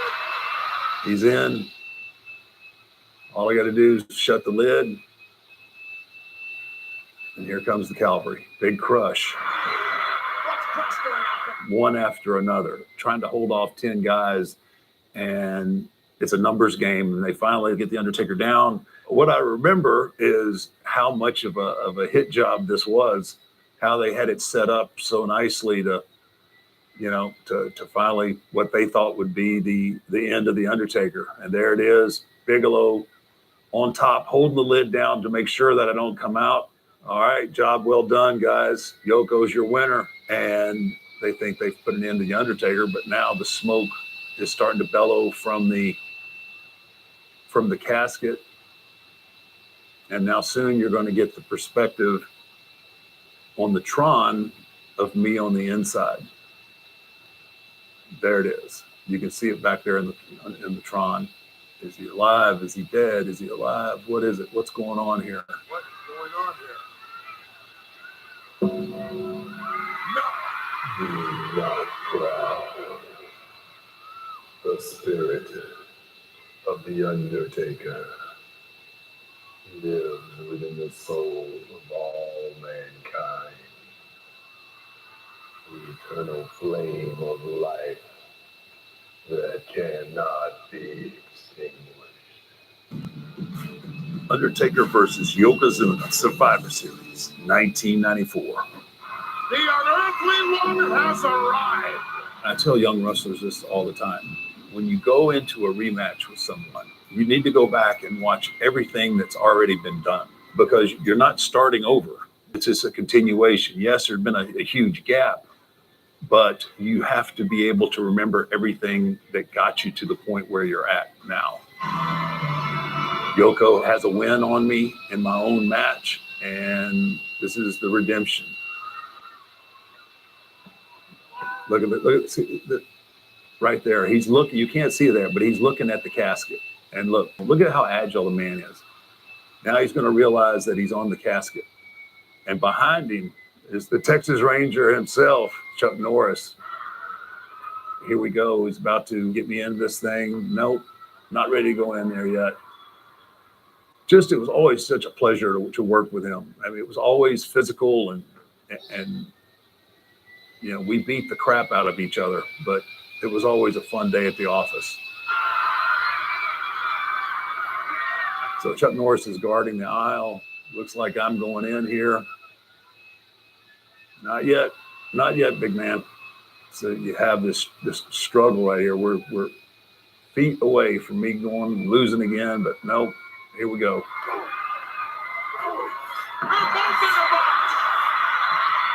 The enormity of that casket. Now we're both in here fighting. Felt every one of those. That's what was so cool. Like, we could not beat the hell out of each other, and after the fact, we could drink a beer IRS. I must have been behind on my taxes that year. Bundy and Bigelow. There I am in the casket in now. All Yokozuna has to do is get up and come over and shut the lid. Looks like I'm in pretty bad shape right there. Doesn't look good here. I wish I'd soaked in and enjoyed the moments maybe a little more, especially with you know, guys like Yoko. It was always business, and during these, I wish I had probably enjoyed the moments a little more early on. Boom, Undertaker redemption. It's all over. It was a long time coming for that revenge. Not a day goes by really that I don't think about Yoko. He was just an awesome man. Undertaker versus Goldust at In Your House. Beware of Dog. This one obviously started going with the theme and battled with Goldust, so Goldust gets a gold casket. I mean, what else? It's going to be his final riding place, so I might as well deck it out so that he felt comfortable. This is what we did for Goldust. You know, and people say that I have no feelings, and I don't care, but I went to a lot of effort here to make sure that Goldust had a gold casket.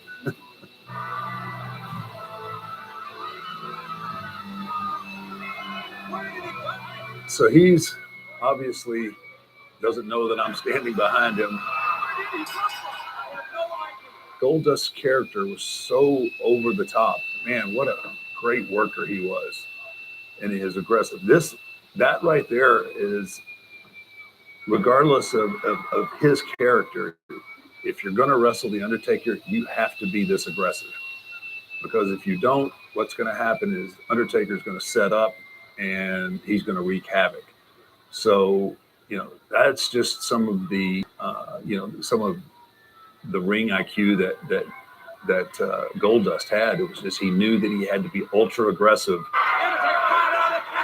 Two very, very different characters on anybody's spectrum, but sometimes those are the matches that really pique the fans' interest. What has got to be done for Goldust is to try to somehow drag or whatever he's got to do.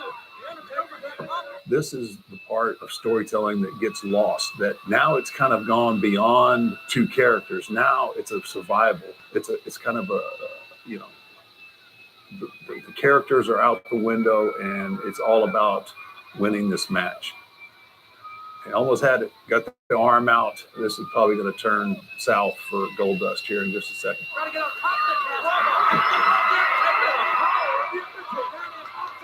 That was just so good. No, you just don't expect the lid to come off the other way. Always enjoyed working with Goldust. In a technical aspect, not only as far as our characters being so different, but just the chemistry that I had with him. Whose will is the strongest? And I think that's kind of the story that we tried to tell.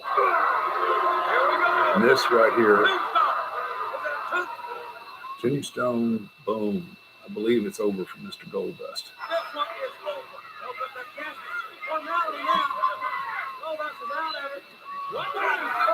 Where did he come from?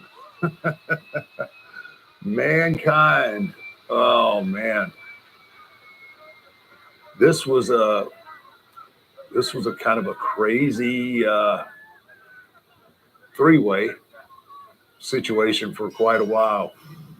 Goldust the winner. Look at this, the odd mix of characters here. I mean, it is just, and it worked. And it all worked. Goldust, Mankind, and The Undertaker all walk into a bar. It was definitely a battle of wits coming at each other from two completely different angles. They better try to get this guard thing open. What's going to happen? Where'd I go? The Undertaker's gone. Where's the Undertaker? When the casket would open and I wasn't there, they knew that I wasn't done. And at some point, the Undertaker was going to literally set up and strike his revenge. Undertaker versus Randy Orton and Bob Orton. No Mercy, 2005. This one was built for the Ortons. I needed a box big enough for both of them. We knew the program worked, so we went with the extra large again. I enjoyed working that program. It's a lot of fun. It's kind of funny talking about how much fun casket matches are, but I guess that's my morbid sense of humor. And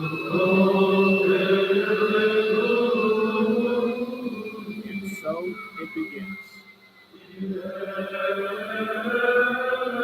When the Druids came out, they were either coming out to get me and take my battered body back to the dark side, or they would present, the casket. I mean, the Druids themselves is just basically, it's the beginning of the end. It's more of that visual mind game of this is what's in store for you. The 2-on-1 now, they're putting the boots to me and trying to get me in here.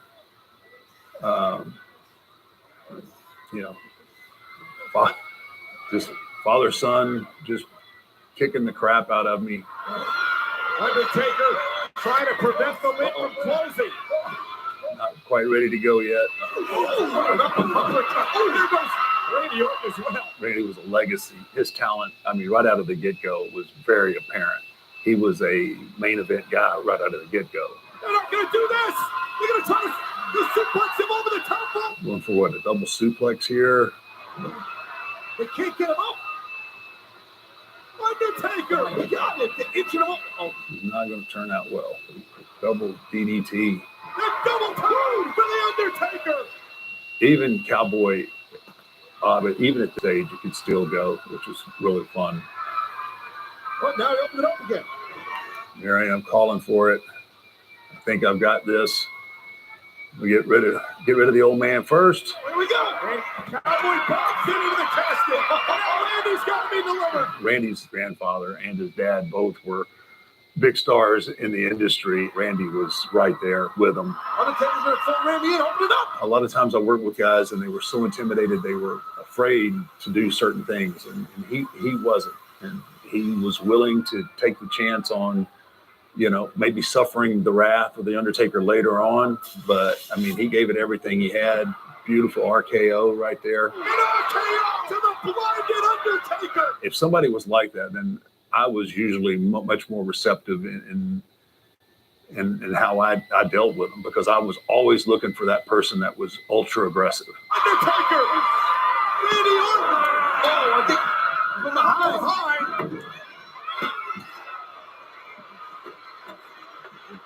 The proverbial numbers game.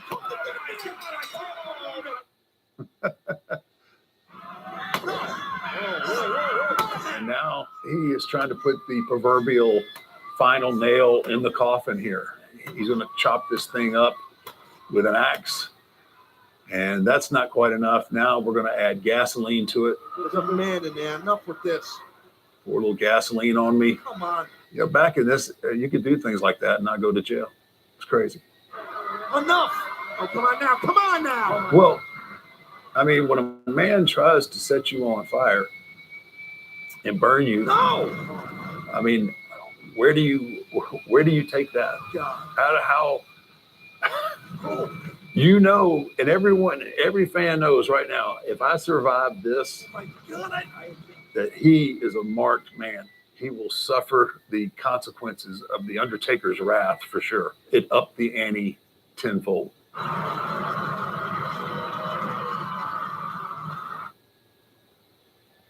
It's amazing. Undertaker versus Mark Henry, WrestleMania 22.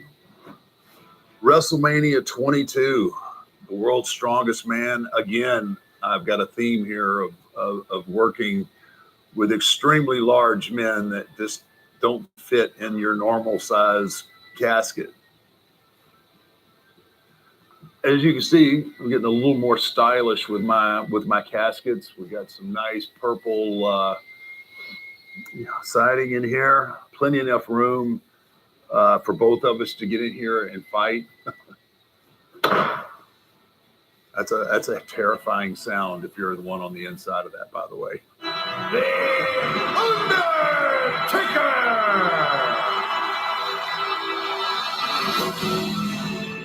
I trained really hard, strength-wise, for this. My conditioning. Mark Henry's a lot of man to try and move around and do things within the ring. You know, as the years went by, the pressure of WrestleMania increased exponentially year after year. Once the streak had kind of been identified, the pressure that went along with it. Does seem like Mark Henry, the world's strongest man, is maybe a half a step up ahead of what the Undertaker's got in mind. Mark Henry, focused. Here we go. Mark's put it to me pretty good. Thinks he's got me down well enough that he's going to get me in the box. That thing is gigantic. Look at the size of those chains. The Undertaker might be going in that thing, Cole. His strength, it's ridiculous.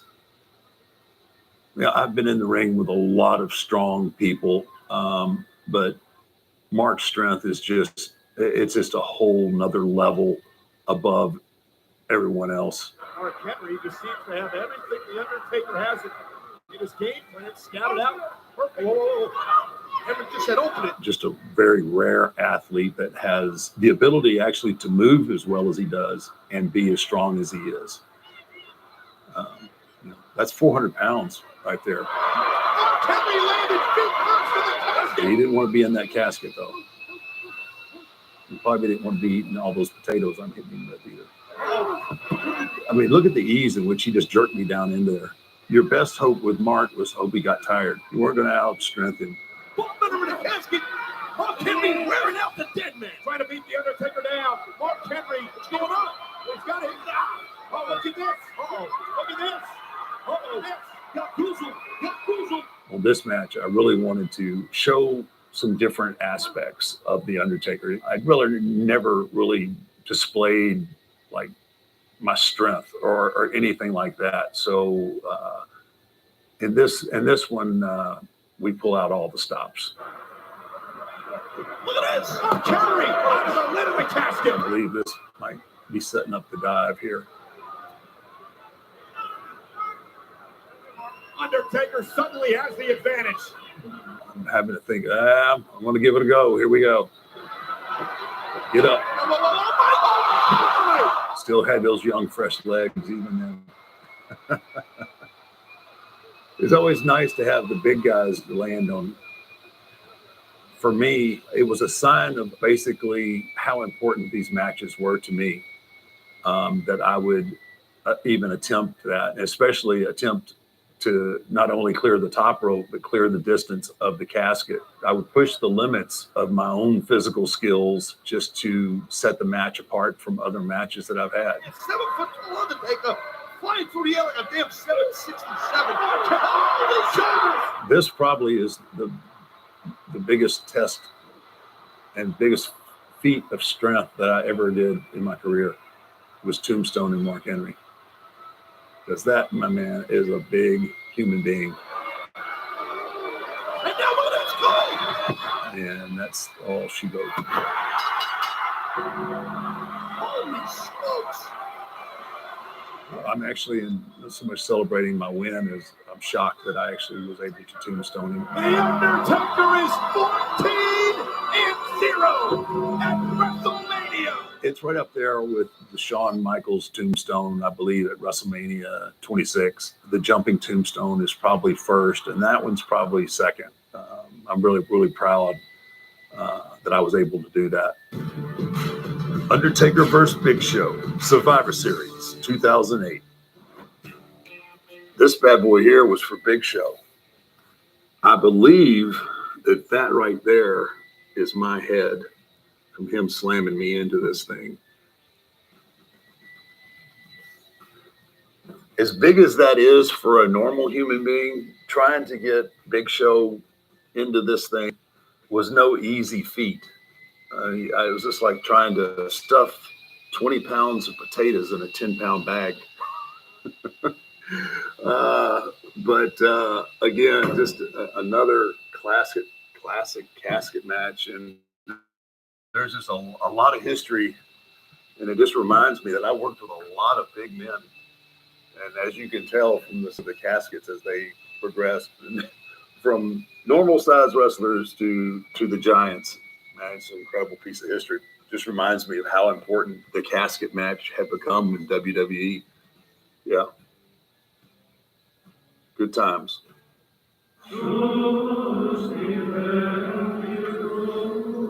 Yeah, here we have the Druids again. Look like they're struggling a little bit with the size of this big metal casket. I didn't even know they made caskets this big. That's a lot of Druids trying to make sure that thing doesn't lose control and roll down the ramp.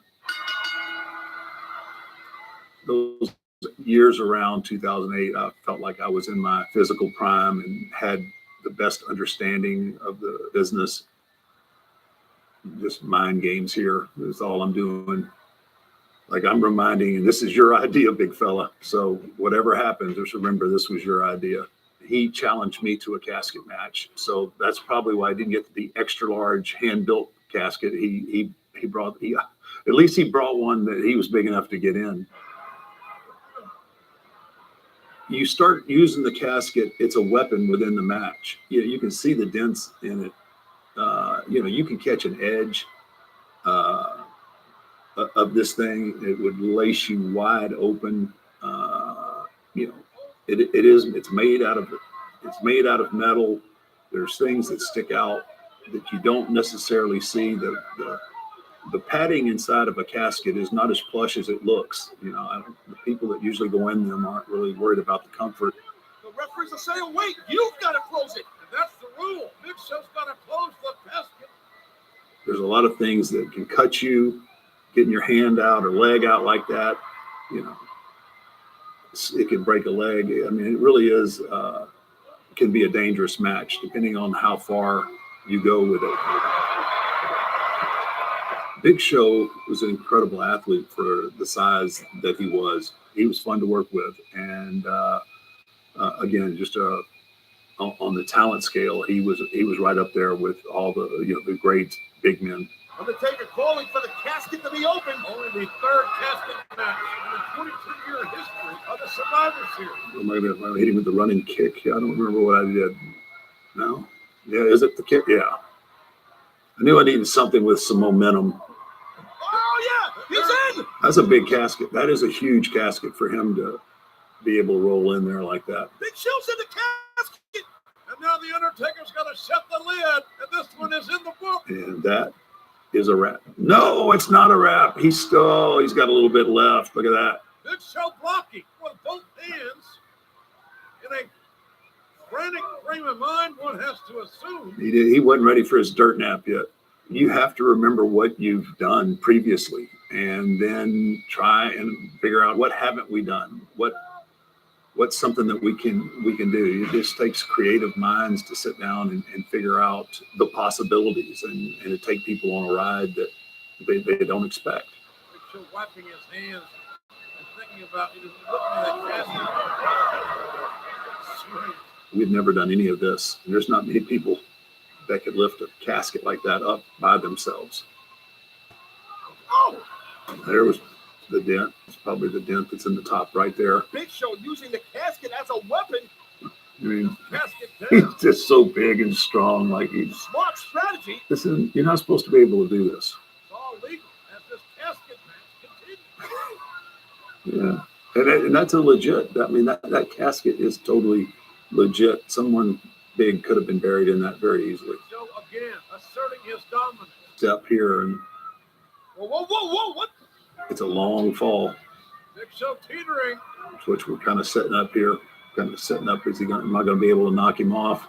On disaster on the edge of the staging area.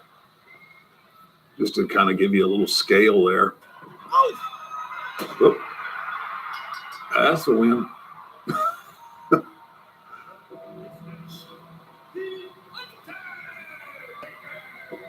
He's and I couldn't have went much better.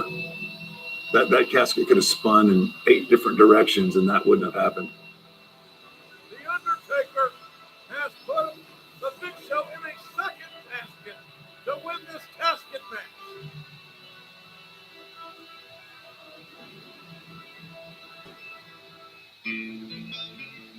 I hope everyone enjoyed this trip down memory lane. I know I did. There's a lot of souls back there, a lot of memories. I hope you guys have enjoyed me reliving some of these memories, some of these matches. It is a vital part of my history, and I've really enjoyed presenting these caskets and some of the stories surrounding them. I hope you guys enjoyed it, and until next time, rest in peace.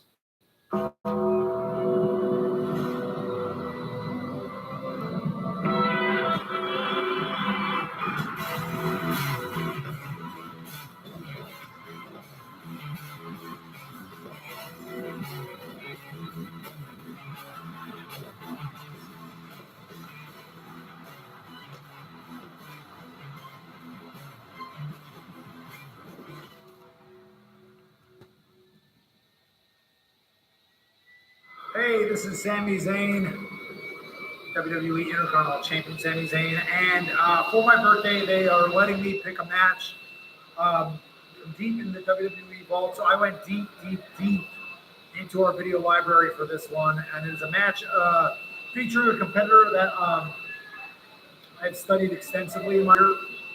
I've been honored to have been compared to him many times over the years. There are definitely some stylistic similarities. A man called El Generico, and this is El Generico versus Samurai del Sol.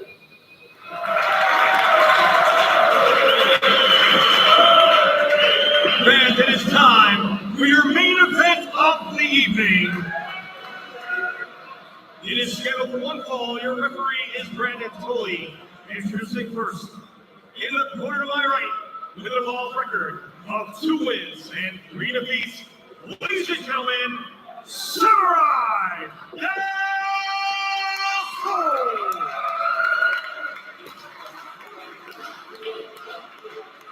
And his opponent, in the corner to my left, also with a ball record of 2 wins and 3 defeats, ladies and gentlemen, the generic luchador,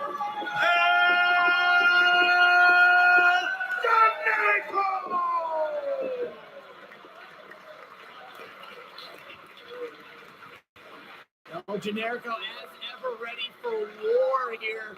He sort of explained to me, I believe what I gathered out of the broken English of a conversation I had with him earlier this afternoon, that perhaps he not underestimated Samurai del Sol, but wasn't really aware of what he was bringing to the table in their first match back in Florida in June. He found out in a hurry, obviously, as quickly, and in the span of 1 weekend, I believe, they went 1-1. Actually, back-to-back nights. It was Evolve 14 in Ybor City, which saw El Generico victorious, courtesy of his patented top rope brainbuster. And then the next night, the student kind of became the teacher in St. Petersburg at Evolve 15. And it was the rising sun of Samurai del Sol earning him the victory, knotting this series of matchups at 1 apiece. And both these men have mentioned to me over the past couple of days, had the opportunity, fortunately through Google Translate, to communicate with El Generico. Watching the tapes of both their matches intently, ever since it was announced that they'd be fighting one more time here tonight, looking for really anything he could find in those 2 matches that he could have done differently that would have earned him 2 victories instead of 1. And of course, it was back in Dragon Gate USA the month after that series of matches in Florida that teamed up in a tremendous matchup as a tag team, falling to defeat to the team of Shima and AR Fox. Back in Detroit. And that show available right here on demand at WWNLive.com. And right now, it is Samurai del Sol. Both these guys really world travelers over the past several months. Samurai del Sol just back in the U.S. after an extended tour of AAA in Mexico, and El Generico always making waves throughout the wrestling world, just back from a tour of Europe, I believe. Always world travel. Of course, that match you mentioned back in Detroit was, in fact, a non-title match. Sorry to step on your toes, Lenny, but maybe looking with a victory, they could have earned a title match in the future, but not partners tonight. Opponents in this main event rubber match showdown. It would take a guy like Samurai Del Sol or El Generico to make escaping a wrist lock make it look exciting. That's just what these guys do.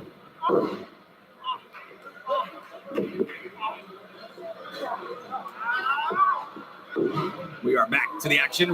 Standing wrist lock now by Del Sol and his Generico with a distinct height and size advantage.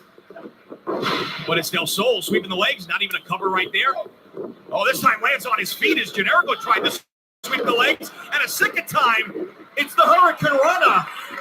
As Samurai Del Sol showing an amazing ability to change body position in midair and score with an offensive maneuver and earning, obviously, a little bit more of the respect of El Generico right there as he shook his head, nodding at the impressive nature of that aerial attack from Samurai Del Sol, as it indeed is lucha here in Voorhees, New Jersey, in our main event. Lucha this afternoon. You mentioned that ability to change body positions in midair. I mean, that's something you can practice so much, but at the same time, that's God-given. That's something you're born with, that athleticism that we watch. It just comes through your computer screens, comes over the guardrails and into your lap sometimes. These live events, these guys just absolutely breathtaking, amazing athletes. So much we've seen all show, but especially here in the main event. Generico, he's been in the ring with the world's best. You name it, he's pretty much been in the ring. And the guy come down the independent wrestling pike in the last 5 years, El Generico has combated him. So for him to tip his cap, to don his mask to Samurai Del Sol is quite a compliment. Yeah, definitely said that he sees a lot of himself in Samurai Del Sol. And right there, the veteran got the better of that exchange.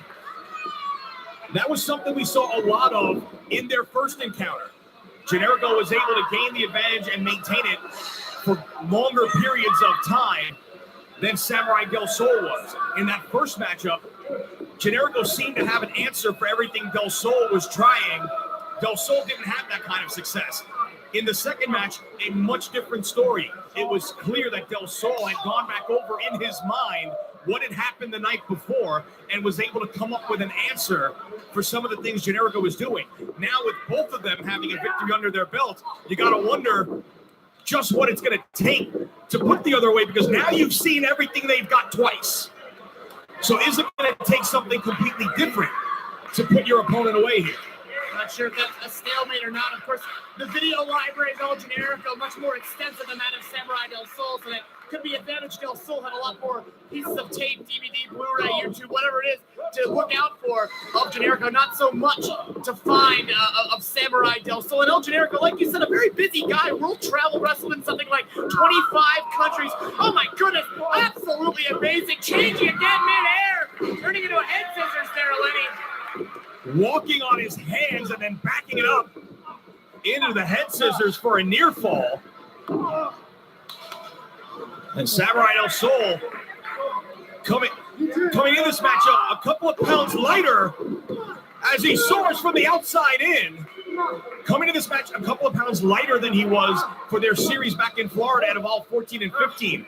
While on tour in Mexico, suffered a bout of an illness. He wasn't exactly sure what it was. For a while, they were worried it could have been a case of diabetes, but it seems that it's not as serious as all that. Maybe a slight case of hypoglycemia, but something he's been able to work through and is feeling much better as he makes his way in this matchup. Not something that El Generico was made privy to. Fortunately, probably for Samurai Del Sol, but he didn't mention it to me when we were going over a couple of things in preparation for this matchup.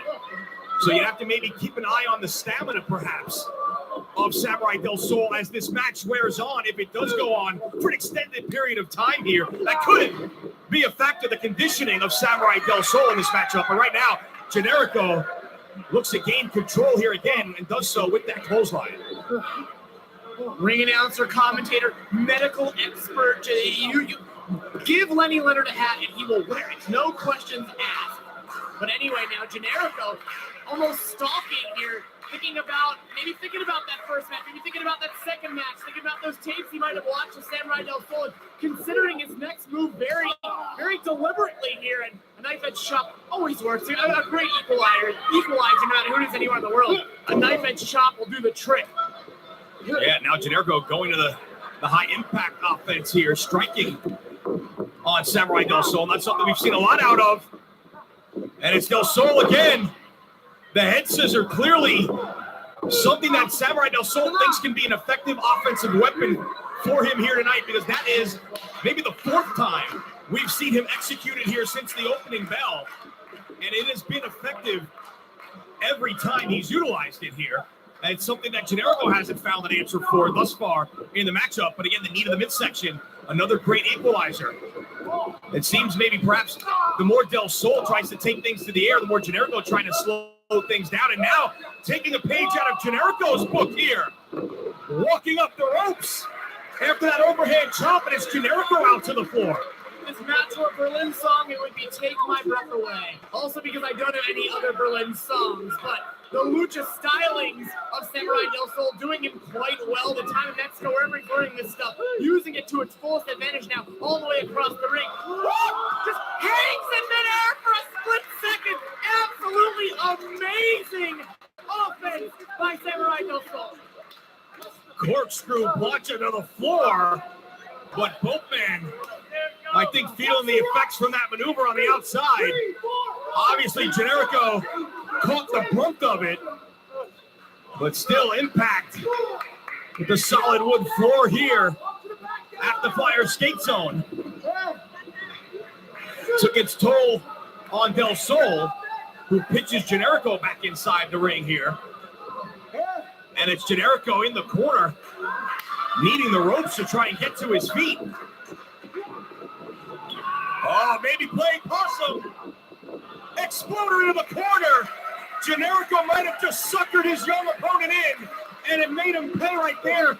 And he's got him in perfect position for that Yakuza kick. And he is poised and ready to strike.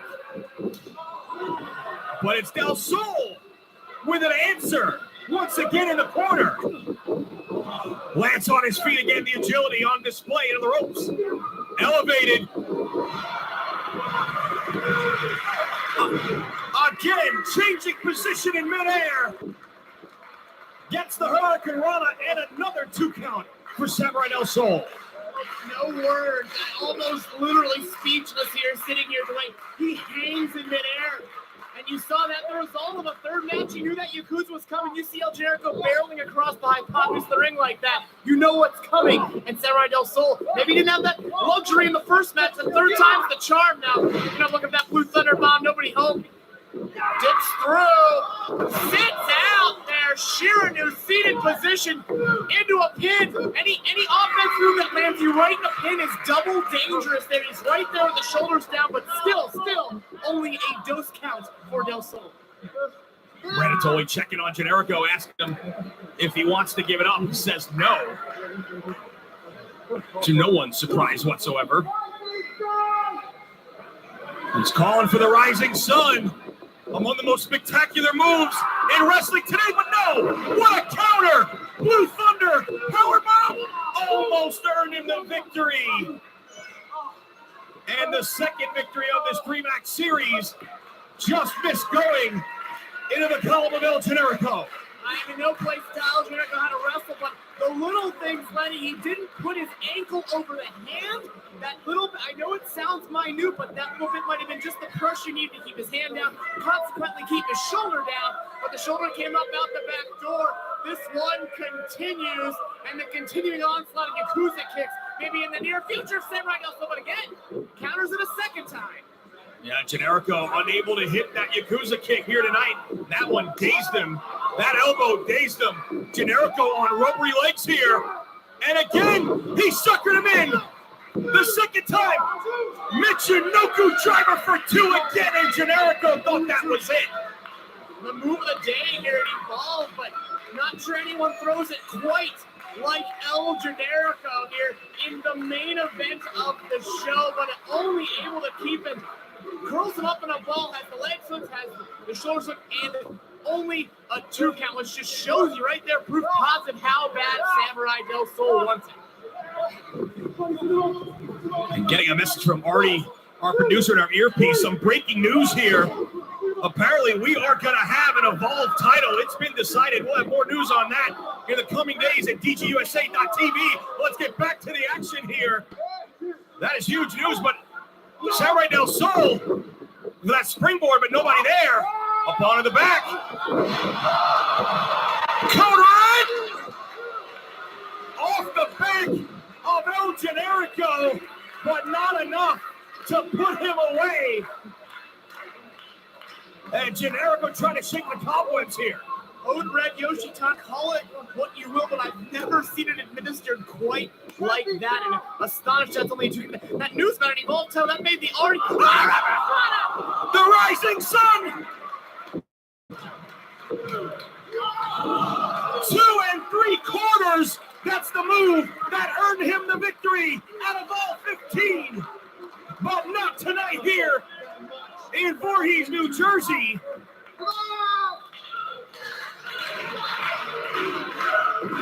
The fans getting behind Del Sol. And with the mask, it's difficult. You'd see no facial expressions. You've got to wonder if maybe he's a little bit dejected that he wasn't able to finish Generico off with that maneuver as he climbs the turnbuckles one more time.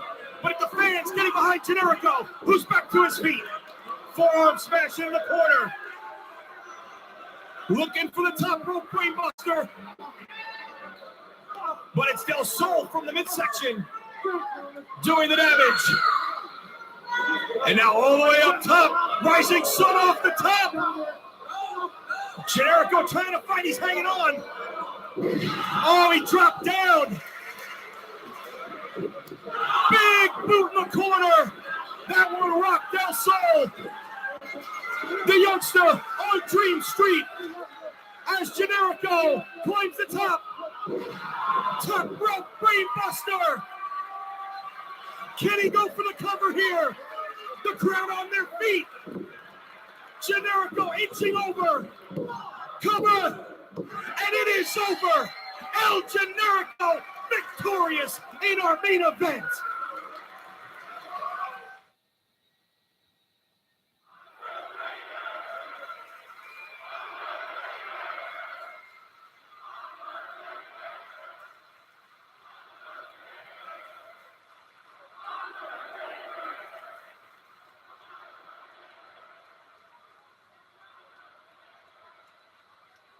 A tremendous show of respect from the WWE fans here. Capacity crowd at Philadelphia, Pennsylvania.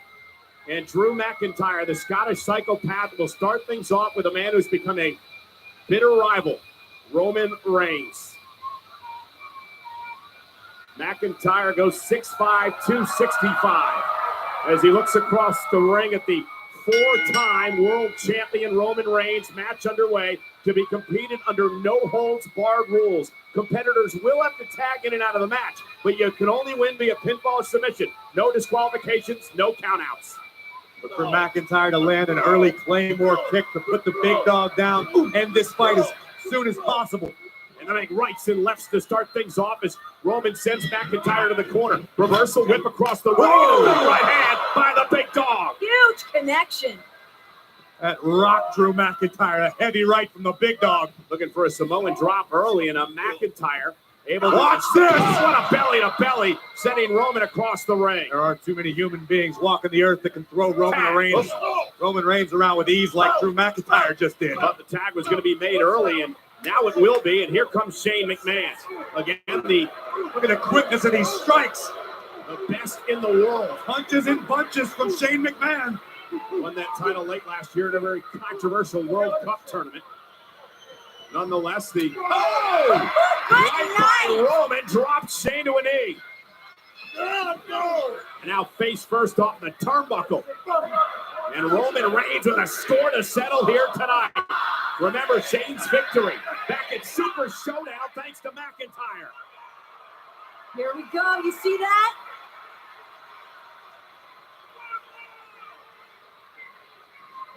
Roman Reigns with a great history here in Philadelphia. Won the 2015 Royal Rumble match here. As you see Roman Now controlling Shane. Shane nowhere to go. Comes the Undertaker. This is the last thing Shane McMahon wanted. You want to talk about this being done quick, Graves? This could be it. And a shoulder to Shane by the Undertaker. And now he floors Shane. There's the leg drop across the arm.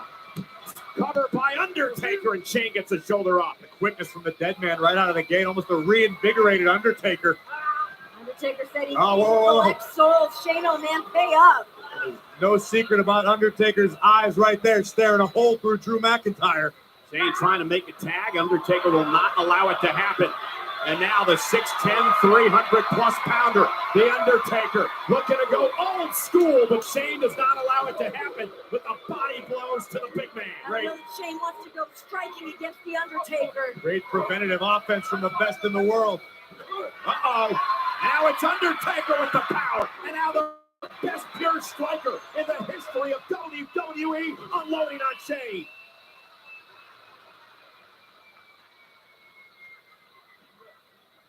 Undertaker wants to keep the pace slow and methodical, as he's doing here. Continue to power his way through Shane. I haven't seen anything slow nor methodical to this point from the Undertaker. The dead man's moving full speed ahead so far. Undertaker said it perfectly. You're a victim of your own greed and ego, Shane.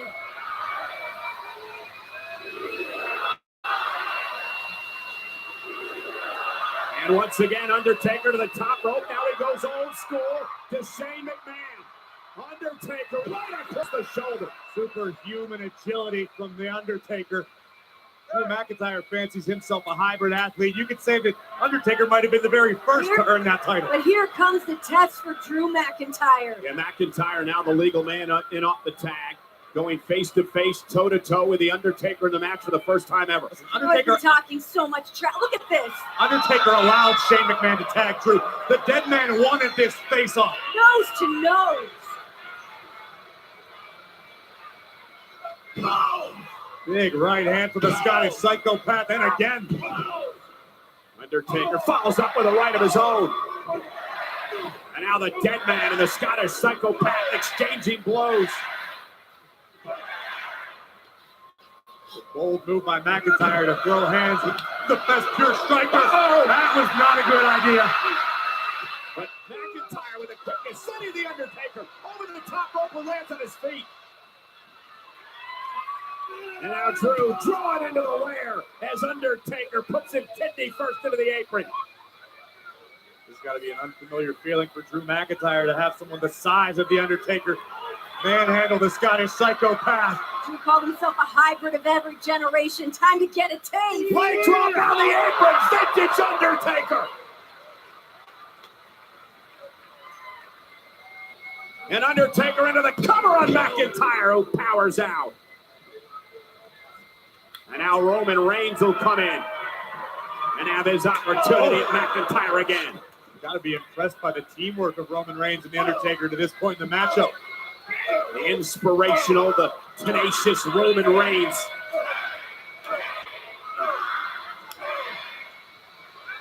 Drew and Shane haven't had the opportunity yet to this point, but that's the same sort of... Oh, big boot to the face. I'll say the same sort of cooperation or coordination you'd expect from McIntyre and McMahon, but Undertaker and Roman Reigns haven't allowed that to happen. Now they have kept Drew McIntyre away from Shane O'Mac all night. Right hand, and McIntyre tried to take advantage of the distraction, wasn't able to.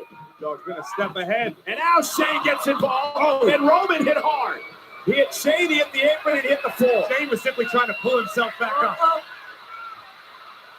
Sure, panic whatever way you want to, Corey. Nonetheless, Roman Reigns is in trouble. And Undertaker, remember, no holds barred. Steel chairs legal. And McIntyre takes the fight out here in front of us. Shane running away from the Undertaker. Drew McIntyre now going to drive Reigns into the steps, and Roman Reigns face first into the steel. Welcome to Extreme Rules, everybody. And no holds barred tag team match. Pinfall or submission only to earn the victory. And right now, Reigns is in jeopardy. Vicious stomp. Don't forget that Drew doesn't have Shane out here with him anymore. Of course he does. Shane's making his way back down here. He's back. McIntyre, suplexing the power again of McIntyre. Into the cover on Reigns. He'll hook the leg this time, wrap the arm, but Reigns able to power out another near fall. Shane simply made his way to the top of the ramp to survey the damage, survey the entire situation, and formulate a better plan. The world watching tonight, the return of The Undertaker to Extreme Rules as he teams with Roman Reigns against McIntyre and McMahon. Tag made, Shane legal. Quick cover by Shane. Is it enough? And a kick out by Reigns at 2. We're also witnessing for the first time ever the tag team of The Undertaker and Roman Reigns. Now what a team it is as McMahon now looks for a big victory and a kick out again. Another near fall. Now the frequent tags by Shane and Drew. Shane and Drew looking to close this down. This is what Reigns and The Undertaker had to avoid. Drew McIntyre and Shane McMahon always on the same page. Once they can implement their tag team tactics, it could be lights out. Game over for the big dog and the dead man. They came out here a little rusty, those butterflies in their stomach. Whoa! Oh, what a throw by McIntyre again. Quick cover. Is it enough to put Roman away? Near fall. And this is what makes McIntyre so menacing. Sadistic. Drew enjoys every second of punishment he can inflict on his opponents, no matter the circumstance, no matter the opponent. Well, Corey, the thing is there's no wasted motion at all by McIntyre. Everything, even this here, is done with a purpose. For him to put this display on in front of The Undertaker, sending another message as well for what the dead man could be up against. McIntyre looking to pry the big dog's left arm clean off of his torso right now. You can almost see the look of calm beginning to wash over Shane McMahon as he realizes that his team has this totally in control. Wasn't that way in the beginning of the match, but McIntyre and Shane have now been able to take over. You see The Undertaker in the background pacing on the apron, realizing Reigns is in trouble here. Notice how McIntyre's keeping his body between Roman Reigns and The Undertaker in the corner. It's another obstacle for Roman to overcome to make it to his partner. Undertaker looking on, one of the most prolific pay-per-view performers in the history of WWE. As Reigns is sent to the corner by Drew, follows it up with a big forearm. Just the impact from McIntyre. Reigns with a reversal. Oh, sharp elbow right to the jaw. Samoa Joe by Roman. And now Roman buys himself a little bit of time and space. Can he get to the dead man? Undertaker trying to rally the WWE Universe behind his partner, the Big Dog. McIntyre searching for Shane in the corner. Drew, shoulder first. He decided to go to Reigns. Roman's got to make a move here quick to get over to Undertaker. Yeah, but Reigns still has to bypass Drew McIntyre, who, although prone, is still in between the dead man. WWE fans want Taker in the match. Tag made. Shane's legal, so's The Undertaker. And now The Undertaker goes after the prodigal son. And Undertaker with another right. McIntyre and McMahon being bounced around like a couple of pinballs. All business. Undertaker whips Shane into the corner with authority. Follows it up with a splash in the corner. Shane's down and in trouble. Back to his feet. Snake Eyes! Follows it up with a big boot. And the speed of The Undertaker tonight, firing on all cylinders. McIntyre knocked off the apron as well. The Undertaker put it on a clinic. Shane sent over the top rope. A nasty landing. Shane hit his spine on the ring apron. What was he looking at? I don't know. But oh my God, that's received. Undertaker with a Shane right out here in front of us. Now going right out. Get out of the way. This is not going to be pretty.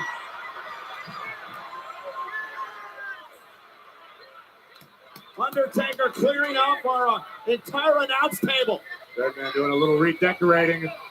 I don't think this is going to be for the benefit of Shane McMahon. The eyes of the dead man staring down now at the empty table. Almost see the wheels turning of The Undertaker. Which way to best utilize this table to destroy the best in the world. Shane's about to be done. He might be going for his last ride here. Oh my God! Elias with a guitar from behind. What the hell? No holds barred is perfectly legal. And now Roman Reigns goes after Elias. Remember, Elias has had this alliance with Shane McMahon. Elias also had a run-in with The Undertaker. Claymore kick from McIntyre. That's got to be it. Roman's not getting up from that. Driving Reigns into the timekeeper's area. Elias has shifted the entire momentum of this match. Elias averted disaster for the best in the world. This does not bode well for The Undertaker. And look at now Elias. Oh, Undertaker. And McIntyre with a Claymore. He took out Reigns. He took out The Undertaker. With Reigns out of the picture, McIntyre, Elias, and Shane have a 3-on-1 possibility here.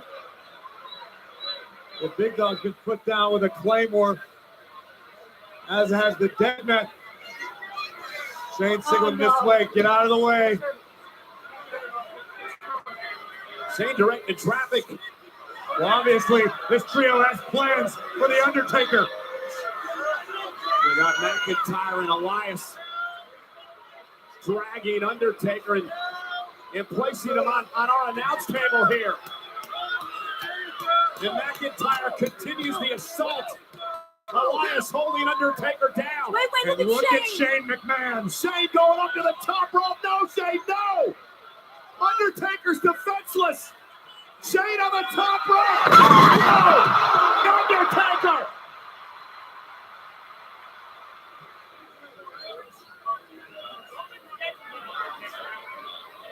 Shane McMahon now just stirring. There's a 1,000-yard stare in the eyes of the best in the world, but mission accomplished. And Undertaker now. Undertaker being dragged back to his feet by Elias and McIntyre. Remember, there are no countouts. You got to pin or submit the man in the ring. And now Undertaker being dragged back toward the ring, and he's a sitting duck for Shane McMahon. It's all elementary at this point.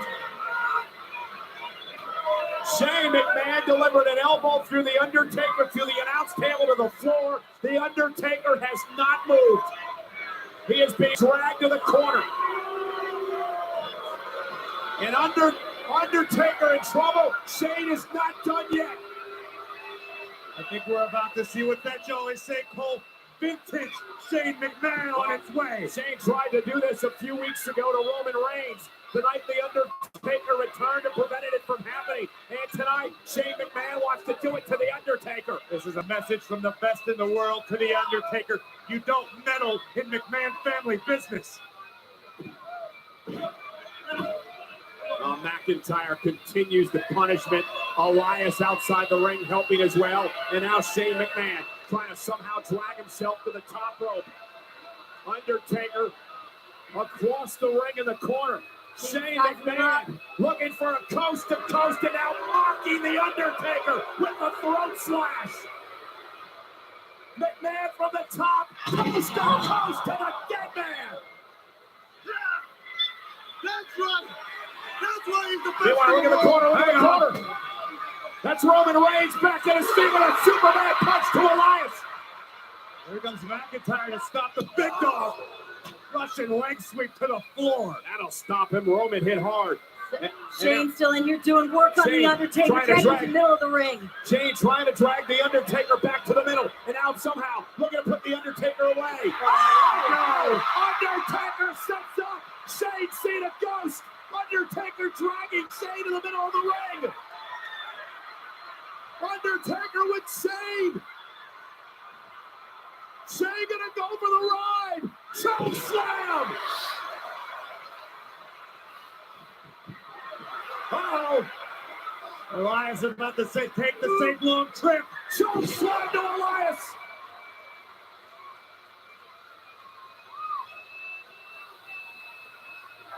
Unbelievable resurrection for The Undertaker.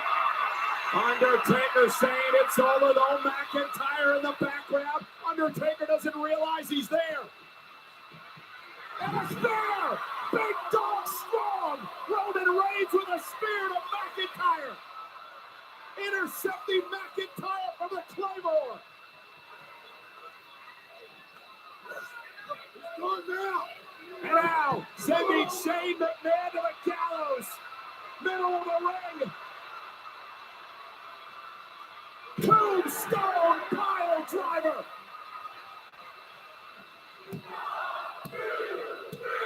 He said the dead man's done. Here are your winners. The Team of Roman Reigns. and The Undertaker. Corey, I cannot remember when The Undertaker has looked that damn good. An incredibly dominant performance by The Undertaker, as well as his partner for the first time ever, the big dog Roman Reigns. McIntyre and McMahon felt the wrath tonight of the dead man and the fury of the big dog. Look at this show of respect between Roman Reigns and The Undertaker.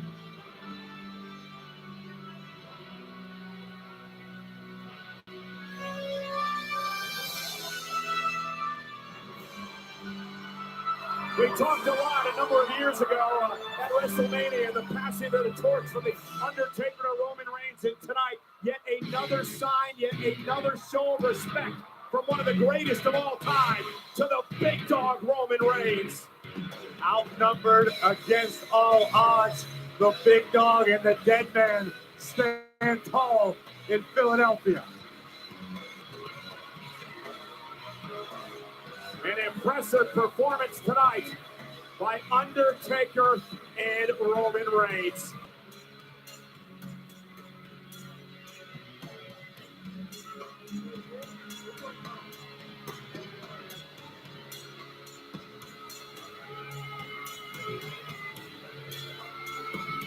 And Roman Reigns gives up the ring to the legend as we take another look at some of the action in this no-holds-barred match. Shane McMahon willing to go to outrageous lengths to put The Undertaker down.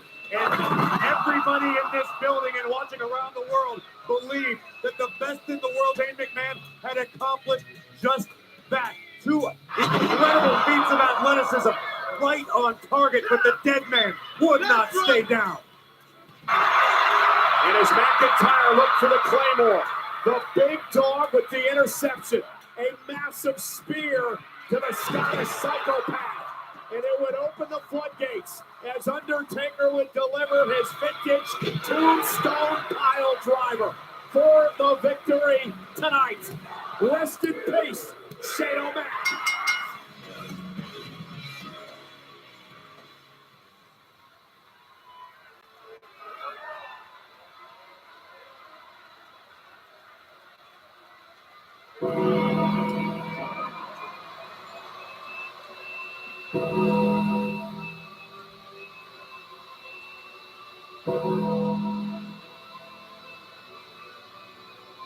There's only one man who has stood the test of time.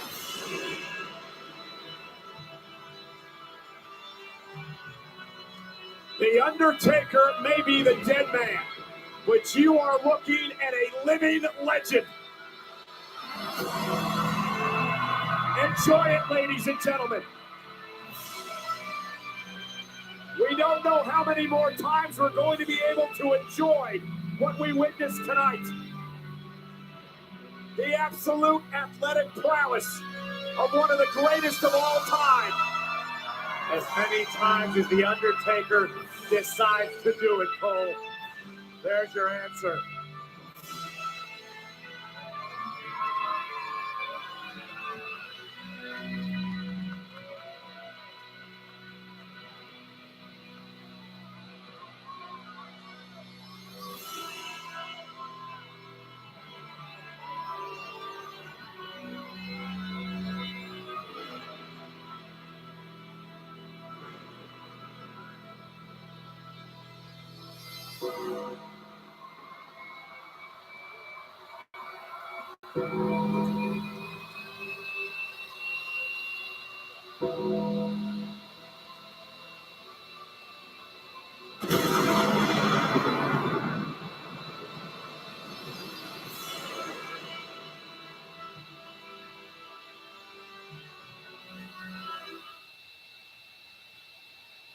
Diamond Dallas Page is back and he's jacked.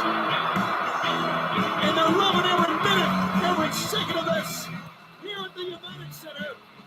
Oh, almost there. Here we go. We saw it earlier. The Battle Warriors. Kill that music. Where do we get these jacked up monkeys from? Wait a minute, I see we got the Battle Dome boys in the house. DOA. Trying to make a name for yourselves. Trying to get yourself on a highly rated show, I guess. The front row tickets. Bubba King, the one that Well, runs if his you're mouth. trying to press somebody, I got some other guys who would like you to be impressed with too. Let's get some of my brothers out here. Man, the Battle I Dome got some guys. boys who will help me do this right with you right now. You want to get on? I haven't been this excited. Let's since bring the out Irish the showed up. buff, the stuff. Yeah. Let's bring the cat. He's calling But out. let's bring out the dog. Look at this. Wow. The cat and the dog. They scribbling. Rick Steiner is back. You ain't got nothing. It's These fuckers been running their mouth on their show on that Battle Dome. So now it's time to pay up, right? We started to show up. Make a little bit of noise out there. Michael Odell, former Mr. Universe from Battle Dome. He is a warrior. Make no mistake about it. T-Money right there in the blue jacket. Now let me tell you about your low-budget karate stars something. Low budget? I want to tell you something to make your ass cross that rail, and I'll beat the hell out of all 5 of you chumps. Is that a challenge? Well, they're going to come over the rail. Security! Well, the kid wants him over the rail. You know, Dallas, you made a little mistake when you said the Battle Dome boys were here. To me, it looks like a bunch of Battle Dome. What? Off the TV critic.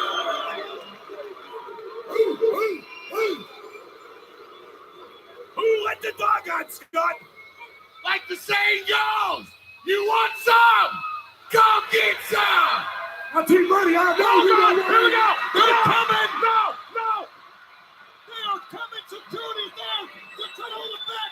God, T-Money is after Rick Steiner! Come on, dog! FaceTime, cat! Make these guys famous! They come into our world! Show them the way out of our world! Let's break it down! Bubba got to the ring! Good God, there's Odell! Odell's on the broadcast table! T-Money!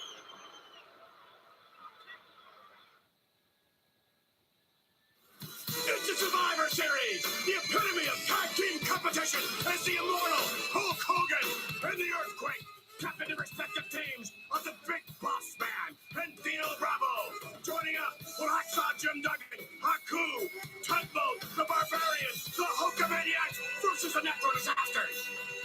Team captains, the American Dream, Dusty Rhodes, and the $1 Million Man, Ted DiBiase, join up with Coco Beware and a mystery partner, along with the Anvil, Greg Amber Valentine, Bret Hart, the Honky Tonk Man, the Dream Team versus the $1 Million Team. Team captains Nikolai Volkov and Sergeant Slaughter. Join up with Tito Santana, Boris Zuko, Bushwhacker Butch, Sato, Bushwhacker Luke and Tanaka, Dipsy Alliance versus the Mercenaries. Jake the Snake Roberts and the model Rick Martel captain the respective teams of the Superfly, the Warlord, Marty Jannetty, the Mighty Hercules, Shawn Michaels, Paul Roma, the Vipers versus the Visionaries. World Wrestling Federation Champion, the Ultimate Warrior, and Mr. Perfect, lead team members, Texas Tornado, Crush, along with Animal, Axe, Hawk, Smash, it's the Warriors versus the Perfect Team. It's the Survivor Series.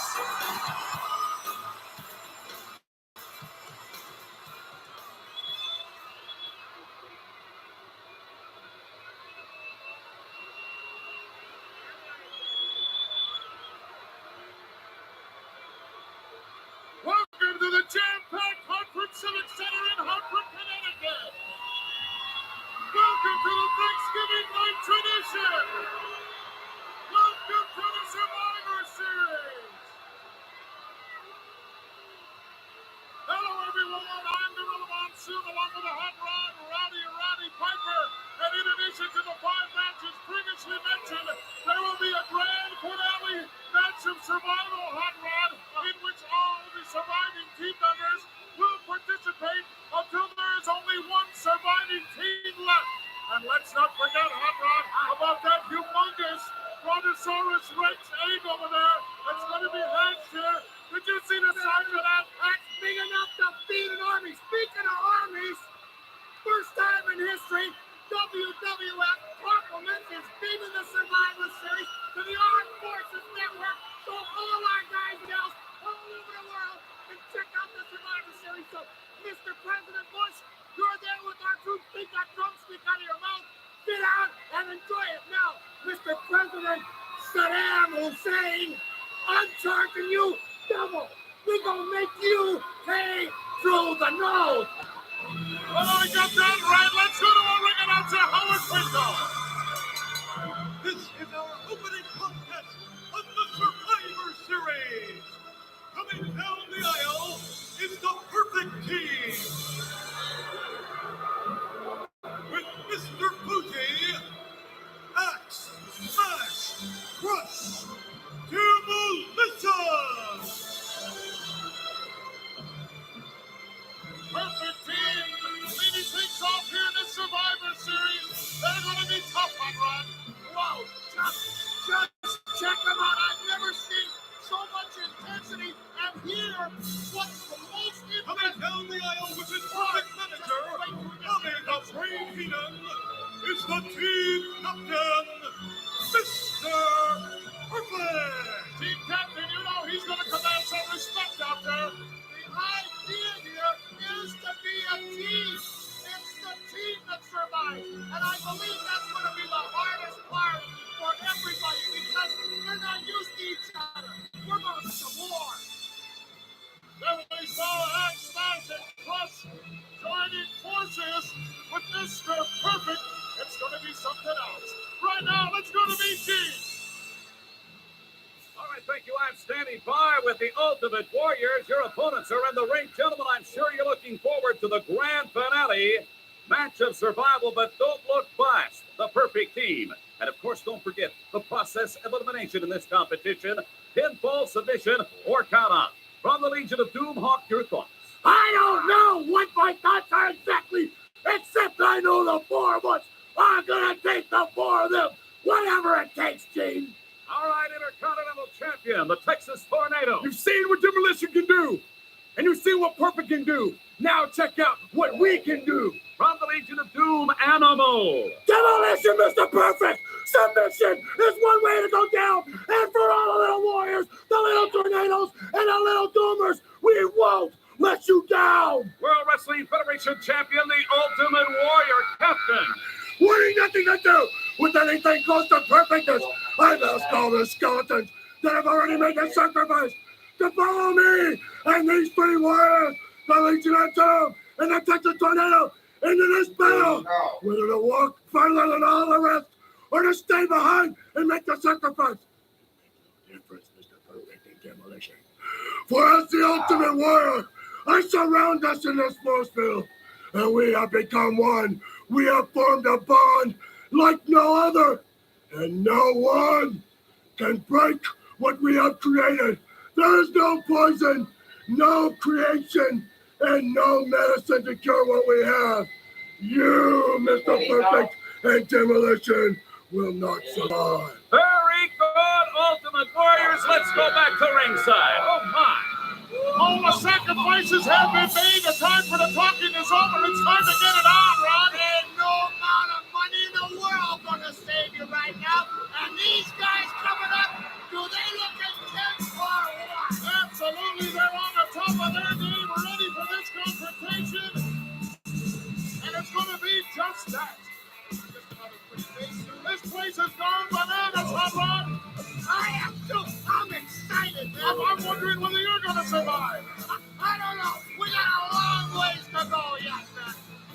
Got a long ways. Check these guys out of the ring. Of course, we got Fuji. There's Fuji.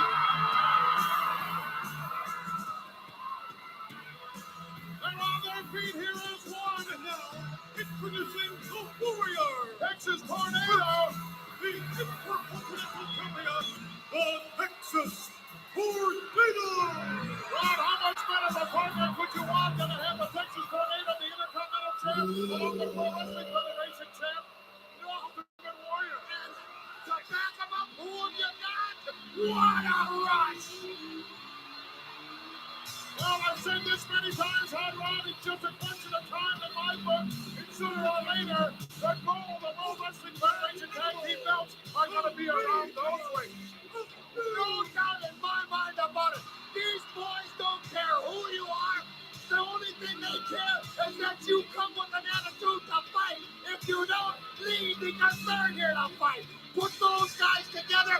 What an ultimate team you have. What a rush. What I love it. Let's have a good time. You folks at home, sit down, eat your sandwiches, and let us do the fighting.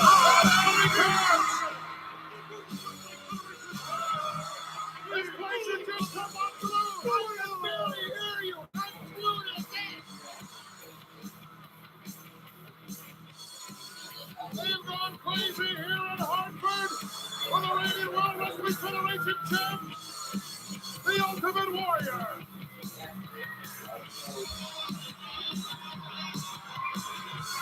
The only electricity you can come in with the night. These people are nice. Everybody in this building is wondering what team is going to be the survivor. I see Mr. Perfect taking a little corner there. Is that how you're going to survive, Mr. Perfect? I guess he figures he's the captain. He doesn't have to start things off, Rod. Oh, I just like being the boss, right? No. That's absolutely. MMA today. Stepped right out of there. Look at the look of intensity on the face of the Ultimate Warrior. Oof. I'd like to meet that guy. I did it with my lunch one day. It's one of the reasons I retired, Rod. Now, I wonder how they're figuring out who is going to start. Right now, you can see everybody checking everybody out. They're trying to figure out somebody's going to have to get out, and two guys are going to have to remain in. And it's a real particular time right now. You want to check it out. You don't want to make any mistakes. So that's real. Right from the beginning, you don't. No, sir. It's real analytical right now. It looks like they're messing around, but there's a lot of thinking going on there. Oh, we're on their way. All right. Animal didn't want to waste any time, did he? Not a bit. They have picked the subject. The subject of today's seminar will be Mr. Demolition. What? Oh, right into the corner to his body. Smash getting pummeled here. Yeah, I bought him off. Irish whip in, look out. Mistake made, the head went down and cost him. All our seasoned pros, you cannot afford to make one illegal. Oh, just a half count, almost got him. Gonna take a lot more than that to put him away. Oh, yeah. Too early in the match to catch a pin, I believe. All men too strong, too smart. Team captain now, Mr. Perfect in there, wailing away. As the brain, you can bet he's giving some coaching over there, Hot Rod. The brain is doing, there's a lot of money at stake for the brain here. And as much as I don't like the boom, you gotta give him credit. He's got it all together. Oh, beautiful power slam. Oh, man. Atomic drop coming up, yes. Inverted atomic drop. They're cleaning house.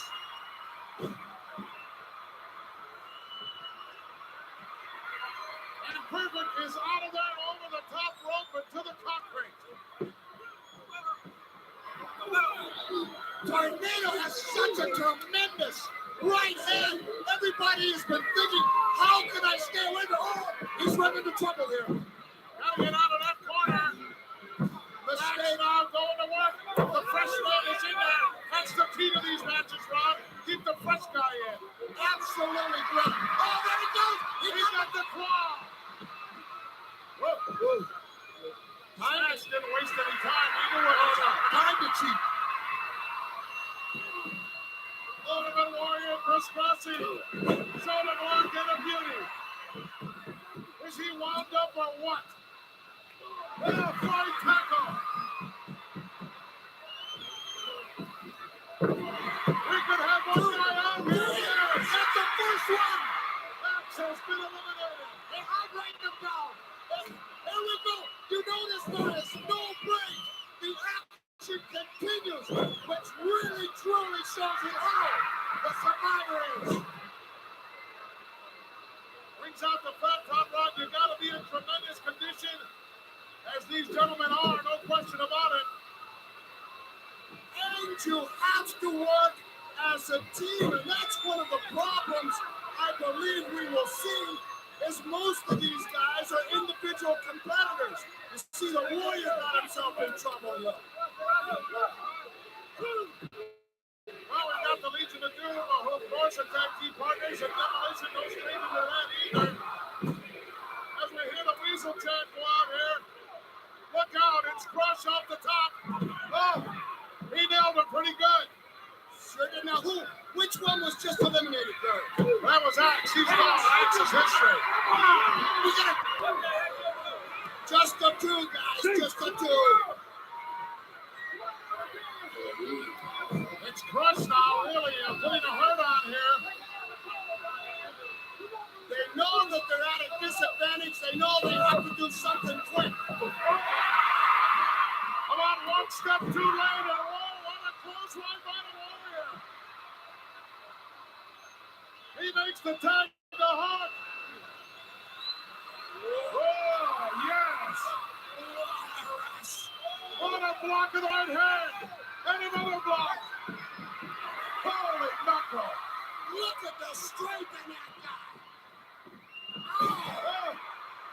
Cover him, cover him. Go for the cover. Oh, he's having too much fun, Hot Rod. He's a survivor. Mr. Perfect about to go for the ride now. Yes. He tried to make a reversal, but couldn't hold on to it. Irish whip coming up now. Whoa, did he hit hard? Rammed that shoulder right into the steel post. He might have broken. That's the hardest I've ever seen a post hit. I don't think there was a legal tag made there. They are going to go to work on Hawk now. Hawk is hurt bad. He hurt his shoulder bad. These guys know just what to do, and they are going to be unmerciful now. Well, they've already cut the ring in half for him, Rod. Going to keep him on their side, although he's over the neutral corner right now. Look at those shots by Mr. Perfect.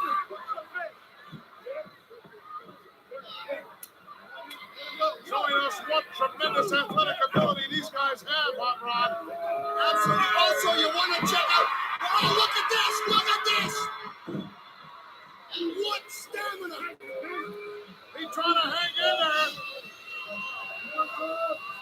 When you look across the ring and you realize how far your partners are away. A couple of feet never looked so far. Oh, beautiful close line by the Hawk. Oh, that's where he should have made the tag right there. Should have made that tag, but he's into it.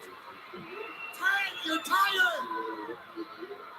Smash in trouble, got nailed down right in the esophagus.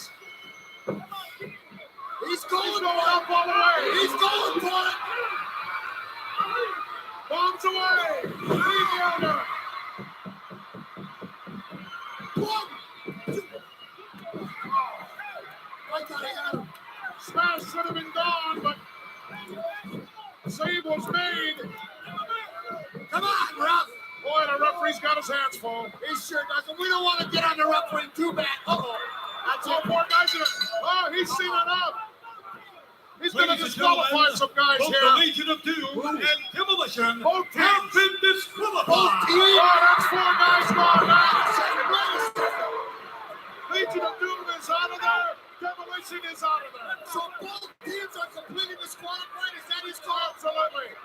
All right. Both members of Legion of Doom are gone, and both remaining members of Demolition are gone. I'm writing it down. It's getting ugly already now. Well, it's 2 against 1 now, Hot Rod. So now, who's in the ring for Ultimate Warrior, Texas Tornado against Mr. Perfect. There goes Animal, he's not happy. This might be a lot of fun, huh? Of course, Bootsy could help out here if you want to give it a Weasel. All he needs is a shine wide low on that butt. Warrior says, let me have it.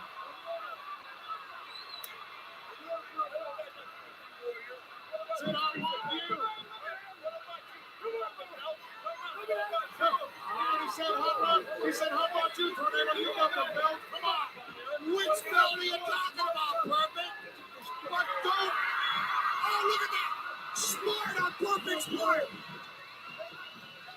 Intercontinental champion against former Intercontinental champion.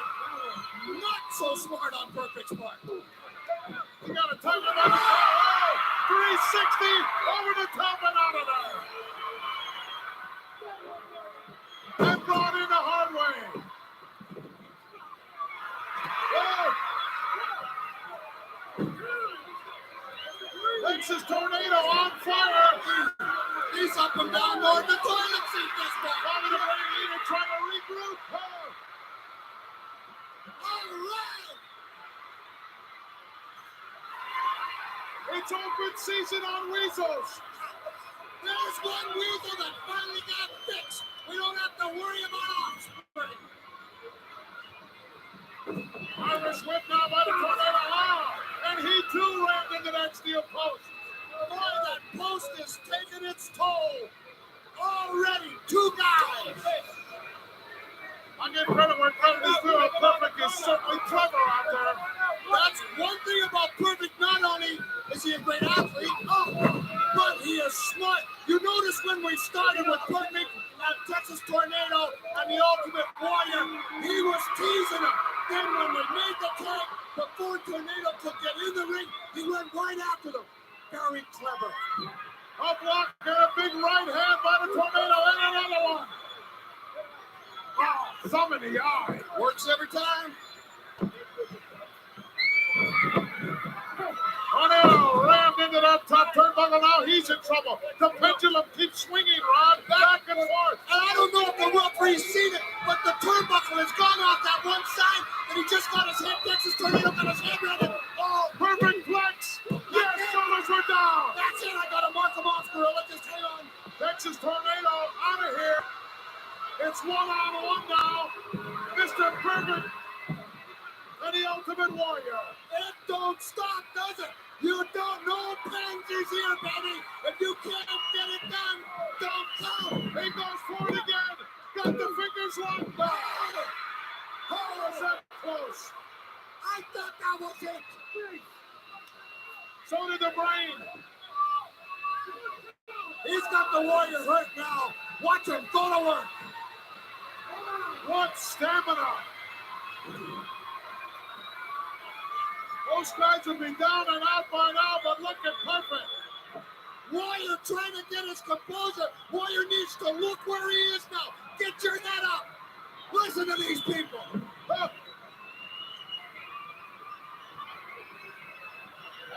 Look out. Perfect, a drop kick and a beauty. Right in a kisser. 1, 2. Move. Close, but no cigar. No, sir. No smoking here. He is relentless. Mr. Perfect constantly stalking. He's hurt as well. Pumpkinhead, is he ever? He's limping. Ultimate Warrior's down. Now, let's see who can survive. Let's see who's got the guts. Who's got that intestinal fortitude. The referee was cautioning. I'm not sure what that was for. Well, you know, the Brain's not above jumping in there, Hot Rod. Brain's not above anything. He's below a snake's belly. Listen to the chant going out here from this capacity crowd here in Hartford. It's for the Warrior. If this don't get it for you, nothing will. Hartford is coming alive. Man, this is just the first match. Whoa.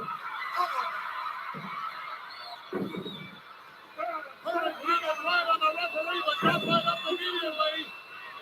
You got him. Surviving is what it's all about. There's so much heat here that doggone eggs in match. It's level heads anytime we go nowhere. The thermometer is rising. There's Pumpkinhead. There's the Warrior. Come on, man. Warrior looks down and out, Hot Rod. He's taking quite a bit of punishment here. He's got so much intensity. He burns so much energy. When he gets hurt, it is hard for him. But he will not quit. Roundhouse reversal and retaliation by the Ultimate Warrior. He's starting to get that adrenaline flowing. Oh, the legs are going. If the legs work, probably the rest of the body does. Exchanging right hands now, but the Warrior with the upper hand. What a close one. And another one. And a third. Wow, is he on fire? Ultimate Warrior flying tackle. 1, 2, he got it. I lost my pencil. I lost my shirt. He got it. Ultimate Warrior, the surviving team. Ultimate Warrior. Has worked his way to the grand finale, Rod. The idea here, how do you become a survivor? You need to be a leftover. It's Thanksgiving. Take a look. Unbelievable, they're on their feet here as one. As this capacity crowd salutes the World Wrestling Federation reigning champion, the Ultimate Warrior.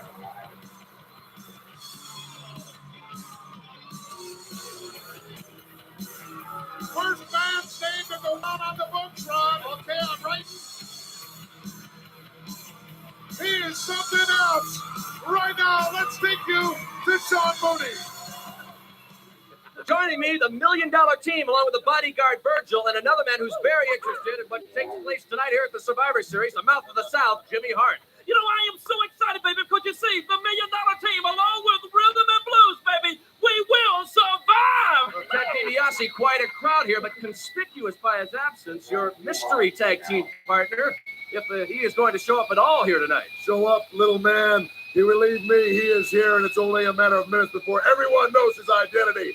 As usual, the $1 Million Man has done things in grand fashion, and I promise this to be a big, very big surprise. And as for you, man, Coco Beware, you're just one more bird that's going to be plucked and stuffed this Thanksgiving Day. And the Hart Foundation, you're on your way to Heartbreak Hotel via Rhythm and Blues. And last but not least, you, Dusty Rhodes, will be where I always have said you'll be, on your hands and knees, begging, humble before the $1 Million Man. But there'll be no mercy tonight, because tonight, only the strong survive. $1 Million Team set to take on the Dream Team. Let's go back out to the arena floor. Gorilla. Well, $1 Million Man obviously made some money talk, Hot Rod. Boy, he spread some around. He can make money talk and the rest does walk. Oh, do you hear that song? Here he comes. Oh, they're going to go crazy here. They need a polka dots. Here is the captain of the team, the American Queen. Hot Rod, I see you got it marked out on your little pad there. Ultimate Warrior, first man to reach the grand finale match of Survival. Absolutely not. Here, what you need to know is you work for your money. If you want to survive this now, the Ultimate Warrior has to come back as part of, again, 2 teams to find out, again, what team is going to be the sole surviving team. What an ovation for this team. I need to say something and give credit where credit's due to Bret Hart. Bret Hart just yesterday losing his own brother, and he asked me to dedicate this match to Dean, his brother. There's a true competitor and a wonderful man. Kicks up $1 Million Team. We love you, man. First, with their manager, Colonel Jimmy Hart, here are Rhythm and Blues. Take a look at Boxcar. Well, let's see now. Michael Jackson was asking $2.50 an album. How much does most Rhythm and Blues are taking an album? They probably got 3-4 cents for that one they sold. Did you get a good look at the Hawkettes? Boy, weren't they lovely. One of them was big enough to be baby with that age. There he comes, team captain. Introducing the Along team with his captain, dudes. with his bodyguard Virgil, the self-professed $1 million champion, Ted DiBiase. I understand, Hot Rod, that he offered some heavy bonus money for all the members that made it to the grand finale. You should have seen DiBiase back in the locker room. He was trying to hand out $100 bills. before. Everybody's got a price for the $1 million man. So without further ado, I will introduce to you now my mystery partner, led to the ring by his manager, Brother Love, weighing in at 320 pounds from Death Valley. I give you The Undertaker. The Undertaker, the mystery partner, is now revealed. I never heard of him. Oh, take Holy cow! Look at the size of that ham hock. Check out them drumsticks, baby. 320 pounds, looks to be 6'9", 6'10", somewhere in that neighborhood, Rod. 6'10"? I don't know. It's hard to tell from here. Holy cow! And look at the look on the face. You think it's his coffee? Doesn't look like he's having a good time. You think he'd steal the gold out of your team? There's only supposed to be 4 members on a team. This guy makes 4.5, maybe 5. Look at them eyes. We need a little night time there, Bill. Hey, Buckaroo. Yeah, look at him. Ew, he doesn't look friendly at all. Nasty look. Ew. Ew. Well, this one, I'm already exhausted, man. This is just the second fight. Now, here they are, picking partners. You got the Hearts and Rhodes and Coco got to be just trying to figure out what's going on here. Guys, does The Undertaker wrestle with all that gear on? I don't think so. I don't know. I've never seen the guy before. We'll find out very shortly here. Just some guy they dug up someplace, huh? Oh, sorry. There it is. Oh, he towers over everyone. Well, the Hitman didn't have any bones about getting in there. He sure. Oh, what a power move by The Undertaker. Oh, so let's be realistic, Hot Rod. The Hitman, with his excellence of execution, doesn't have to fear anybody. Absolutely not. The Hitman is one of the best ever. Here's Neidhart now. Neidhart can move anything. Scooped him up like a little baby. Now, check it out. Yeah, okay, Coco, go for it. Coco's the kind of guy that'll just go for it. Oh, gee. Well, Coco did the right thing, trying to use that speed and agility that he has, but he got outsmarted. Outsmarted and outstripped. Look at this. Hang on to him like a sack of wow. He just got nailed with a tombstone. What is it? I think it's a tombstone, and it's over. It's over for that guy. It sure was a tombstone. Holy guacamole. Boy, did he write an epitaph for Coco. These guys, the Hearts and Rhodes rather, are going to have to really start analyzing what they got. When you got a big guy like this, you got to go for the pins. That's it, Brett. Come on, baby. Undertaker's expression has never changed, Hot Rod, since the match started. Well, he got excited there, he tagged. I don't know why he tagged. He didn't have to.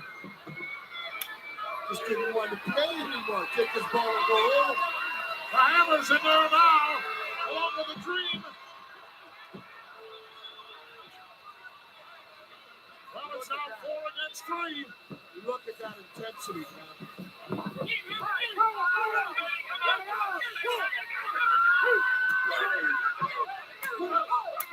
Well, retaliation.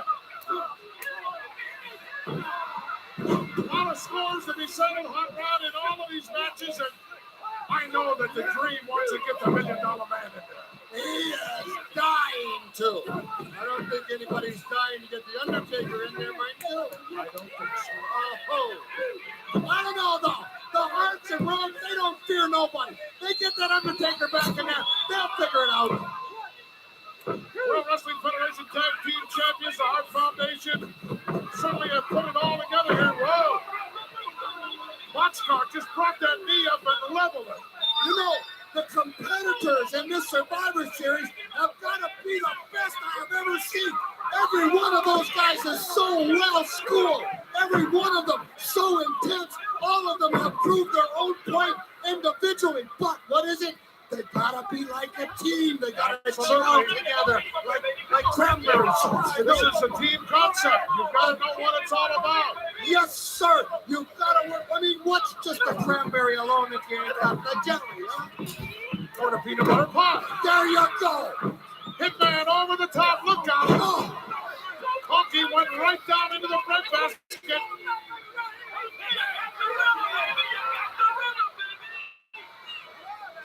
Just wasted a couple of valuable seconds there with that little move. Look out. Right into the arms of the anvil. Power slam. Honky. Brett, that was for deep. Now they're getting their timing together, man. They're Honky's getting down. We're back to 3 against 3. Anvil needs to get over there and make a tag. Oh, give him to the dream, Anvil. Give him to the dream. They're really coming on. The Dream Team has really got their stuff together now. There it is. All right. Look at them go. Come on, baby. Go get him, Destiny.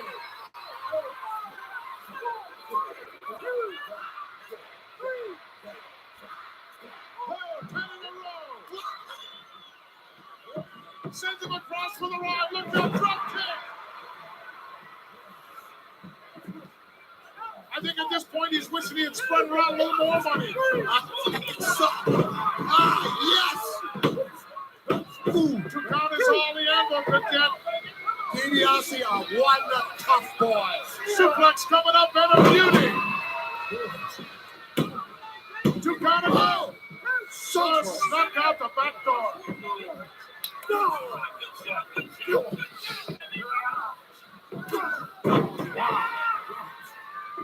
Look out! Oh, look at that! Virgil, the Stooge over there, grabbed the leg. Referee obviously didn't see that, Hard. This is a Survivor Series. It ain't time for crybabies. Bret Hart ain't crying over nothing, man. He's total, man. Don't get it, Bret.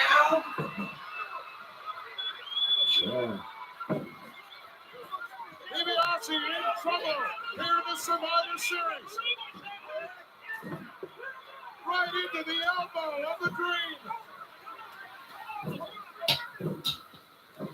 They know now they got a rally going. They know they need to score a point now. Well, kind of, I don't know, Ron. It looks a little unfair to me that Stooge out there, the bodyguard Virgil, and you also got Brother Love. Brother Love is out there weighing a few extra pounds. He obviously hasn't heard the blowaway diet. And the Colonel, let's not forget about him. The Colonel, the Dream Team's got Dream Team's got so much going against them right now, including this fellow here. Awesome is the only word I can think to describe this Undertaker. I think it should work. Use them. I don't think so. But I will try to do. Look at that. Just looking to hurt people, are you?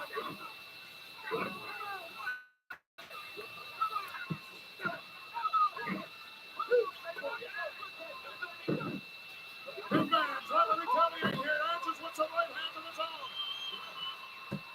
Oh, look at this. Inverted atomic drop, well executed. He nailed him.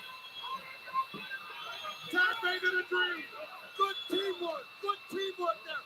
Nice crisp tags. Good teamwork. That's what's going to make you survive in this series.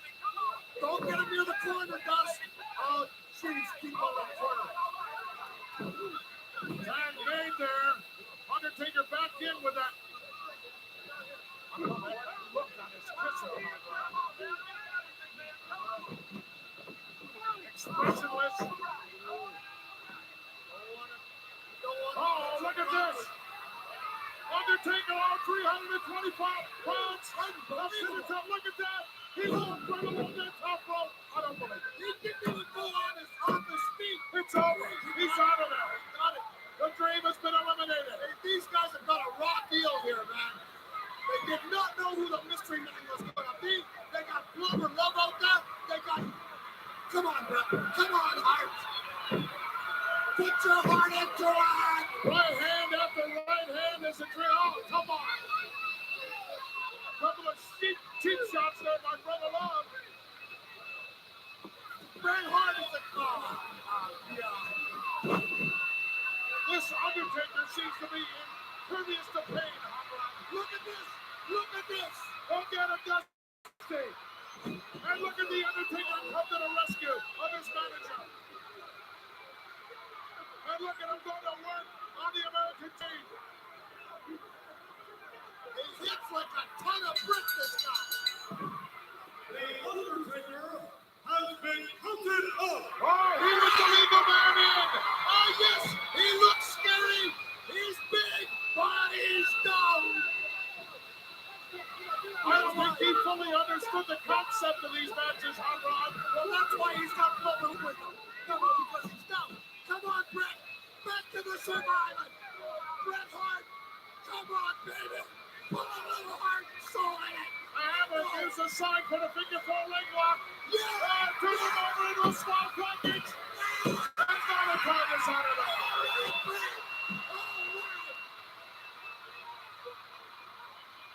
You're out of there. You're out of there, Valentine. He's gone. Go, Bret. Another atomic drop, yes! Yes! Over the top and down goes the $1 Million Man! Oh, look at that move! What a move! The count is on! The count is on for him! Counting away, we can hear the referee counting!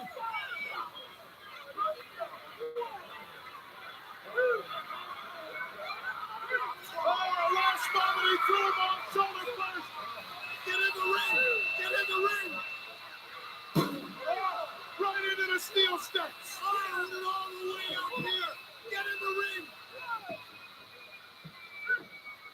With 6 count. Come on, Bret. Turn it on. Nobody left the tag on either team. It's all up to these two. It's time to survive. All right, Bret. We love you, baby. Hitman going to work methodically here on the $1 Million Man. He's got to go for the pinnacle.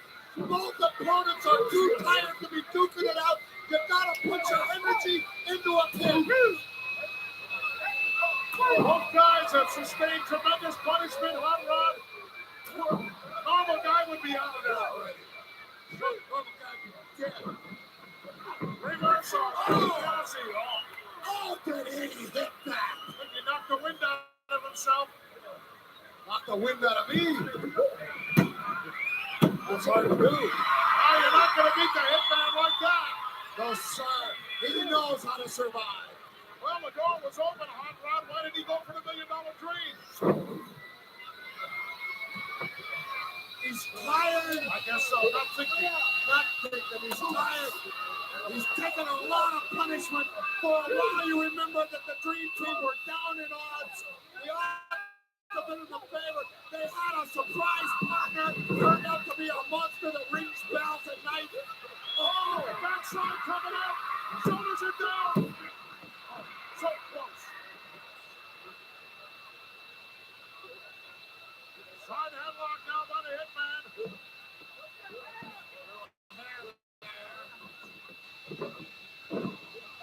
Tripped right over him. I think he hurt him a lot. He blew on his knee. He blew it right off. He blew on his knee and he tripped over DiBiase's. What happened? Referee just asked him if he wanted to continue. He was playing push-up. He was playing push-up. Brilliant. A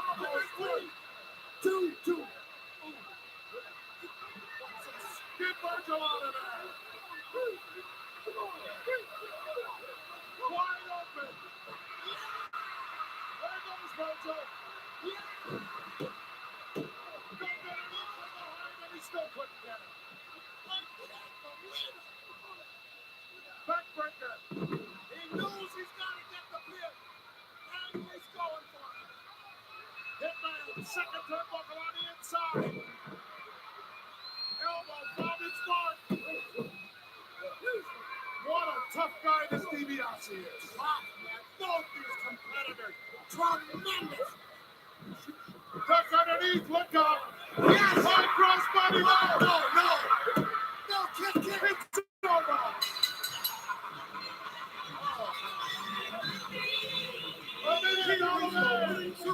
DiBiase has advanced to the ground finale. The match of survival. Everybody's gonna pay. Look at the look on the face of the Hitman. Let's go back and take a look at some of that action, boy. There was so much of it, Hot Rod. Well, you gotta check out Bret Hart. He really gave everything he had. One of the best competitors I've ever seen. Here we go. Check out the replay. Bret having him on a real run here. Look at this. Reversal. Here goes Bret into. That's the clothesline. Tyler knows where he's at. Nice crossbody block, but no victim. Carries DiBiase over. And what do we have? On the tree, we have a survivor. And you will be one. All right, I'm standing by with the Vipers. Captain Jake the Snake Roberts were in the shower. I assume that's more comfortable for Damien. Nice and wet in here. Your opponents tonight, the Visionaries. Remember, this is team competition, but the way I see it, Jake, a lot of individual battle. The way you see it, brother, you're talking about survivors. That's the key word. These men have both survived the scars of time, man. You think about it, this man is love killed. Because power and glory snapped the knee, but he survived. He's back here. He stood through time. This man here, you look at him, you could have wrote it better in stone, man. This man has the scars of time written all over his face. And he, Rick Martel, as you can well see, I've stood the test too. Remember this, though, you're not leading lambs to the slaughter. You're not giving the Christians to the lions, man. And one thing's for sure, brother, you're not taking no cherries. You think you are, just rattle this tree and see if old Damien don't fall out on you. All right, I thank you very much. I'm going to tell you the truth, guys. I'm a bit nervous, but the Vipers are ready for the Survivor Series. Gorilla, Ronnie, let's get back to you. Vipers are fired up, Hot Rod. They are fired up. The Vipers, whoa, baby. Ready. Did you see the eye? Did you see the eye on Jake, Hot Rod? Hey, you got to talk guts there, huh? I mean, after what we all, while we could talk, yes. You know, this is directly against Dustin Shoulders that he's doing this, Hot Rod. I know. What does that say on my tail's button there? I didn't get to see it. My tail is the model, right? Gets all those women, probably gets as many women as Peter Townsend. Power and Louis. Laura Glory, Hercules, and Paul Roma. Boy, have they come a long way here in the World Wrestling Federation since coming under the tutelage of the Slickster. Oh, take a look. What you say? What an awesome figure he is. On the hook, 330, baby. No fat. Except in the bead. Except where? In the bead. Oh, between the ears. Between the ears. Oh, okay, I got you. We got about, 95% fat. Yeah. Oh. Listen to them. They're getting on their feet now. All right. It's the team of the...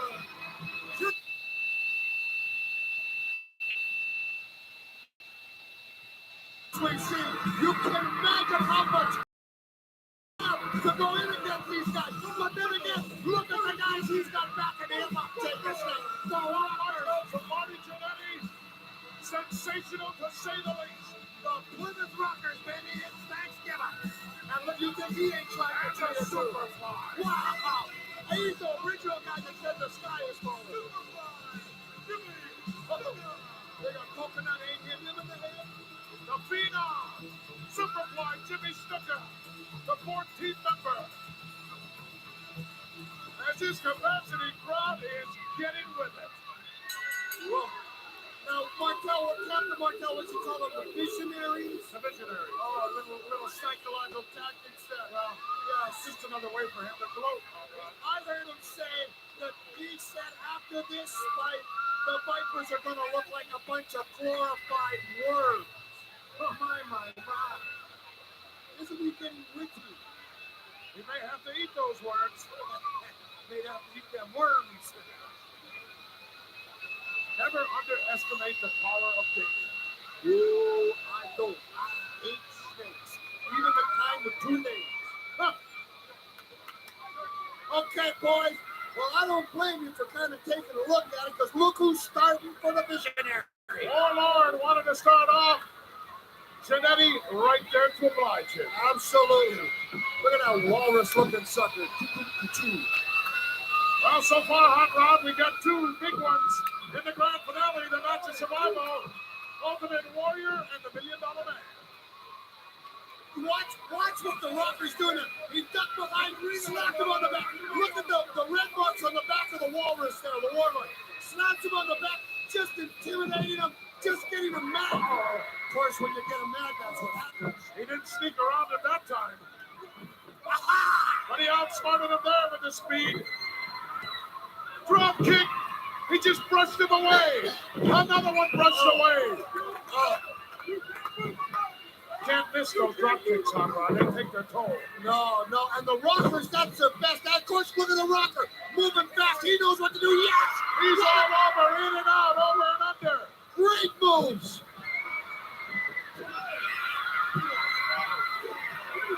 Oh! Marty wanted to welcome everyone to Survivor Series. There he goes. He's knowing that. Yeah! What a team. There's teamwork. One of the greatest teams in this, definitely what I believe the greatest team of the 90s, the Rockers. And that is the whole key, Hot Rod, that team conception. We know what the Rockers can do. We know what Power and Glory can do, but how is Jake the Snake and how is the Phenom Superfly Jimmy Snuka going to melt into that? That is the problem in this Survivor Series. Oh, nicely done. Whoa! Oh, beautiful maneuvers. He caught him with a hip lock and another drop kick right in the butt. What athletes these are. Gotta be the greatest athletes in the world right there. Look at that beautiful tag to Jake. Go, Jake. Go. He almost had it. I guess Martel got out of there. Boy, did he bail out in a hurry. What's wrong, Rick? I thought the Vipers were just a bunch of glorified worms.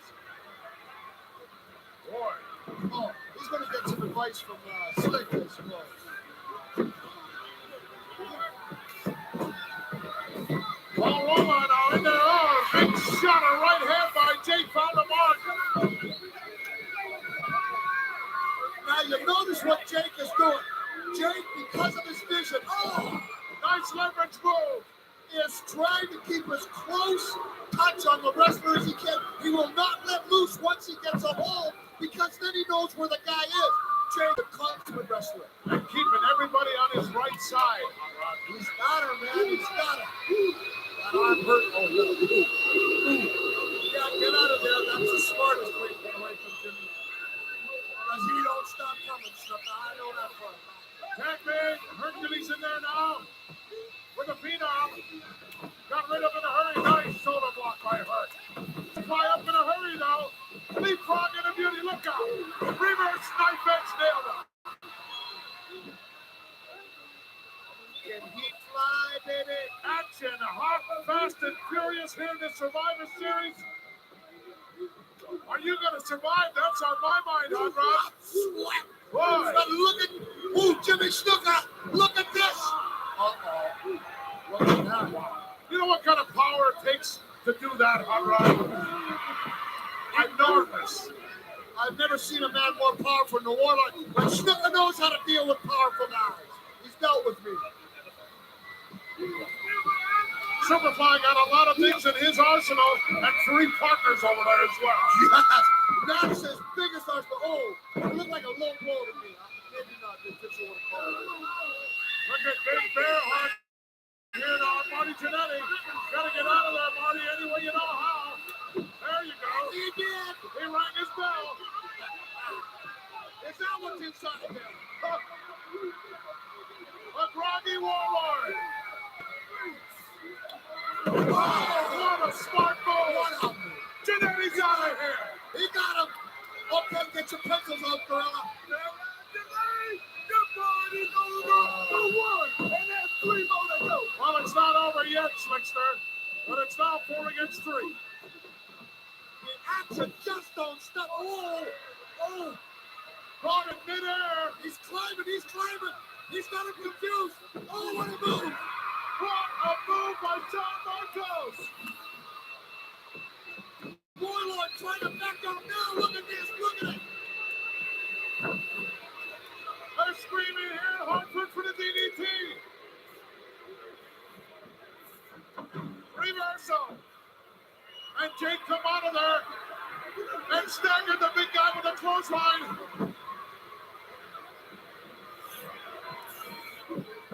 Oh, nice reversal now by the Warlord. Whoa, right on the chin. They can't knock this guy down. Yes, now that'll do it. Tag made. No, too close. Smart on the part of the Rockers. The first thing the Rocker did when he got in, he covered him. Why? Because that's how you survive. Name of the game. Right on the back of the head. Right on the external occipital protuberance, Rod. And in the head, he caught him too. The back, yeah. Now here, power and glory. Again, I said the Rockers were the team of the 90s. Look at the size of that foot.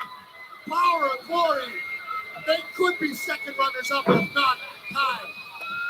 Well, they have certainly put it all together here. Look at that! Oh, forget about it! Oh, baby, we're at 32,000. Please just sit down, relax, have a cocktail. One of the highest backdrops I've ever seen. Get your people flying out. He kicked out! He kicked out! It was only a 2 count. Oh, mercy! Hurt with all that power unloaded now. The tag made to the model. Drops a knee into the sternum over for the cover. Hooks the leg now. Couldn't get it. Model thinks he's so smart. The model being the captain to stay out of the ring. Mulkey, you notice he always tags when somebody is down. He never tags when Jake is in there. Well, that's why he's the captain. I guess so. He does have some brains, I guess. Oh, look, belongs in a beauty parlor is where he belongs. And there's what caused all the trouble, that arrogance. Cutting hair. That humongous atomizer just about put the snake out for good. And it's about to smell. Talk about walking by a second. Oh, talk about. Oh, he's hurt back. Upside down in the corner, hit that lower lumbar area. In real trouble now, Shawn Michaels. Oh, no. What a nonchalant attitude there on Martel. Martel, just a real piece of work. Oh, yes! Yes! That's the thanks you're giving. Shawn Michaels trying to figure out where his side is now. He found it. All right. Superfly in there, going to work on a model. Oh, what a reverse knife edge by Jimmy. Another big backdrop. Turn the Superfly loose. As we look over the shoulder of the Slickster. He didn't look too happy there. Didn't look happy. He got him, he got him. Whoa, no. Talk about athletes. Left the back door wide open, and the model came out of there. Reversal. There's where Superfly's at his best now. Oh, no. He had a handful of heights. He had a handful of heights. The referee didn't see it. He didn't see it, and life goes on. Life goes on. And check it out. It ain't everything it's cracked up to be as a Martel.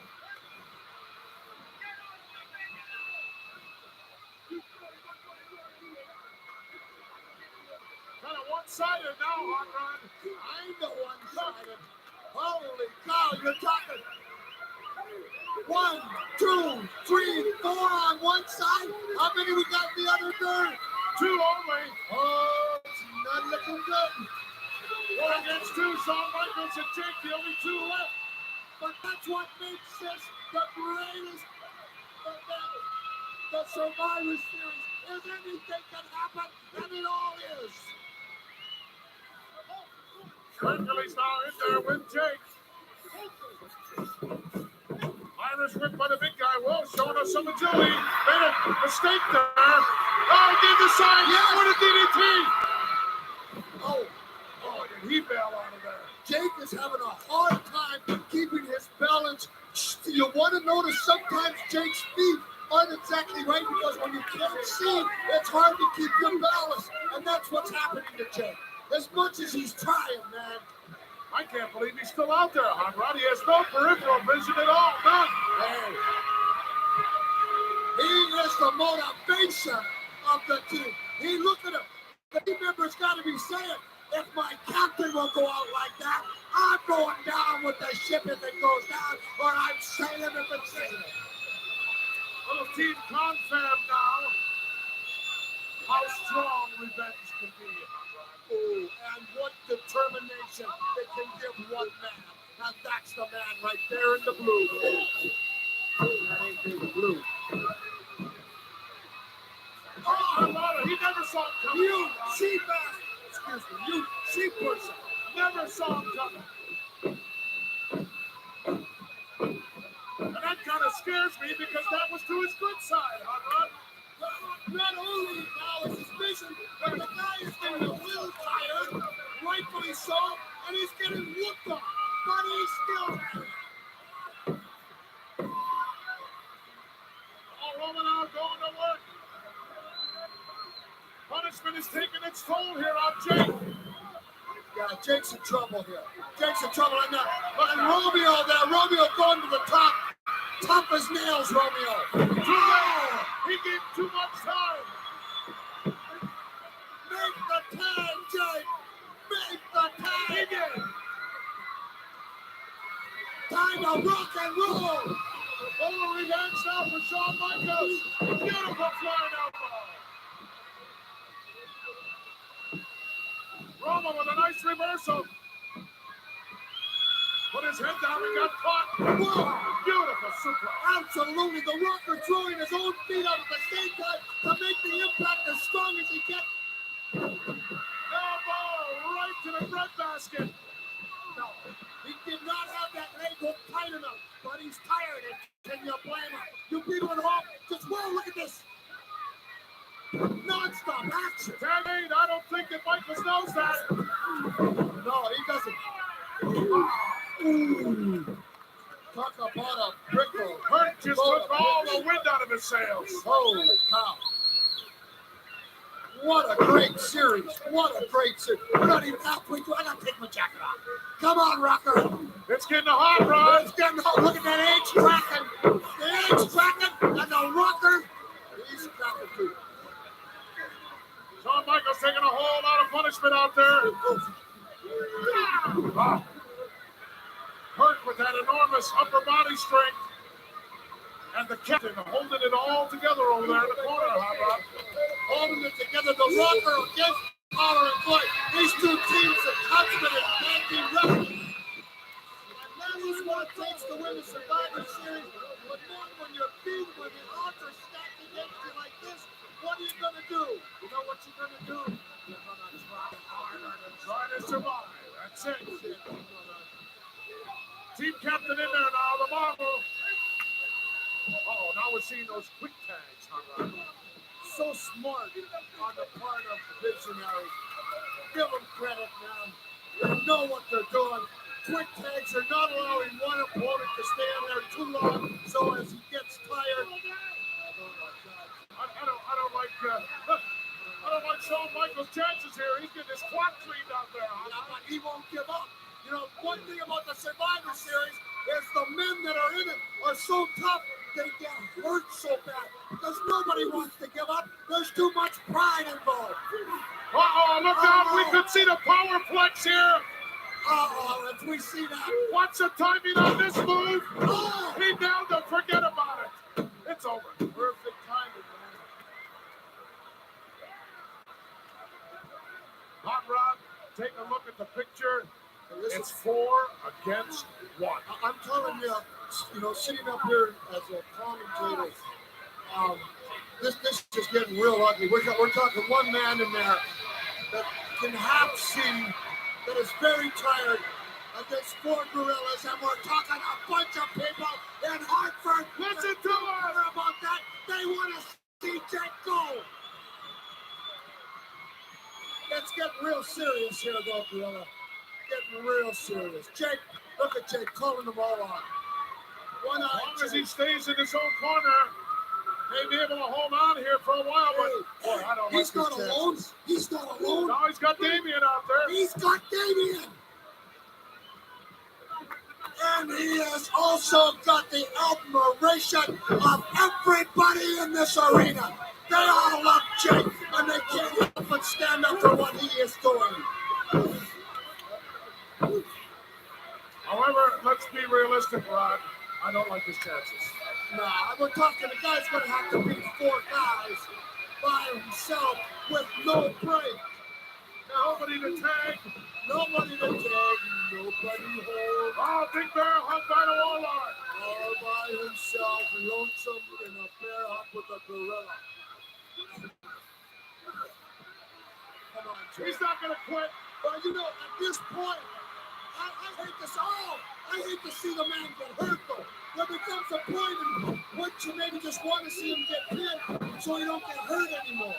Well, you'll have to pin him because he's not going to quit. Oh, he's too much. Oh, look at this. DDT. Yes. He nailed the big guy. Yes. Oh, look at Martel. Did he get him? No, Jake saw it coming. He turned his head, Hot Rod. All right. But the referee didn't see any of that. He's got a partner. He's got a partner. Can you blame him? Not a bit out. Look at Martel scared to death. And Jake right on his tail. Hobbling, limping, but still going after him. Martel, you coward, you did the least in there. You're running.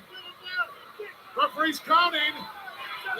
Warlord, of course, the legal man in the ring, and Jake the Snake. 9. He's out. I don't think he was worried about being counted out, Hot Rod. He wanted to see someone out. Jake the Snake Roberts has been counted out. Therefore, the winning survivors are the entire team of the Visionaries. Wow, the entire team of the Visionaries have made it to grand finale. Including the model, of course, the whole team. The first time in the history of the Survivor Series that an entire team has made it. Martel would be there, but right now he's running down Main Street, Hartford. Whole team made it. Wow. Saturday, January 19th. It's the Royal Rumble. 30 men, each one for himself. Every man out for himself. No friends in this one, only foes. It's all coming your way. Saturday, January 19th. What a way to start off 1991. Started off with the Royal Rumble. Give me a towel. I'm dying. Hot Rod, I haven't done nothing. These guys are great. Royal Rumble. These guys are here as a team to survive. In the Royal Rumble, it's every dog face for himself. Every man for himself. No friends, Hot Rod, only foes. Whoa. Are you going to survive? That's the question. I'm trying. Hot Rod may survive this Survivor Series, but right now, we're going to take you to another colleague. Let's go to Sean Mooney. I love it. These are the Hulkamaniacs that set to lead them into battle as their captain, Hulk Hogan. Well, you know something, brother? Me and all my little holsters, we've been surviving around the WWF for quite some time now, little dude. And you know, now that the whole world is in a state of confusion, and especially the WWF is turning topsy-turvy, this is our chance to prove that the board dynamics of the training and the prayers, the vitamins, and believing in yourself will make you a survivor in any situation, man. You know, first off, dudes, I've assembled the baddest team of Hulkamaniacs I could possibly find. I saw Jim Duggan with a 2x4. It's a deadly weapon in itself. In the big tugboat, brother, he's just like the USS Missouri, man. Watching all my little holsters back. And when you're in a Survivor Series, dudes, sometimes there are no rules, man. But this time, the big boss man is going to be laying down all the law and order, brothers. I've been a survivor all my life, and tonight will be no different. And when this thing's all said and done, and it's all over, Bobby Heenan, we're going to see if you can survive. Well, about it, tugboat. You know it, boss man, because the old tugboat is just like the Battleship Missouri, brother. He's loaded. He's ready for battle, brother. He's got the Hulkamaniacs backs covered, and it's just like out the wild. Only the strong survive. That's right. It's Turkey Day. It's Survivor Series. Everybody's all excited. The hair on the back of the neck standing up. The blood's pumping through the heart. And there's a reason these yellow ribbons are on the 2x4. Tell them about it, Hulkster. You know, that's right, tough guy. The first thing in our sights is we've got our focuses on winning the Survivor Series and proving that the Hulkamaniacs can't survive, brother. But the reason we're also here is we're dedicating this match to all the men and women all over the world who are all Hulkamaniacs, man, serving and fighting for our country, but especially the men and the women over there in the Middle East right now, brother. They're hanging on and fighting for all of us, brother. And as far as I'm concerned, President Bush, as soon as the Survivor Series is over and me and my Hulkamaniacs prove that we are really survivors, if you need extra little heavy artillery or if you need any kind of help, brother, we volunteer our services, man. And as far as I'm concerned, Saddam Hussein, what you gonna do when my team of survivors runs wild on you? All right, back to you, Gorilla. Hulkster making that dedication to all our armed forces over there in the Virgin Gulf as part of Desert Shield. What better way to give thanks? You feel a rumble? I certainly do. Ladies and gentlemen, Baby Huey. introducing the natural disasters. First, with manager Jimmy Hart, the team captain, Earthquake. Well, Hot Rod, the ledger looks kind of heavy for the grand finale so far. It's only the Ultimate Warrior on one side and 5 on the other side, Hot Rod. It's like, according to my book, we got DiBiase, Martel, Power, and Glory, and the Warlord on one side, and on the other side, we got the Warrior. Well, it's not over yet, Hot Rod. It's not over yet, but mercy, Miss Person. Another member of the Heenan family, Haku, and what a handful he is, Hot Rod. That's a big family, huh? Well, ugly family too, huh? Barbarian, antlers and all. Inbred family. The Barbarian.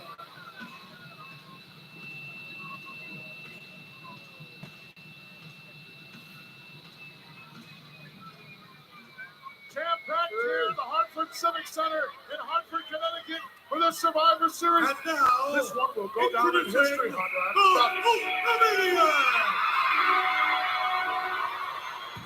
Batten down the hatches.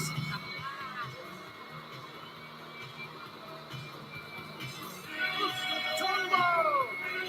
You psyched or what?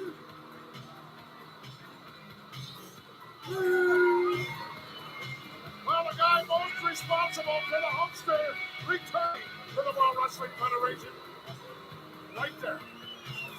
An inspiration.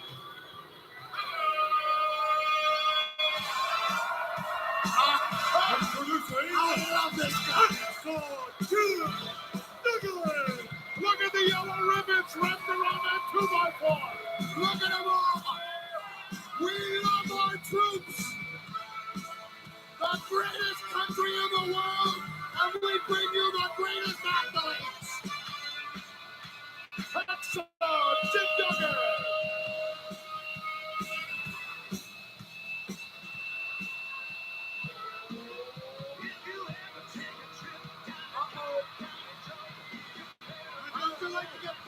speed with him.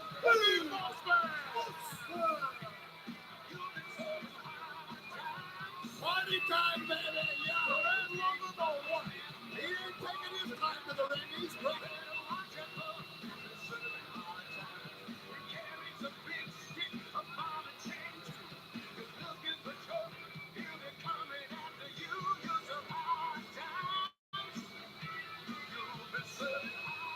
They're on their feet here already, Hot Rod. Uh-oh.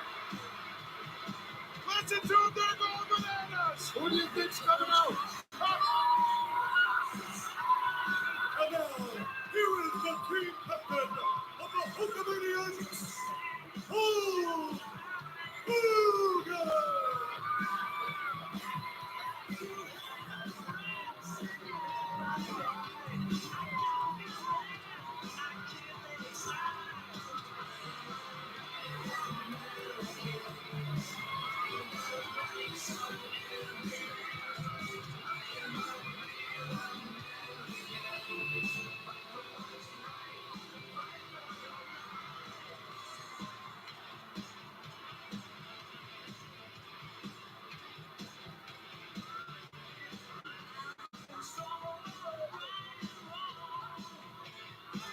Who said Hulkamania was dead?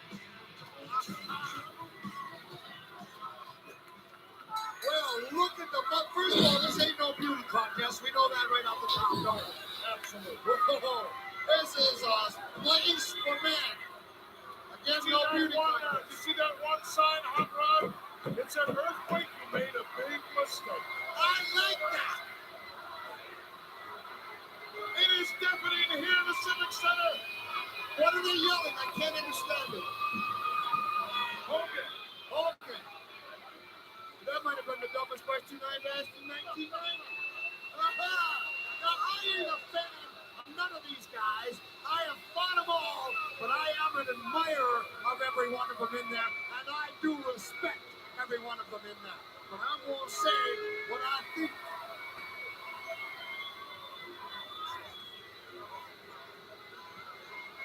Once again, Hot Rod, let me just remind you that the grand finale that's going to wrap up this entire Survivor Series, the match of survival, right now things don't look too hot for the Warriors. Well, you know, in breaking it down, this match here may determine who really is going to survive. If we get enough guys on one team, it's going to get ridiculous. You can't expect any one man. If supposing, let's just take a look at the action here for a second. There's some going right to it. Everybody's so psyched. Well, two hotheads in there right now. Two hardheads for that matter. Look at this. Oh, now duck underneath those jaws. Clotheslines a couple of beauties. By Hacksaw. Talk about a real American. The Hulkster really surrounded himself with some guys. Holy trouble. But then again, you got to give it to the other team. I mean, this is probably the most evenly matched surviving teams here. Irish whip now by the big guy. Haku lucky to get out of that. Look at the weasel screaming at Haku. You know, these men have to be careful when to start the match, not to make any wasted moves. They're coming in, they are so hyped and so psyched that they're just going for it.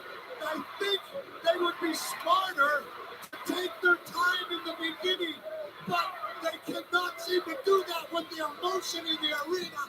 They're coming so strong, a lot of them are making errors. Great observation, Howard. We saw the brain trust moments ago, and now the big boss man in there now. Going to work on Haku. Hulkster yet to make an appearance in this match. Nice drop kick by the big 300 pounder. So what do you suppose would happen if Hulkster and Earthquake just happened to get in there? There will be some shaking. Holy cow already! One down. Hey, it don't stop, baby. This ain't football. There ain't no whistles. The only whistles is to that pretty chick down there. Haku has been eliminated. Whoa! Big Boss Man on a roll here. Oh, look at Heenan.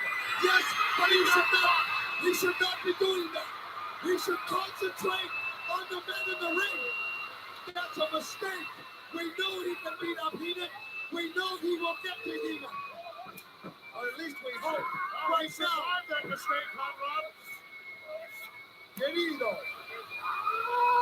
Suplex and a beauty by the Barbarian.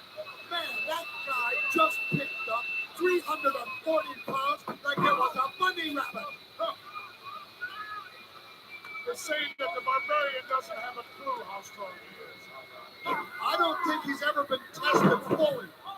That's why I say these two teams here, I think, are the best match teams. Just measuring the Big Boss Man now. He measured him for too long. Yes, great, Guerrero. What he did again. Being a big man, you should not try to get on the ropes and do aerial maneuvers like the Rockers. The Rockers can get away with it because they're fast. Zigzag drop and a beauty. These big guys aren't fast. They can't get up there as fast. They give their opponents too much time to think. Another quick tag made and still yet another one, and this time for the earthquake. Double clothesline. Yes, they nailed him with it. The earthquake, everything he does hurts. Even looking at that ugly mug. Got Hacksaw trapped in the corner, no place to go. There's the old buttocks, bro. Oh, that was a mistake. Well, we're wasting our time there now. Again, with the big man gorilla, what do? You go after the pins, the wheels, the knees, boys. Just stunned him a little bit, didn't move him too much. Hacksaw tries it again, same result. Oh, did you see that? The Colonel pulled the top rope down. I hate to see that when you got prize fight right in front of the referee, too. It's chaos here. Oh, he's going to get DQ'd, though. Wouldn't surprise me, a disqualification isn't on here. Referee's telling him he's out of there. He lost it. He lost it. You know, you cannot take sides here. That was a... Oh, look at this. It's Hulkster and the earthquake. They're on their feet in unison here in Hartford. Look at the Hulkster go. Taking on all three.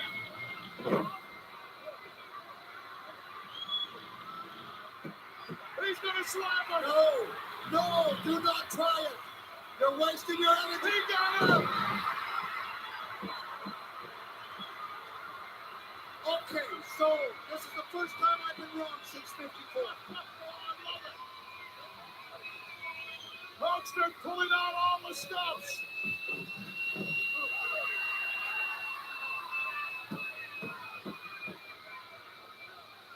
Again, an observation, Gorilla.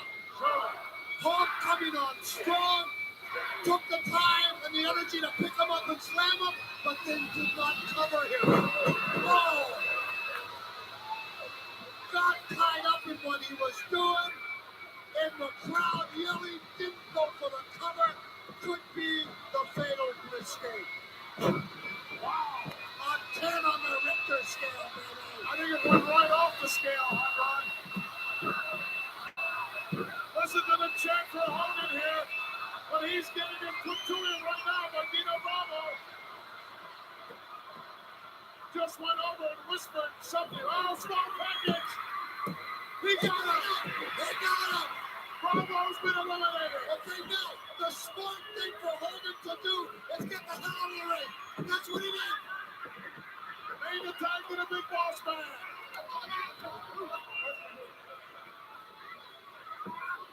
Hogan's almost as smart as Roddy Piper. Oh, come on, Boss Man. Boss Man going up to the top. Look out! Oh, he got pointed in. Do you believe that? I don't believe it.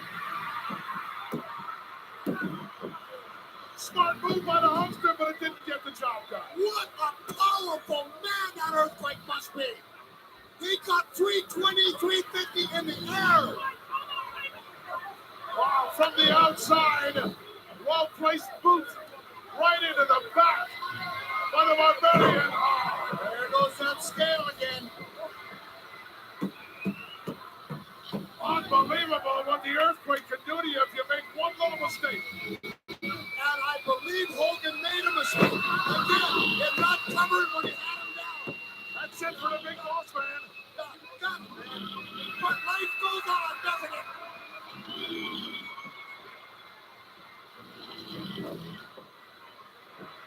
Huckster now the only one left on his team, Hot Rod. No, still got Tugboat. No, he's still got Tugboat. So what is the score here? We're talking what? 2-2 here. Wow. Hadn't seen Tugboat in so long, and he was still out there. Clothesline by the Huckster. Now, it may be just, don't do it. Oh, that's dumb, man. That's dumb. I think that was not wrong. It was dumb to try it the first time. It was dumb to try it the second time. He's trying it a third time. Okay. And it could be fatal. Wow, he survived that move. He sure, I mean, it is easy to sit back and criticize, I realize. But we're talking consummate professionals. We're talking the major leagues of professional wrestling. And we're talking survival. If you're going to survive. Oh, Huckster just out of there at the last split second. Get up! Come on, boys! Survive! Huckster looking over at Tugboat. He knows which direction he's got to go. Now, they may have done the smart thing, the Hulkamanians. Maybe they were saving Tugboat to be the freshman if they get in trouble like this. There's the tag.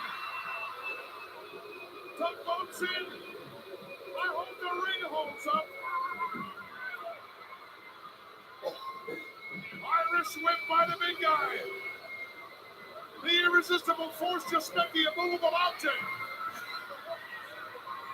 Oh, Huckster from the outside. Action has left the ring and gone to the arena floor. It's chaos right now.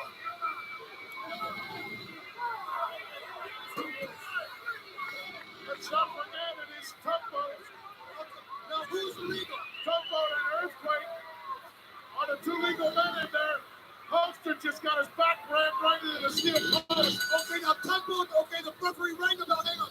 Both Earthquake and Tugboat have been counted out. They're gone. They're gone. All right, so who do we got? Life continues. Let's go. Oh, what a warthog looking son of a gun. Look at that rolling face. Upset the Colonel. All that's left now, Barbarian and the Huckster. Barbarian ain't wasting no time. Barbarian relatively fresh at this point, and the Huckster in a whole lot of trouble.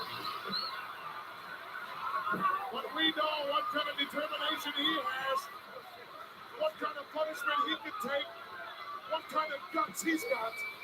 A lot of guts, but I don't think any more guts than anybody in this is. I don't think you can total the amount of guts we got in this building today. Barbarian now just measuring the Huckster. Yes, you see the Barbarian just as powerful as Earthquake in a different way, plus a little more agile. Pile driver coming up. Can he get him? No, he didn't get that full frontal. No, but what he did get was both knees. Oh, no, it's a two. That's not only. Both knees hit Hogan's shoulders on the way down. And that itself, baby, will draw that. Well, that's not what he wanted to do, though. He was going for the cranium, baby. Look out. Double clothesline. Who's going to get up from that one? Referee counting both men. There goes the count.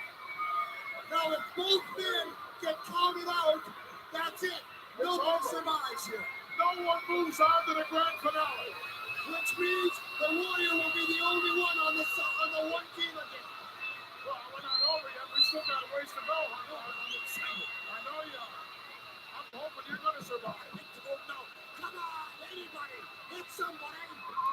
Whoa. Talk about taking instructions, well. Barbarian now gone to the outside. He can do things off of that top rope, even with that 300 pounds plus. Hulkster doesn't have a clue where he is. No, you got to turn around. Pumpkin's going to turn around. Wow, what a clothesline. That's it. I think it's over. Oh, all right. Oh, yeah.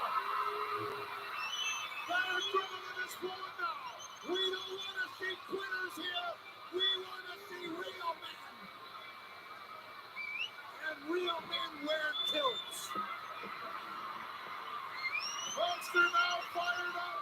Definitely doing a bit of shit. When he gets that way, when that adrenaline starts flowing, I don't care what you do to him, you're not going to hurt him. It ain't going to hurt. No pain. A big move right into kissing Barbarian now. Hulkster off the ropes, the big leg, yes. Put it in the book.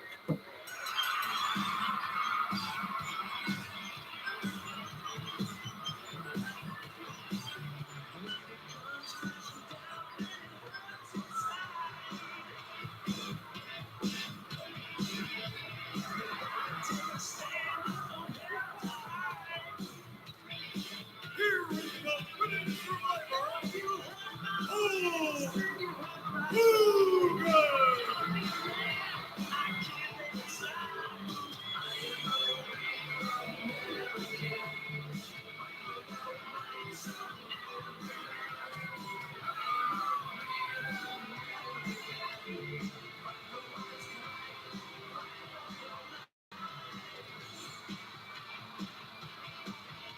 Hulkamania is indeed alive and well. Yes, but hey, don't waste your time, Holden. Get out of there, baby, because you got to come back. Hulkster now has made it to the grand finale, the match of survival. He and the Ultimate Warrior. But on the opposite side, we've got the $1 Million Man, Sidney DiBiase, the model Rick Martel, Power and Glory, Herc and Roma, and the Warlord. It's 5 against 2. It's still looking ugly. Looking real ugly. Hey, but President Bush, how would you like us to send all these guys over there? Not that our troops can't handle it, but they could just take a break. Because nobody kicks sand in the face of America. Hulkster making good on his dedication. This win dedicated to the men and women of our armed forces in the Persian Gulf, all part. I have a niece over there, my friend, Samantha, and I love you, Samantha. They're going crazy here in Hartford. Hulkamania is indeed alive and well. Saturday, January 19th, 1991. 30 men, every man for himself. The Royal Rumble, only on pay-per-view. And Hot Rod, yes, unlike this match that's involved in teams, this is every man for himself. Yes, it is. Right now, let's go to meet Gene Okerlund. All right, ladies and gentlemen, here in Hartford tonight at the Survivor Series, please welcome my guest, the Macho King, Randy Savage.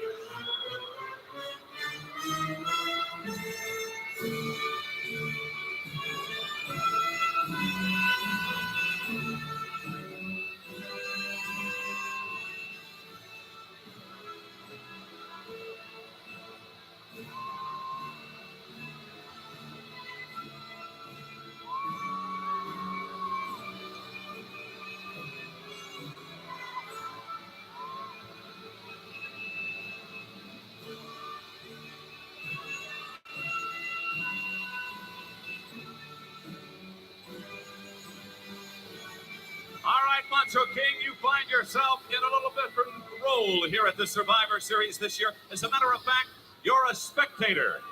And I know for a fact you sat down and had that big Thanksgiving turkey with all of the trimmings, the dressing, the mashed potatoes, the sweet potatoes. You're a pretty contented man right now. You don't know anything about the Macho King, Mean Gene Okerlund. And if you don't realize that I'm the once and future World Wrestling Federation champion, then I'm just going to have to say that you're one of the biggest turkeys of all time. But the Ultimate Warrior is going to be the ultimate turkey when I take that title back. And that's my title, understand? I understand to a point, Macho King. But one thing I recall just a couple of months ago, you wouldn't soil your hands. You let a woman do your dirty work when sensational Queen Sherry went on the Brother Love Show and insulted the Ultimate Warrior time and time again. Unbelievably wrong you are. Yeah. Not once, not twice, but 3 times. Sensational Queen Sherry slapped the Ultimate Chicken. Yeah. The Ultimate Chicken. That's right. That's awfully strong. And he is going to be the ultimate loser. Yeah. There was no response. And he was in a state of shock because he realizes that the Macho King Andy Savage is going to take his title back, and there is nothing that he can do about it. That's right. Just a second. Macho King, I recall after sensational Queen Sherry hit the Ultimate Warrior, he went looking for you, and you were nowhere to be found. He's not looking in the right places. Just tonight, I am scooping him out, but I don't see anything special. I am the special one in the World Wrestling Federation. Past, present, and future. Yesterday, today, and tomorrow. I am the greatest superstar ever to step into the head squared circle. And Gene Okerlund don't bet against me. All right. I'm not above asking you a final question. After you have stated your claim, Macho King, where do we go from here? Well, after I proved to everyone all around the world who is the best, that I may just retire me, Gene Okerlund, because I have more than proven that the Macho King is number 1. Dig it? I probably do, but I get the feeling that maybe 15 or 18,000 don't take it. Well, let me tell you something. When the time comes that my championship hands touch the Ultimate Warrior, you'll realize it. Oh, yeah.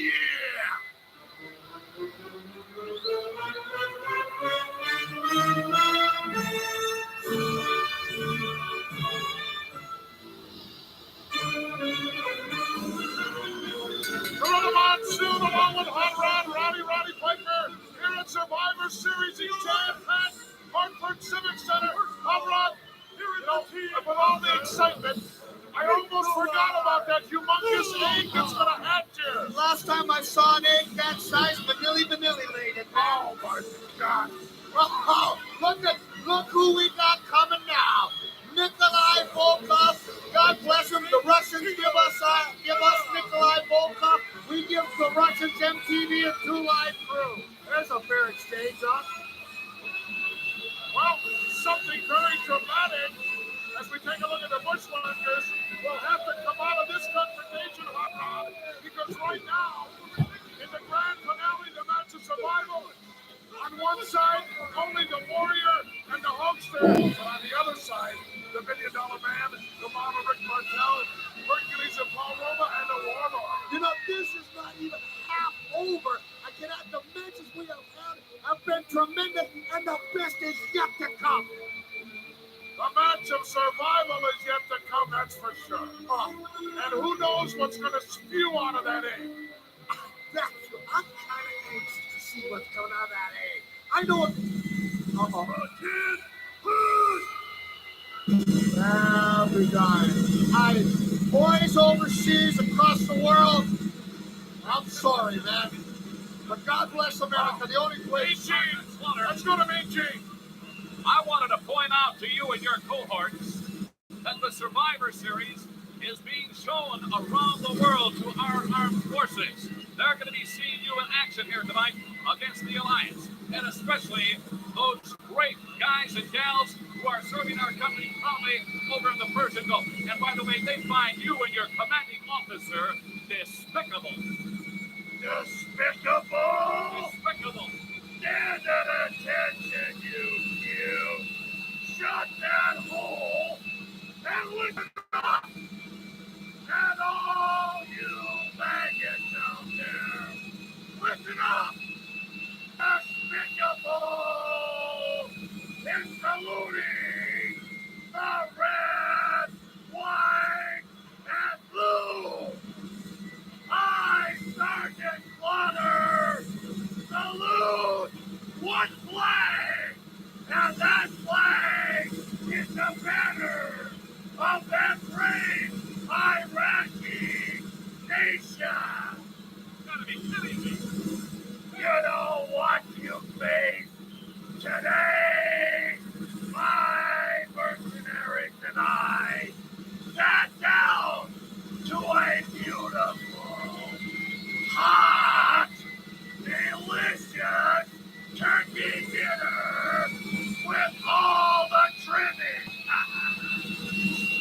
And we didn't have to worry about what any desert spies away from the table. And we didn't have the smell of camel dung in the air when we chewed our food and swallowed it. But best of all, we didn't have any sand in our pumpkin pie.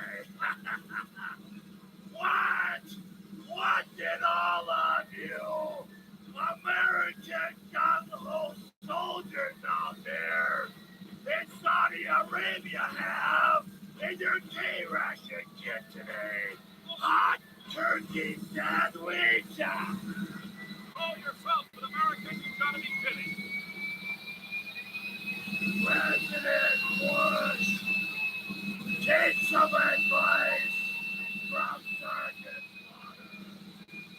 Before you send your troops into battle against President Saddam Hussein, always think twice because the Iraqi army soldiers is just like the mercenaries and Sergeant Slaughter. We take no prisoners, and we are survivors. And back that order, there's a What a despicable piece of garbage. Thank you. You know why you got kicked out of the service? For saying Shazam too much. He likes that place so much, why doesn't he go there and stay there? If he's so tough.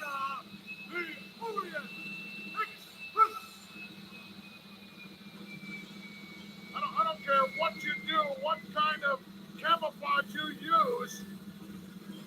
I don't think it's going to help. Hey, I'll tell you, if these boys don't finish him off, I'm grabbing his butt. I'm going to take him over to the Persian Gulf and let our troops have a go at him. Let's see what kind of drill sergeant he is. You're nothing but a pig. You hang around with pigs, and you ain't got enough guts to eat a can of K-rations. I would rather eat K-rations than eat turkey with you, you pig. These guys belong out of there. You Rock, settle down, relax. Settle down, Hot Rod. He'll get his, don't worry, he'll get his. I can't handle this. I want you to survive this event, Hot Rod. All right, let's get Okay, let's get back to what we're doing here. Morris and Sukov, right now. Boy, you can get a man.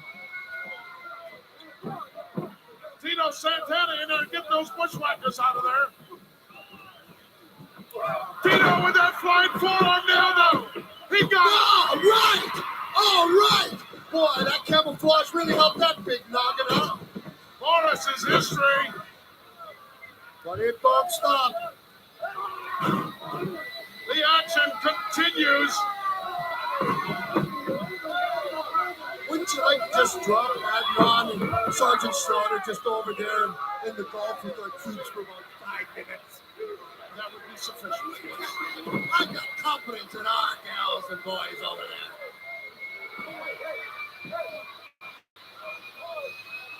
Tito wide open. Reverse pressing kick, but he nailed his own partner. Very uncharacteristic of the Orient Express. Bushwhackers. Whoa! All right, they have a good time no matter where they are and what they're doing. They love the bushwhackers, and they don't mind using their head to get ahead. And then, whoa! This one's going fast. Oh, Slaughter! Why do you see much confidence on that kiss? Are you a little irregular, Slaughter? Are you a little constipated? Let's see, one on the side. We got how many? 1, 2, 3, 4. Oh, beautiful move. And he's gone. Both Orient Express are going to Hey, check it out. Look at the sides here. There's Slaughter, and there's 4. 4 against 1. Not very good odds. All right.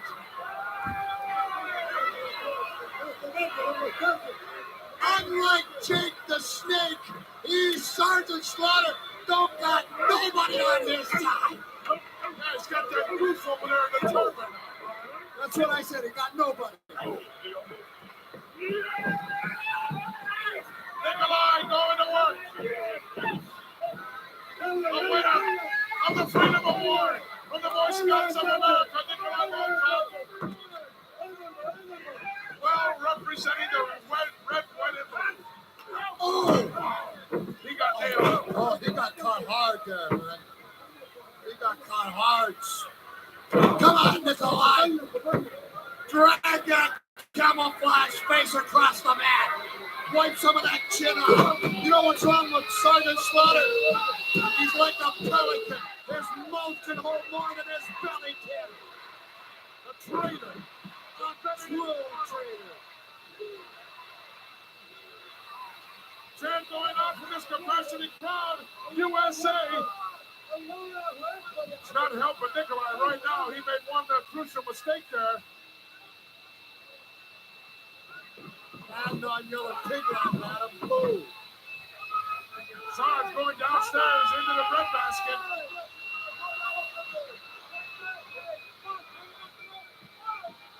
Notice how he's staying right out there near the middle. Yeah, Slaughter needs, technically, to really use the ring to his advantage. Needs to cut the ring off, concentrate on one man only, get the man hurt, and pin him quickly. Speed is of the most importance for Sergeant Slaughter right now. May I just call him Two-Face? Well, I don't like Nikolai rammed headfirst into that top turnbuckle. Oh, that shouldn't hit Nikolai. Slaughter took all the starch out of the big guy with that clothesline a few moments ago. Yeah, he cut Nikolai real hard, real solid with that clothesline. Again, I hate to say it, man, but you got to give credit.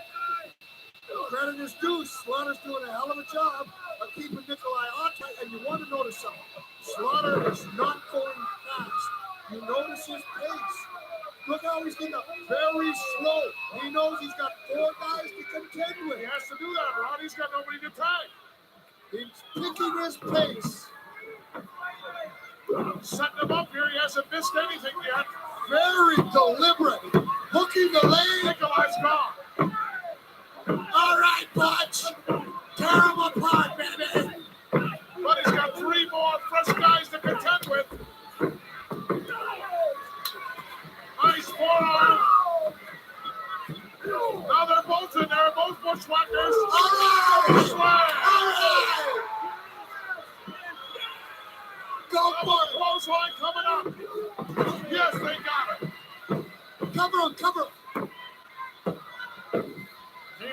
the back door. They got to go to work on Slaughter now.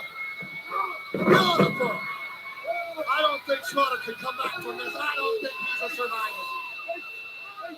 All the way up to the top. He got He got caught. He got caught good. Leave them maneuvers to guys like the Rockers and Power and Glory. I love the Bushwhackers, but they're best for the crowd. Slaughter hooks the leg. No, Another one is gone. all right, Butch. Come on, Butch, around here. But it continues on. There is no stopping the action here. Reversal by Slaughter. Jeez, Slaughter is really. Oh, he waited for him. He measured him. The other Bushwhacker is gone as well. I can't believe this. Sergeant Slaughter is really showing us. Tito Santana with the beauty of a drum kick. Go, Tito! Tito, get him! Big back drop. Tito knows what surviving is all about, Hot Rod. Yes, he does. Former Intercontinental Champion, former co-holder, how many times? World Wrestling Federation Championship tag. He knows what he's doing, and he knows he needs to get slaughtered now. He's got Slaughter tired, and he's kicking the stuffers right out of him. Pun intended. Tito follows him in all. Right on the back of the head. Tito, you gotta get up now. I know you're hurt, but you got to get up now. Show us Slaughter hurting. Slaughter trying to suck it in here, Hot Rod. He may be running out of gas. Get that muppet out of there, man. Oh, reverse neck breaker, a beauty. Slaughter, knowing you have an opponent hurt, what do? You put a finishing maneuver on. No. Two. That's anybody's game right now. I think Tito's still in control. I think he's in better shape than Sarge is right now. Oh, he might not be after that backbreaker. I don't know. Tito's a tough man. 2 counts. No, he got that Latin temper. Latin people, I've never met a Latin person that didn't have the guts to take it all the way. You fight a Latin person, baby, and you're in for a fight. Tito fires with the right hand and another one to the breadbasket. And still another one. That'll stop anybody. Come on, Tito. Slaughter going for a suplex. Oh, no. He got him up. Slaughter really showing some stuff here. I gotta tell you that. This is a fourth guy. As much as I hate his guts. General Adnan screaming instructions. That's Slaughter over for the nonchalant cover. You're not going to beat Tito like that. No, it takes a lot more. Adnan speaking pigland. I don't know what the hell. Tito rolls out away from that knee. Another chance for him. Yeah, Tito! Oh, no. Referee down. No. What a shot the referee took. Good thing we got 2 of them. Come on, Tito, survive. Slaughter feeling like he's got the upper hand now with the pension. There it was. That's what he said. He nailed him. All right. Arriba. What is this? Look at this. And now cuts it off. What's going on?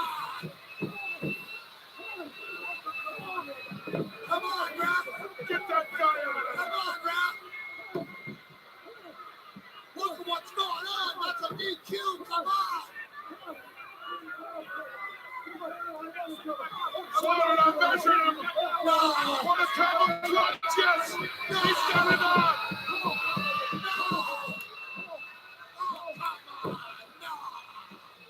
I'm going down there myself. Wait a minute, Ron. Take it easy. Santana's not a quitter. I don't think he quit. Ladies and gentlemen, Sergeant Slaughter has been disqualified for winning Survivor Tito.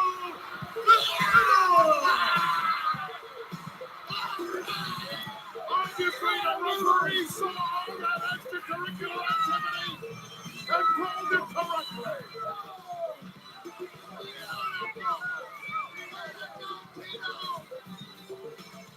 Look at Slaughter. Has he been out of shape or what? You should hide your head in shame.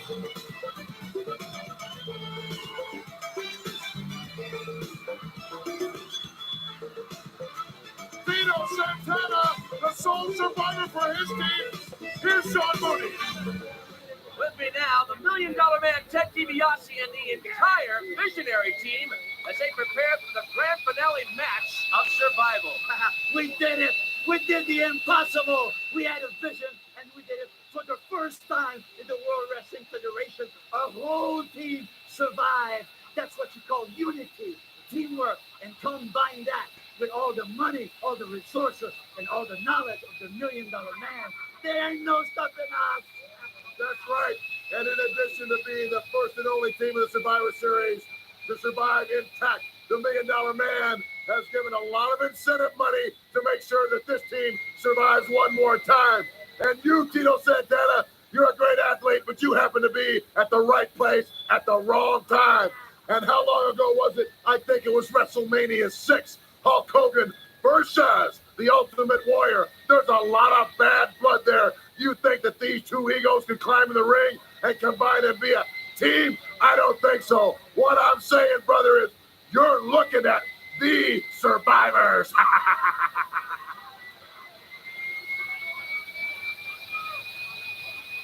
Right now, we're going to go to BT Oakland at the 8th. All right, ladies and gentlemen, it's the shake of the evening.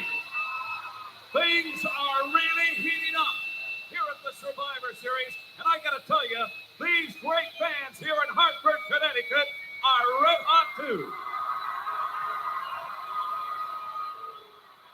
And you know, when it's so hot, so long, well, that means that the incubation is all over. And that means a lot of us are looking forward to see this gigantic egg. Wherever that came from, I'm sure it had to hurt. But this egg is going to hatch here tonight. As a matter of fact, hold on.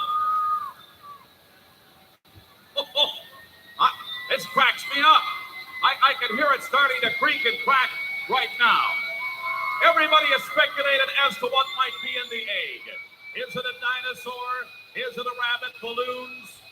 Is it the Playmate of the Month? Who knows? Well, the way it sounds to me right now, the speculating is all over. Oh, stand back. Oh, look at the crunch. I think that egg is ready to blow.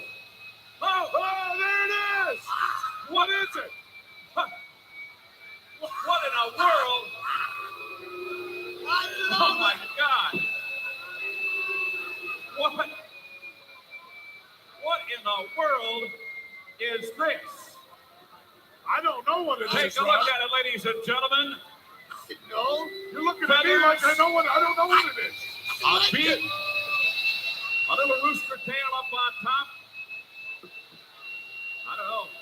They got a pair of legs like my mother-in-law, pal. Look at the feet on this thing. I can't believe. What in God's name is this? Holy. What?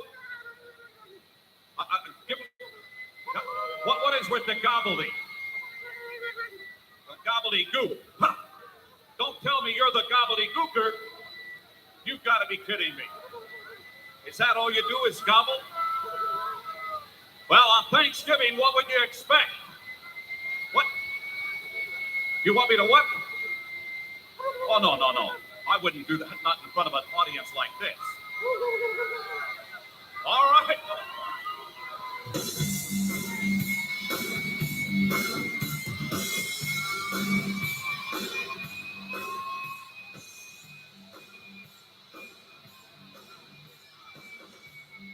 Where is he taking him? And what is... I have no idea. But I guess he's a survivor. He's taking him home. What is it called? The gobbledygooker. Gooker. The gobbledygooker. That's what Mean Gene says. He's taking him into the ring. Surely you don't want to. I think he's kind of cute myself. But I'm a strange kind of guy, you know. Wow, look at the agility. A little funk in there. Boy, talk about bird legs, baby. Are those just two names in that piece? He's inviting Mean Gene into the ring. Oh, the kids are going nuts. They love him. Hey. San Diego chicken, eat your heart out. We got us a gobbledygooker. Whatever that is. Maybe I can arrange for you to take it home with you. Can you imagine driving up some drive-through and just put him there? It's a Honda! Turkey in the straw! Hey, Mean Gene's pretty hip, too. Kind of looks like Fred Sanford, doesn't it? Yes! Uh-oh. Gobbledygooker hitting the ropes here. All right!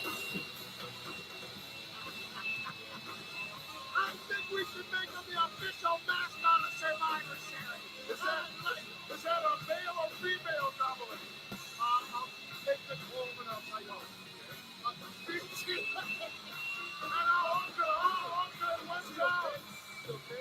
I think so. I like Mean Gene. He's all right. He's on his feet. As they are here in unison, they're all on their feet. Look at the kids. The kids are going nuts. You gonna try it, Gene? Okay, Gene. Let me see your stuff.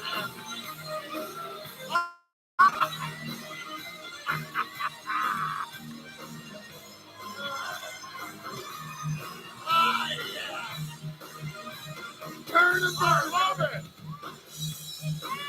Yeah. Yeah, I think Gobbledygooker's got him going here. They didn't know what to make of the first, but I think he's won the heart of Hartford. He certainly has. Yeah, it certainly has. Yeah, I'll tell you later.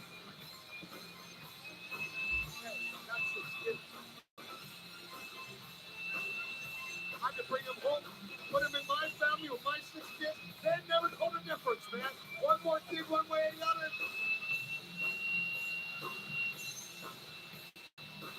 Agile sucker, huh, for a bird? Oh, there goes Mean Gene. He's agile too, but a little quantum heavy. Some things just don't fly. Oh, wait. We're going now. Wait a minute. I don't know. Check this out. Are you saying goodbye? No. Wow! Why, you gonna be that's Mean Gene? That's how Mean Gene lost his hair. He can't do that. One day, Mean Gene just did one of those rolls, had a full head of hair. Came out of that roll, nothing but toilet seat time.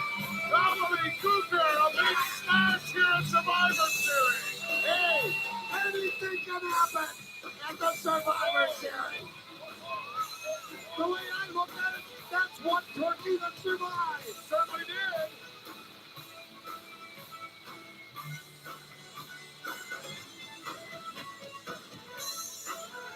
Oh! Obviously a tremendous athlete, too. Gobbledygooker, big hit here at Survivor Series. Right now, let's go to Sean Mooney. Gentlemen, I must say the odds look to be stacked against you in the grand finale match of survival. Hulkster, it is your team of 3 against their 5. Well, you know something, little dude. We're not too worried about the odds being stacked against us. You know, the way I count this thing, brother, is those 5 over there are against the Warrior, my man Tito Santana, the Stark Raven Hulkster, and millions of those little Hulkamaniacs out there, brother. You know, this is what it's all about, brother. I've been around the WWF for quite some time now, and the Hulkster has always ruled, but never before have I seen such intensity in a man like the Ultimate Warrior, brother, to rise to the top so fast. to take it all the way and to have some little warriors following him, brother. And as far as Tito Santana goes, brother, me and the Reba man have been around since day one. And as far as I'm concerned, me, Tito, the Ultimate Warrior, we're going to survive this thing, brother. This is what it's all about, baby, the grand finale. $1 Million Man, the visionaries, you turkeys. The odds are not against us, baby. We are here for one reason, to survive, baby, the grand finale. We have taken this many footsteps to get this far. The Hulkamaniacs that made the sacrifice, and the warriors that follow me that fell like skeletons that made their sacrifices.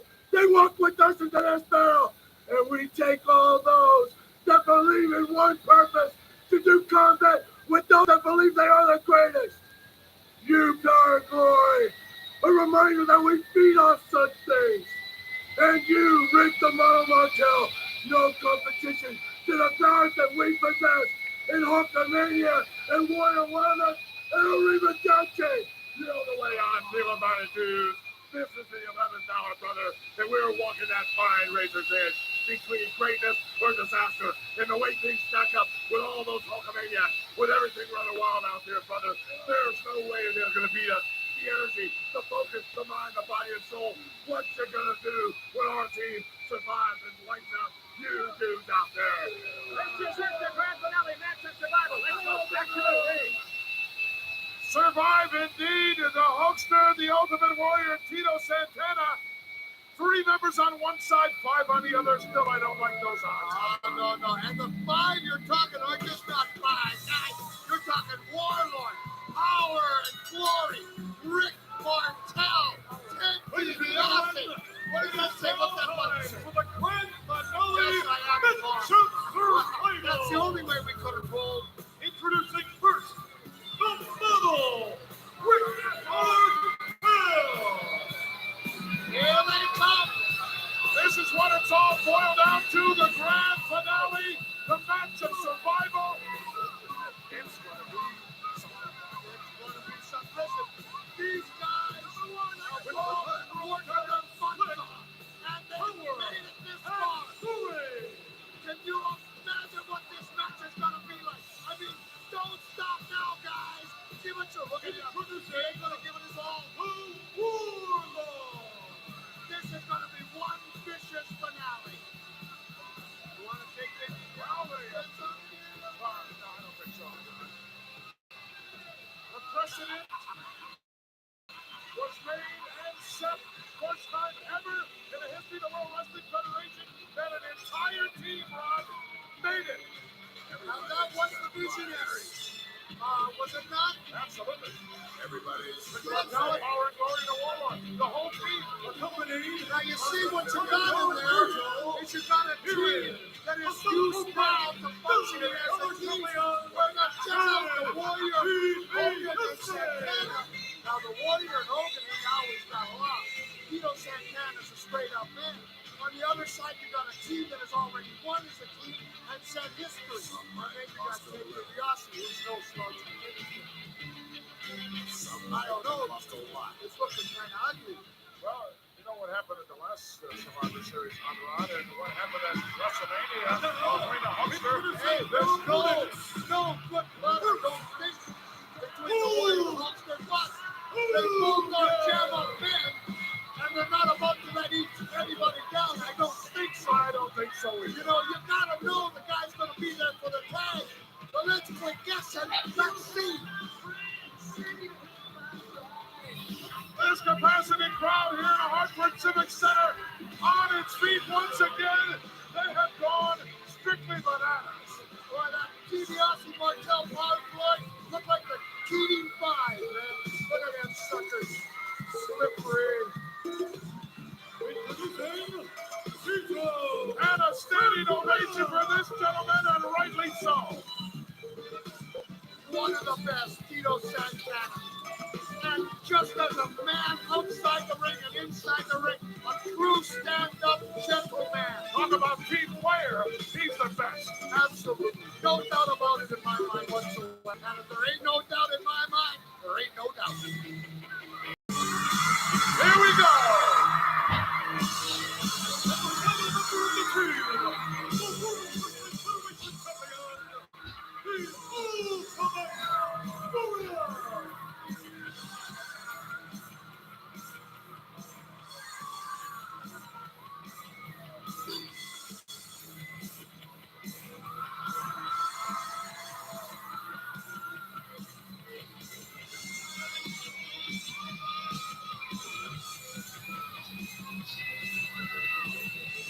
Where's the remote?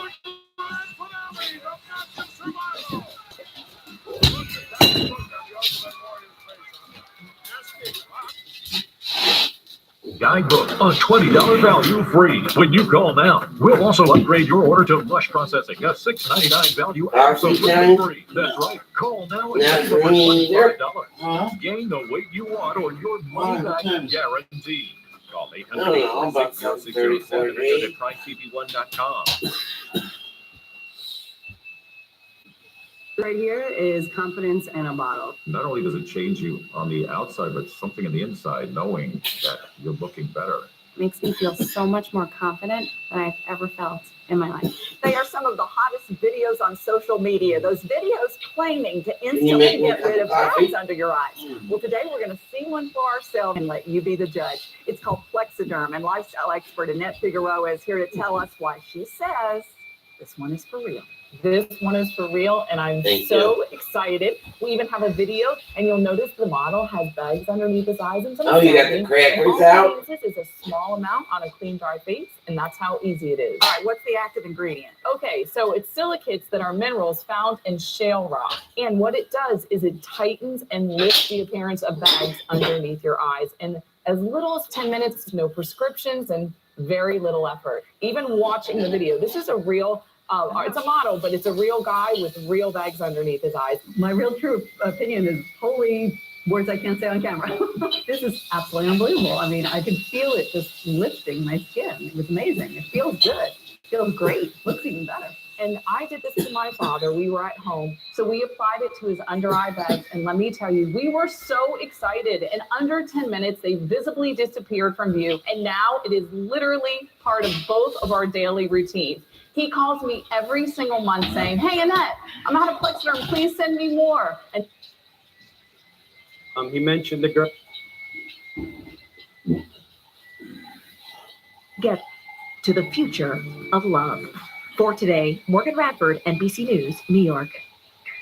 Who would like to take the first crack? You are going first. Well, We've all been waiting for long. I have a lot of thoughts. I have a lot of questions. I think the expert put it best. There is not a give and take in these relationships. It's all a take. Which is it's hard to have that give, but it's important to have.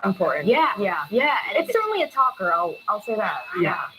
For me, I just think of like a fundamental first date moment was holding someone's hand in a movie theater. Yeah. So that would be the thing that I. Yeah. Maybe the pendulum is actually going to swing back. We'll like see. It feels like we're at a new frontier, but maybe we're going to swing back. more Maybe. middle. I don't know. There's hope. What's coming up in Pop Tart? Pop Tart gives us hope. Okay, guys, still to come. Why Martha Stewart says Academy Award winner Matthew McConaughey scared her on set during the filming of their Super Bowl commercial this year. That's after these messages. When my doctor gave me Breztri for my COPD, things changed for me. Breztri gave me better breathing, symptom improvement, and reduced flare-ups. Breztri won't replace a rescue inhaler for sudden breathing problems. It is not for asthma. Tell your doctor if you have a heart condition or high blood pressure before taking it. Don't take Breztri more than prescribed. Breztri may increase your risk of thrush, pneumonia, and osteoporosis. Call your doctor if worsened breathing, chest pain, mouth or tongue swelling, problems urinating, vision changes, or eye pain occur. Ask your doctor about Breztri. When you lotion up, what parts might get missed? This deprived dimple, that little curve, or this curve. Finally, you can get 24-hour lotion soft skin from your body wash. Introducing new formula Dove Body Wash, made with millions of tiny but powerful micro moisture droplets that nourish every inch straight from the shower, effortlessly making all of you feel lotion soft all day. New Dove Body Wash. 24-hour lotion soft skin now from your body wash. I'm the richest guy in the world. I have time to give. I have people I can count on. You got that roach from last night? Or just smoking? Yeah. Yeah, what? I got it. Well, give it to me. Booking.com has all kinds of stays because some love a rustic cabin. Others feel differently. I'm good. So yeah. Find exactly what you're looking for. Oh, you go first one? Booking.com. Some people think it's impossible for a snack to be delicious and full of protein, but it's possible to be two things at once. Like today, I'm business And I'm casual. Yoplait protein, 15 grams of protein, and it tastes so good. I love that my daughter still needs me, but sometimes I can't help due to burning and stabbing pain in my hands.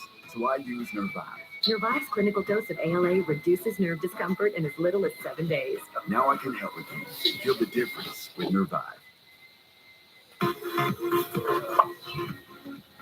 We're back with Pop Star. Emily, I'm thrilled that you are taking the reins this morning. Joe, let's kick it off with someone I know you have followed closely, Dolly Parton. The country music icon just made her first public appearance since her husband, Carl Dean, passed away March 3rd, thanking fans for their support as she mourns her partner of almost 60 years. I just want to take a minute to thank all of you for all the flowers and cards and the well wishes for the loss of Carl. You know how I loved him, and he would want me to be working today. I expect to be working. And that, of course, was a reference to Dolly's hit song, I Will Always Love You. Parton was speaking from Dollywood with the Tennessee theme park entering its 40th season. She also performed a song for the crowd. I just love their love story. It's so special. It lasted for so long. They met when she just moved to Nashville. It's just lovely. And Yeah, in the laundromat. Yeah. Yes, exactly. The laundromat. Very cool. Up next, Ted Lasso, the heartwarming comedy about a folksy American football coach thrust into the world of English soccer, or what they call the real football. It's officially coming back for a 4th season. Executive producer and star Jason Sudeikis broke the news on Travis and Jason Kelsey's New Heights podcast. Season 4? Is it in the works? Is it? I don't know what I'm allowed to answer. You can tell us. That's what we're writing. We're writing season 4 now. Sudeikis went on to say that in the new season, Ted is going to coach a winning team. He also said later in a statement that season 4 will see the folks at AFC Richmond learn to leap before they look, discovering that wherever they land, it's exactly where they're meant to be. No word yet on when the new season will premiere. I need it now. Yes. Right? We all need a little energy. Yeah. Next up, Freaky Friday, or should we say Freakier Friday, we're finally getting a look at the long-awaited sequel to the beloved 2003 comedy. Oh my God! What was that? Oh no, not again. What's happening? It's all in my body. It's okay, it's me. Heart rate small. Wait, what? Lindsay Lohan and Jamie Lee Curtis are back together 22 years after the original movie, and this time they're dealing with a 4-way body swap situation that includes Lohan's character's daughter and soon-to-be stepdaughter also in on the chaos. Much of the original cast, including love interest Chad Michael Murray. Freakier Friday hits theaters August 8th. I feel like this is going to attract so many generations because we're talking 22 years ago. 22 years. I'm giddy about this. I'm pumped. Absolutely. Yeah, we're in the theaters. And finally, Martha Stewart, the TV host, sat down with actress Kate Hudson on her podcast and opened up about working with Matthew McConaughey on this year's Uber Eats Super Bowl commercial, calling his method acting technique to play 10 different characters a bit scary. You got into each character in a, like, it takes him about 15 minutes to get into. Weird sounds. Oh, yeah. Yeah. Did you do that? Oh, yeah. Yeah, he makes the sounds and he does crazy things. He's grunting and breathing. To be in the room. Hudson and McConaughey did the same thing when they worked together in the past, but that she got used to it after the first few weeks. Guys, that's your pop star. Who doesn't want Matthew McConaughey's sound? Yeah. He can do no wrong. I think that's just objectively true. Agreed. Still to come, the young woman charting her own path forward in the skies in the history books. We are back after this.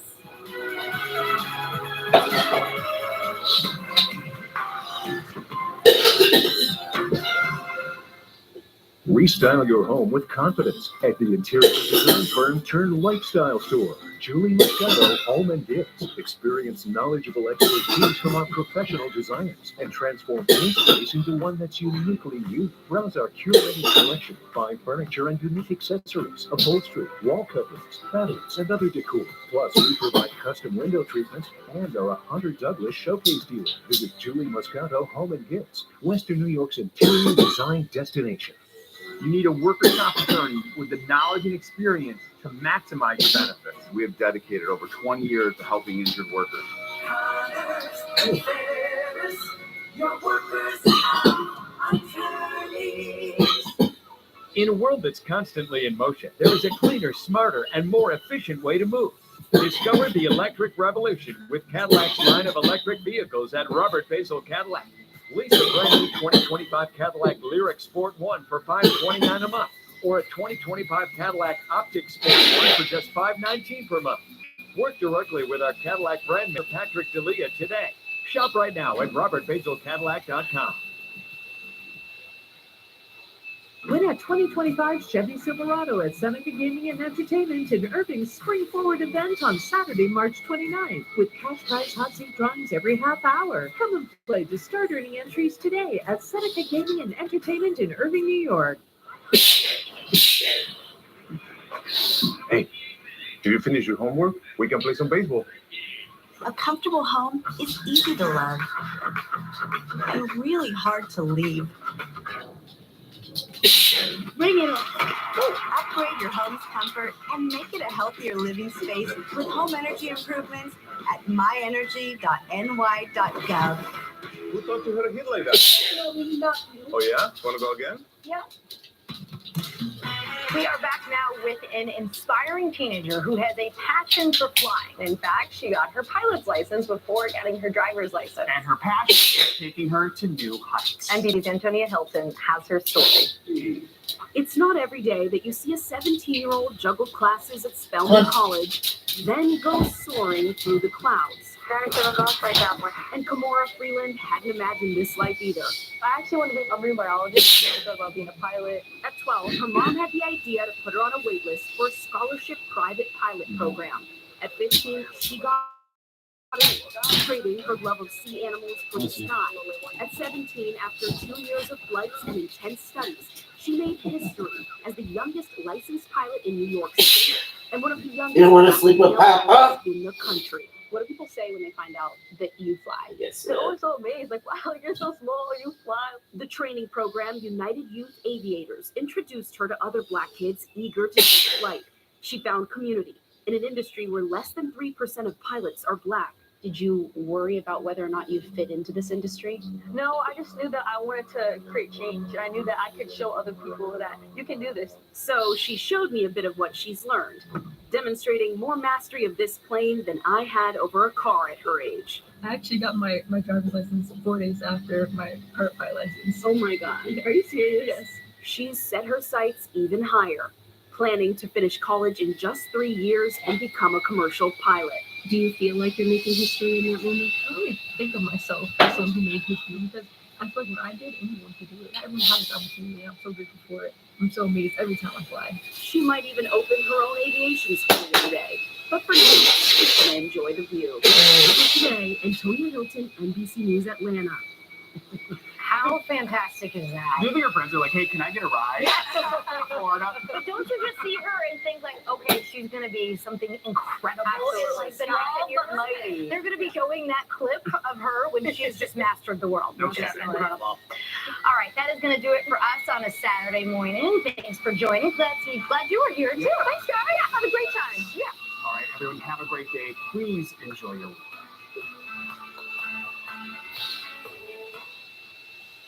When your home gets bugs, the struggle is real. That's why you need Zevo, America's #1 trap. Zevo goes wherever bugs do, working 24/7 using blue and UV light to attract and trap flying insects with no odor and no mess. And even getting rid of the bugs you didn't know you had. For effortless protection everywhere in your home. Zevo, people friendly, bug deadly. To catch up to twice the bugs, try Zevo Max. Gum problems could be the start of a domino effect. Periodontics Active Gum Repair Breath Freshener.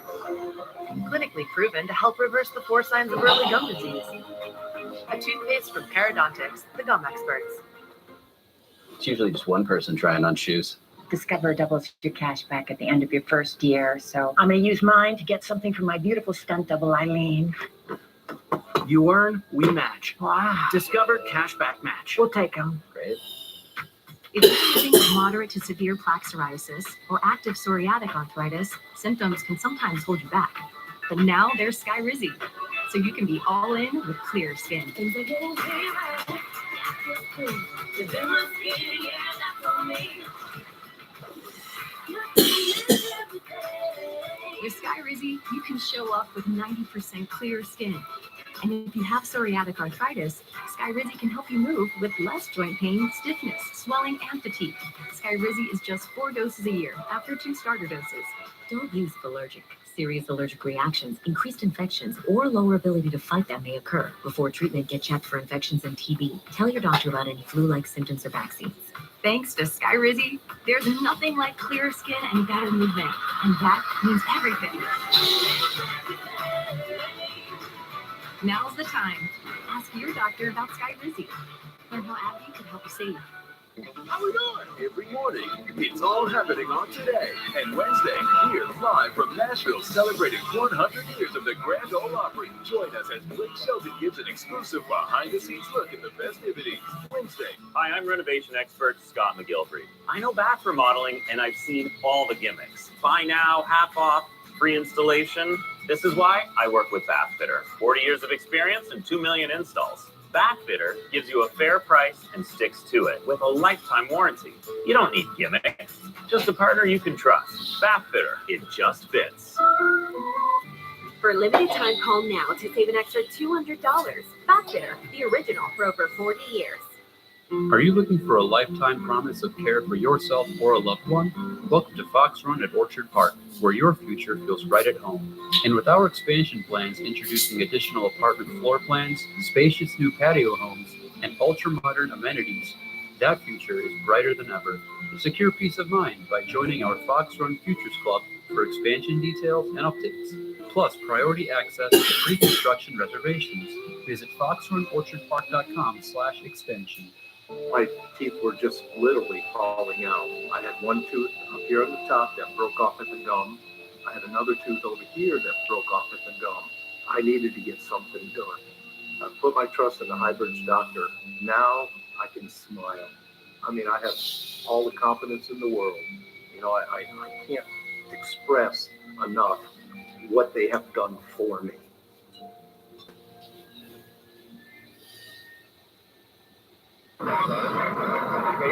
Today's forecast calls for power, performance, and play.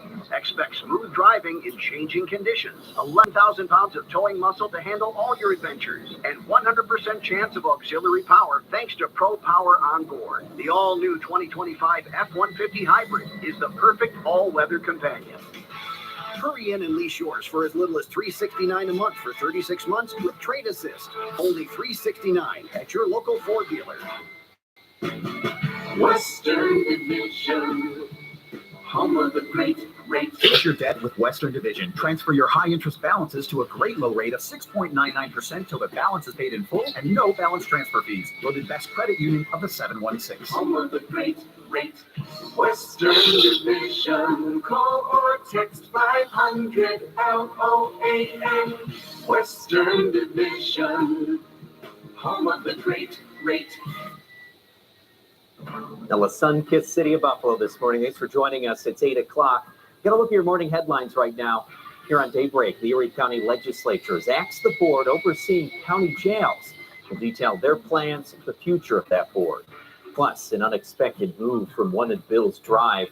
An announcement why 2 new players will sit out for a good chunk of the season.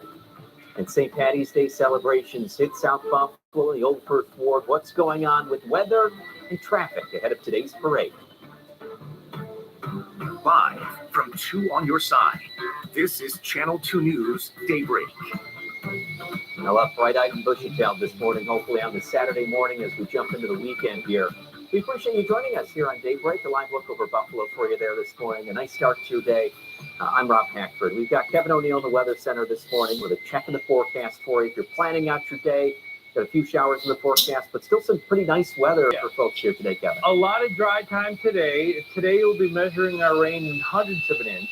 Tomorrow we'll be measuring our rain in tenths of an inch, okay? And we'll be able to plan everything out for you. We've been locked solid with this since I've been on since Wednesday, saying the same thing over and over again, and I will stay with it today. Stay with the message that there'll be a line of midday showers possible today, a dry morning, a dry evening as well. It's a midday line of rain, which is possible. a wind advisory issued by the National Weather Service in Buffalo. I'm here to tell you it's very specific as to where the peak gusts will be. It will be along the Lake Erie shore in southern Erie County, extending through Chautauqua County, where you get that downsloping wind where the southern wind can accelerate with gusts up to 50 miles per hour, maybe even isolated gusts of 55 miles per hour overnight into tomorrow morning. Inland gusts closer to 40. Here are the current temperatures, again, 56 in Buffalo. We're all above average, and again, we've had this spike since Wednesday, and it's been going through as we move time-wise, but we're sticking with Sunday, the first half of the day, being the rainiest part of your weekend. Of course, we have the latest run of future look ready to go. Today, temperatures hang out in the upper 60s.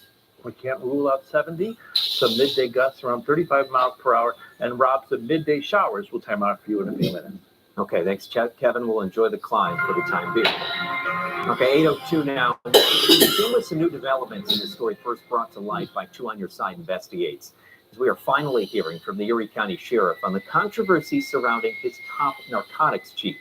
Well, earlier this week, we told you that DJ Granville is accused of crashing into several parked cars in the city of Buffalo while driving this county-owned vehicle last April. Well, Erie County Sheriff John Garcia says he's waiting for Buffalo police to finish their probe into whether Granville's sister-in-law helped cover up the crash in the city's west side before taking action. Granville was fined for jaywalking despite reportedly damaging 8 vehicles, including the county-owned pickup he was driving at the time of the crash. I'm hopeful that this investigation proceeds in a timely manner so we could all find out what happened that evening. But the legislature is asking you to talk to them. Will you speak with the legislature? Oh, of course. Yeah. I don't need a subpoena for them to ask me questions. I mean, obviously, we were not there that evening. We were told that certain things happened, and why would we think otherwise?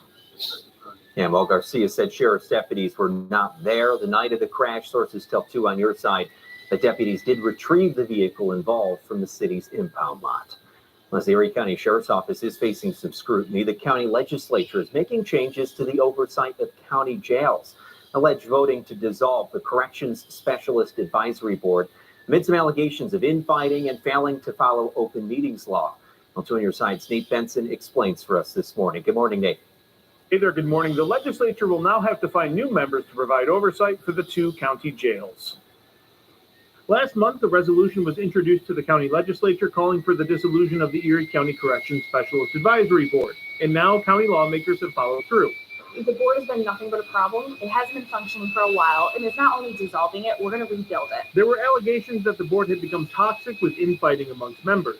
The board also violated open meetings laws by not posting agendas, minutes, or updating ways the public can participate. Also, no quorum. There was a lot of resignations and yelling and screaming, and unfortunately the people that were there to do the right thing couldn't get their voices heard. So what happens next? Well, with the board dissolved, everyone who was on it is no longer on it, and the legislature is accepting applications for new members.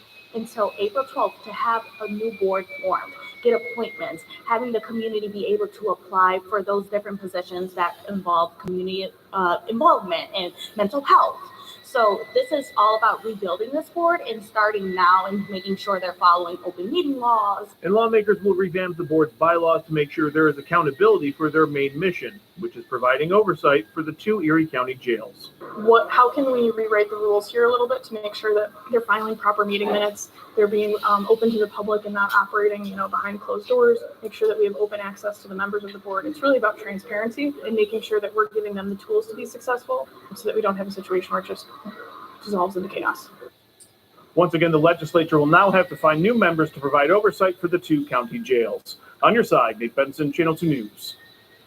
And of course, we'll keep you posted on that process. So today, you can voice your opinion on another project, the future of the Kensington Expressway. As the project remains stalled, the East Parkways Coalition is looking for your input on the environmental impact study that was ordered by a judge before the project can move forward.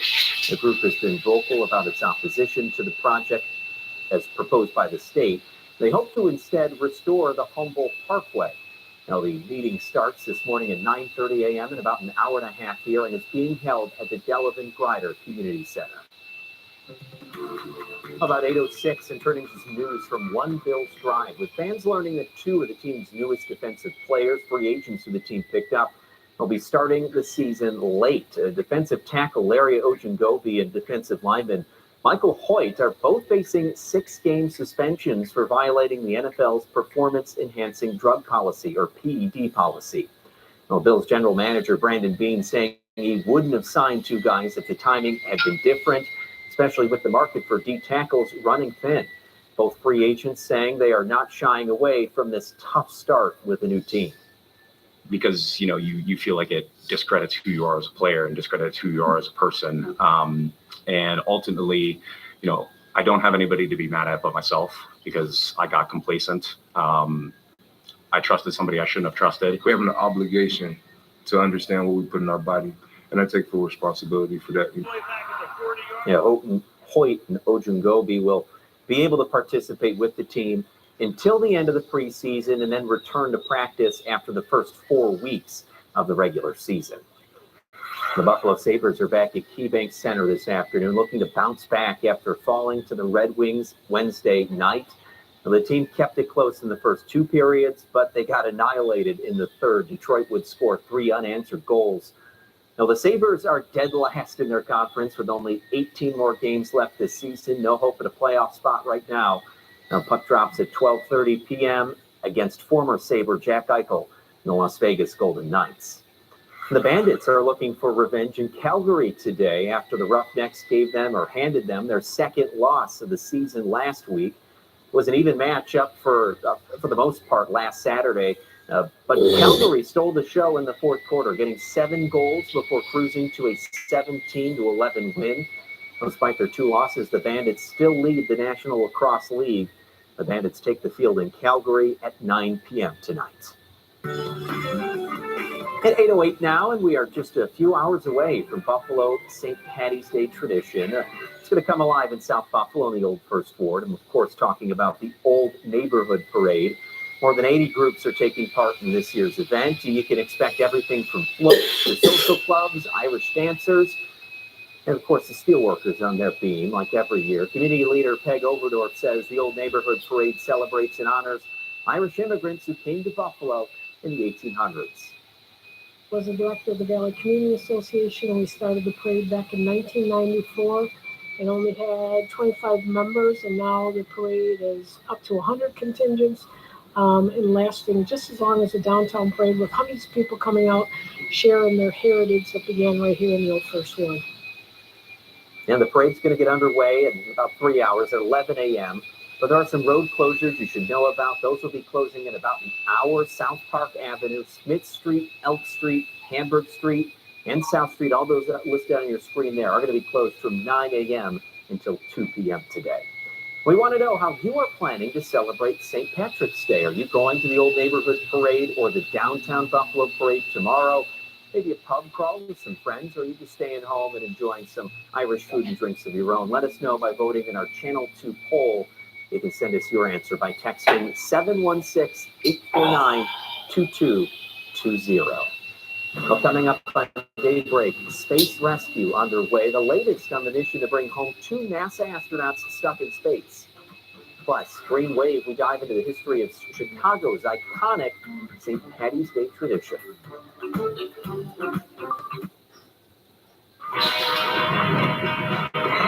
Bad feet? Bad back? Get Good Feet with a personalized arch support system from the Good Feet store. Clinically proven to provide significant pain relief in only 4 weeks. Good feet, good hugs. Good feet, good days. Good feet, good life. The Good Feet store. Book your free fitting at goodfeet.com.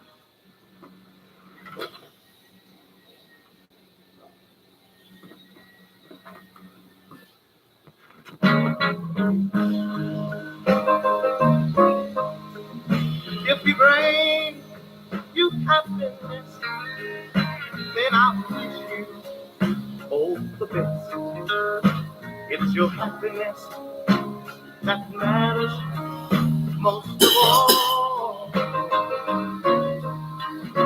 If we ever leave you blue, just remember I love you. I'll be there. Oh,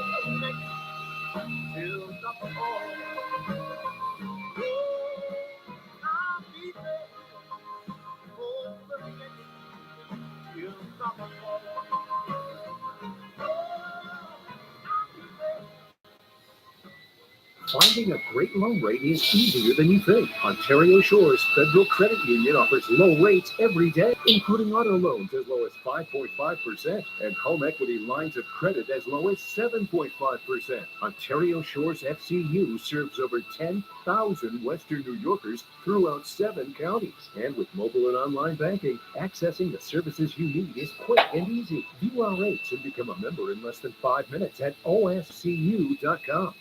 When your home needs a service, repair, or installation, call your T-Mark Home Team. Pipe Train seeps out the leaks and keeps things flowing. The Cozy Crusader warms you up when temps drop down. AC Tracy keeps it cool no matter how scorching it gets outside. Surge Protector powers you through every storm. And Dawson knocks. So next time your home needs saving, call your T-Mark Home Team. Your next car is waiting for you at the Basil Family Dealerships, and it's more affordable than you think. Choose from a wide selection of Ford, Chevrolet, Toyota, Buick, GMC, Cadillac, Volkswagen, and Mitsubishi inventory. Now is the best time to buy at any one of our 10 locations. Right now at Basil Ford in Cheektowaga and Niagara Falls, lease a new 2025 Ford F-150 Super Crew XLT Hybrid for just $379 per month. Shop right now at basilcars.com. Welcome back. Here's at 81 convenience stores may be changing due to a dip in sales nationwide, and forcing the industry to compete for customers in a new way. NBC's Morgan Chesky has the details. They promise customers a one-stop shop, but convenience stores in the business of making things easy are finding profits harder to come by. So total before 54, please. At his Los Angeles 7-Eleven, owner Jesse Singh is pushing new deals. They're running out of money. What's that doing to sales? Some people are really pretty picky about their stuff. They have already in mind what they're gonna get in the store. So they just pick that item and leave. Nationwide stats show convenience store sales falling 4% over the past year. Research firm Circana finding popular snacks down 6%. Refrigerated items, nearly 7%. The younger me would grab like everything, like whether it's spicy, sweet, salty, sour. But the older I get, the more that I realize I'm just more cognizant of like how it makes me feel. And it's not just health-conscious consumers. Food industry analysts say an uncertain economy is also forcing stores to offer more than prepackaged treats. As consumer taste changes, so is store strategy. Many are now taking on fast food giants by offering hot menu items, often at significant. The National Association of Convenience Stores says hot food demand is surging, making up nearly 30% of all sales. Everything is dollar behind you. Back at his store, Singh has deals front and center, taking no chances in a changing industry. Morgan Chesky, NBC News, Los Angeles. A welcome change, perhaps. Coming up on Daybreak, Tropical Oasis in Buffalo. We'll show you how you can elevate your garden at an event in Hamburg today. That's just ahead. It matters where you buy floor covering. Right now at Custom Carpet Centers, get instant rebates up to $2,000 on any carpet or flooring item in the store. Plus, get no money down with no interest for one entire year. It really does matter where you buy floor covering. Custom Carpet Centers. Need an electrician? Empire Electric is your residential wiring specialist. New builds, service upgrades, lighting, generators, you name it, Empire does it with hundreds of 5-star reviews that speak for themselves. Call Empire Electric today for your free estimate. When I grow up, I want to be a doctor, making a difference in my community. Become a top athlete, dominating every game. To be an actor, bringing stories to life. But substances like alcohol, tobacco, and drugs could cloud my judgment and impact my grades. To hold me back, affecting my performance. Look, makes me less creative and outgoing. That's my line. In the sprint. They stop all of us from achieving our dreams. Together, we can change that. And today's the better of the 2 days to go outdoors this weekend, but we do have some showers to track, and we'll do so after the break. Get the big box deals without the big box feel at Edwards Appliance. We'll meter beat any competitor's price on all in-stock items. I'm an enviro influencer. My socials are saving the world. Not literally, but yeah, kind of. It's up to this generation. My parents were getting sick of me live streaming from the kitchen. To a dying planet. So I bought just enough paint to turn my room into a sick streaming studio. Subscribers are up, waste is down. For what we want, we have to make this door!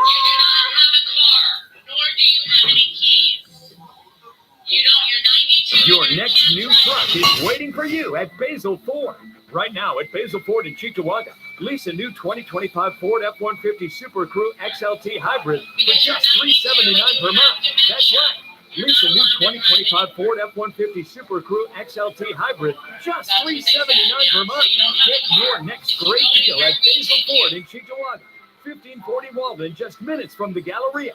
Or shop right now at basilford.com.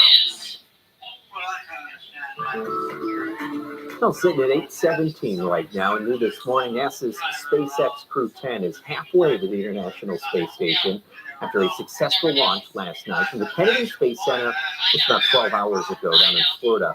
The so-called rescue crew here is set to dock later tonight and relieve astronauts Butch Wilmore and Sonny Williams, who've been stranded in space since June of last year. They've tried to rescue them a couple times now.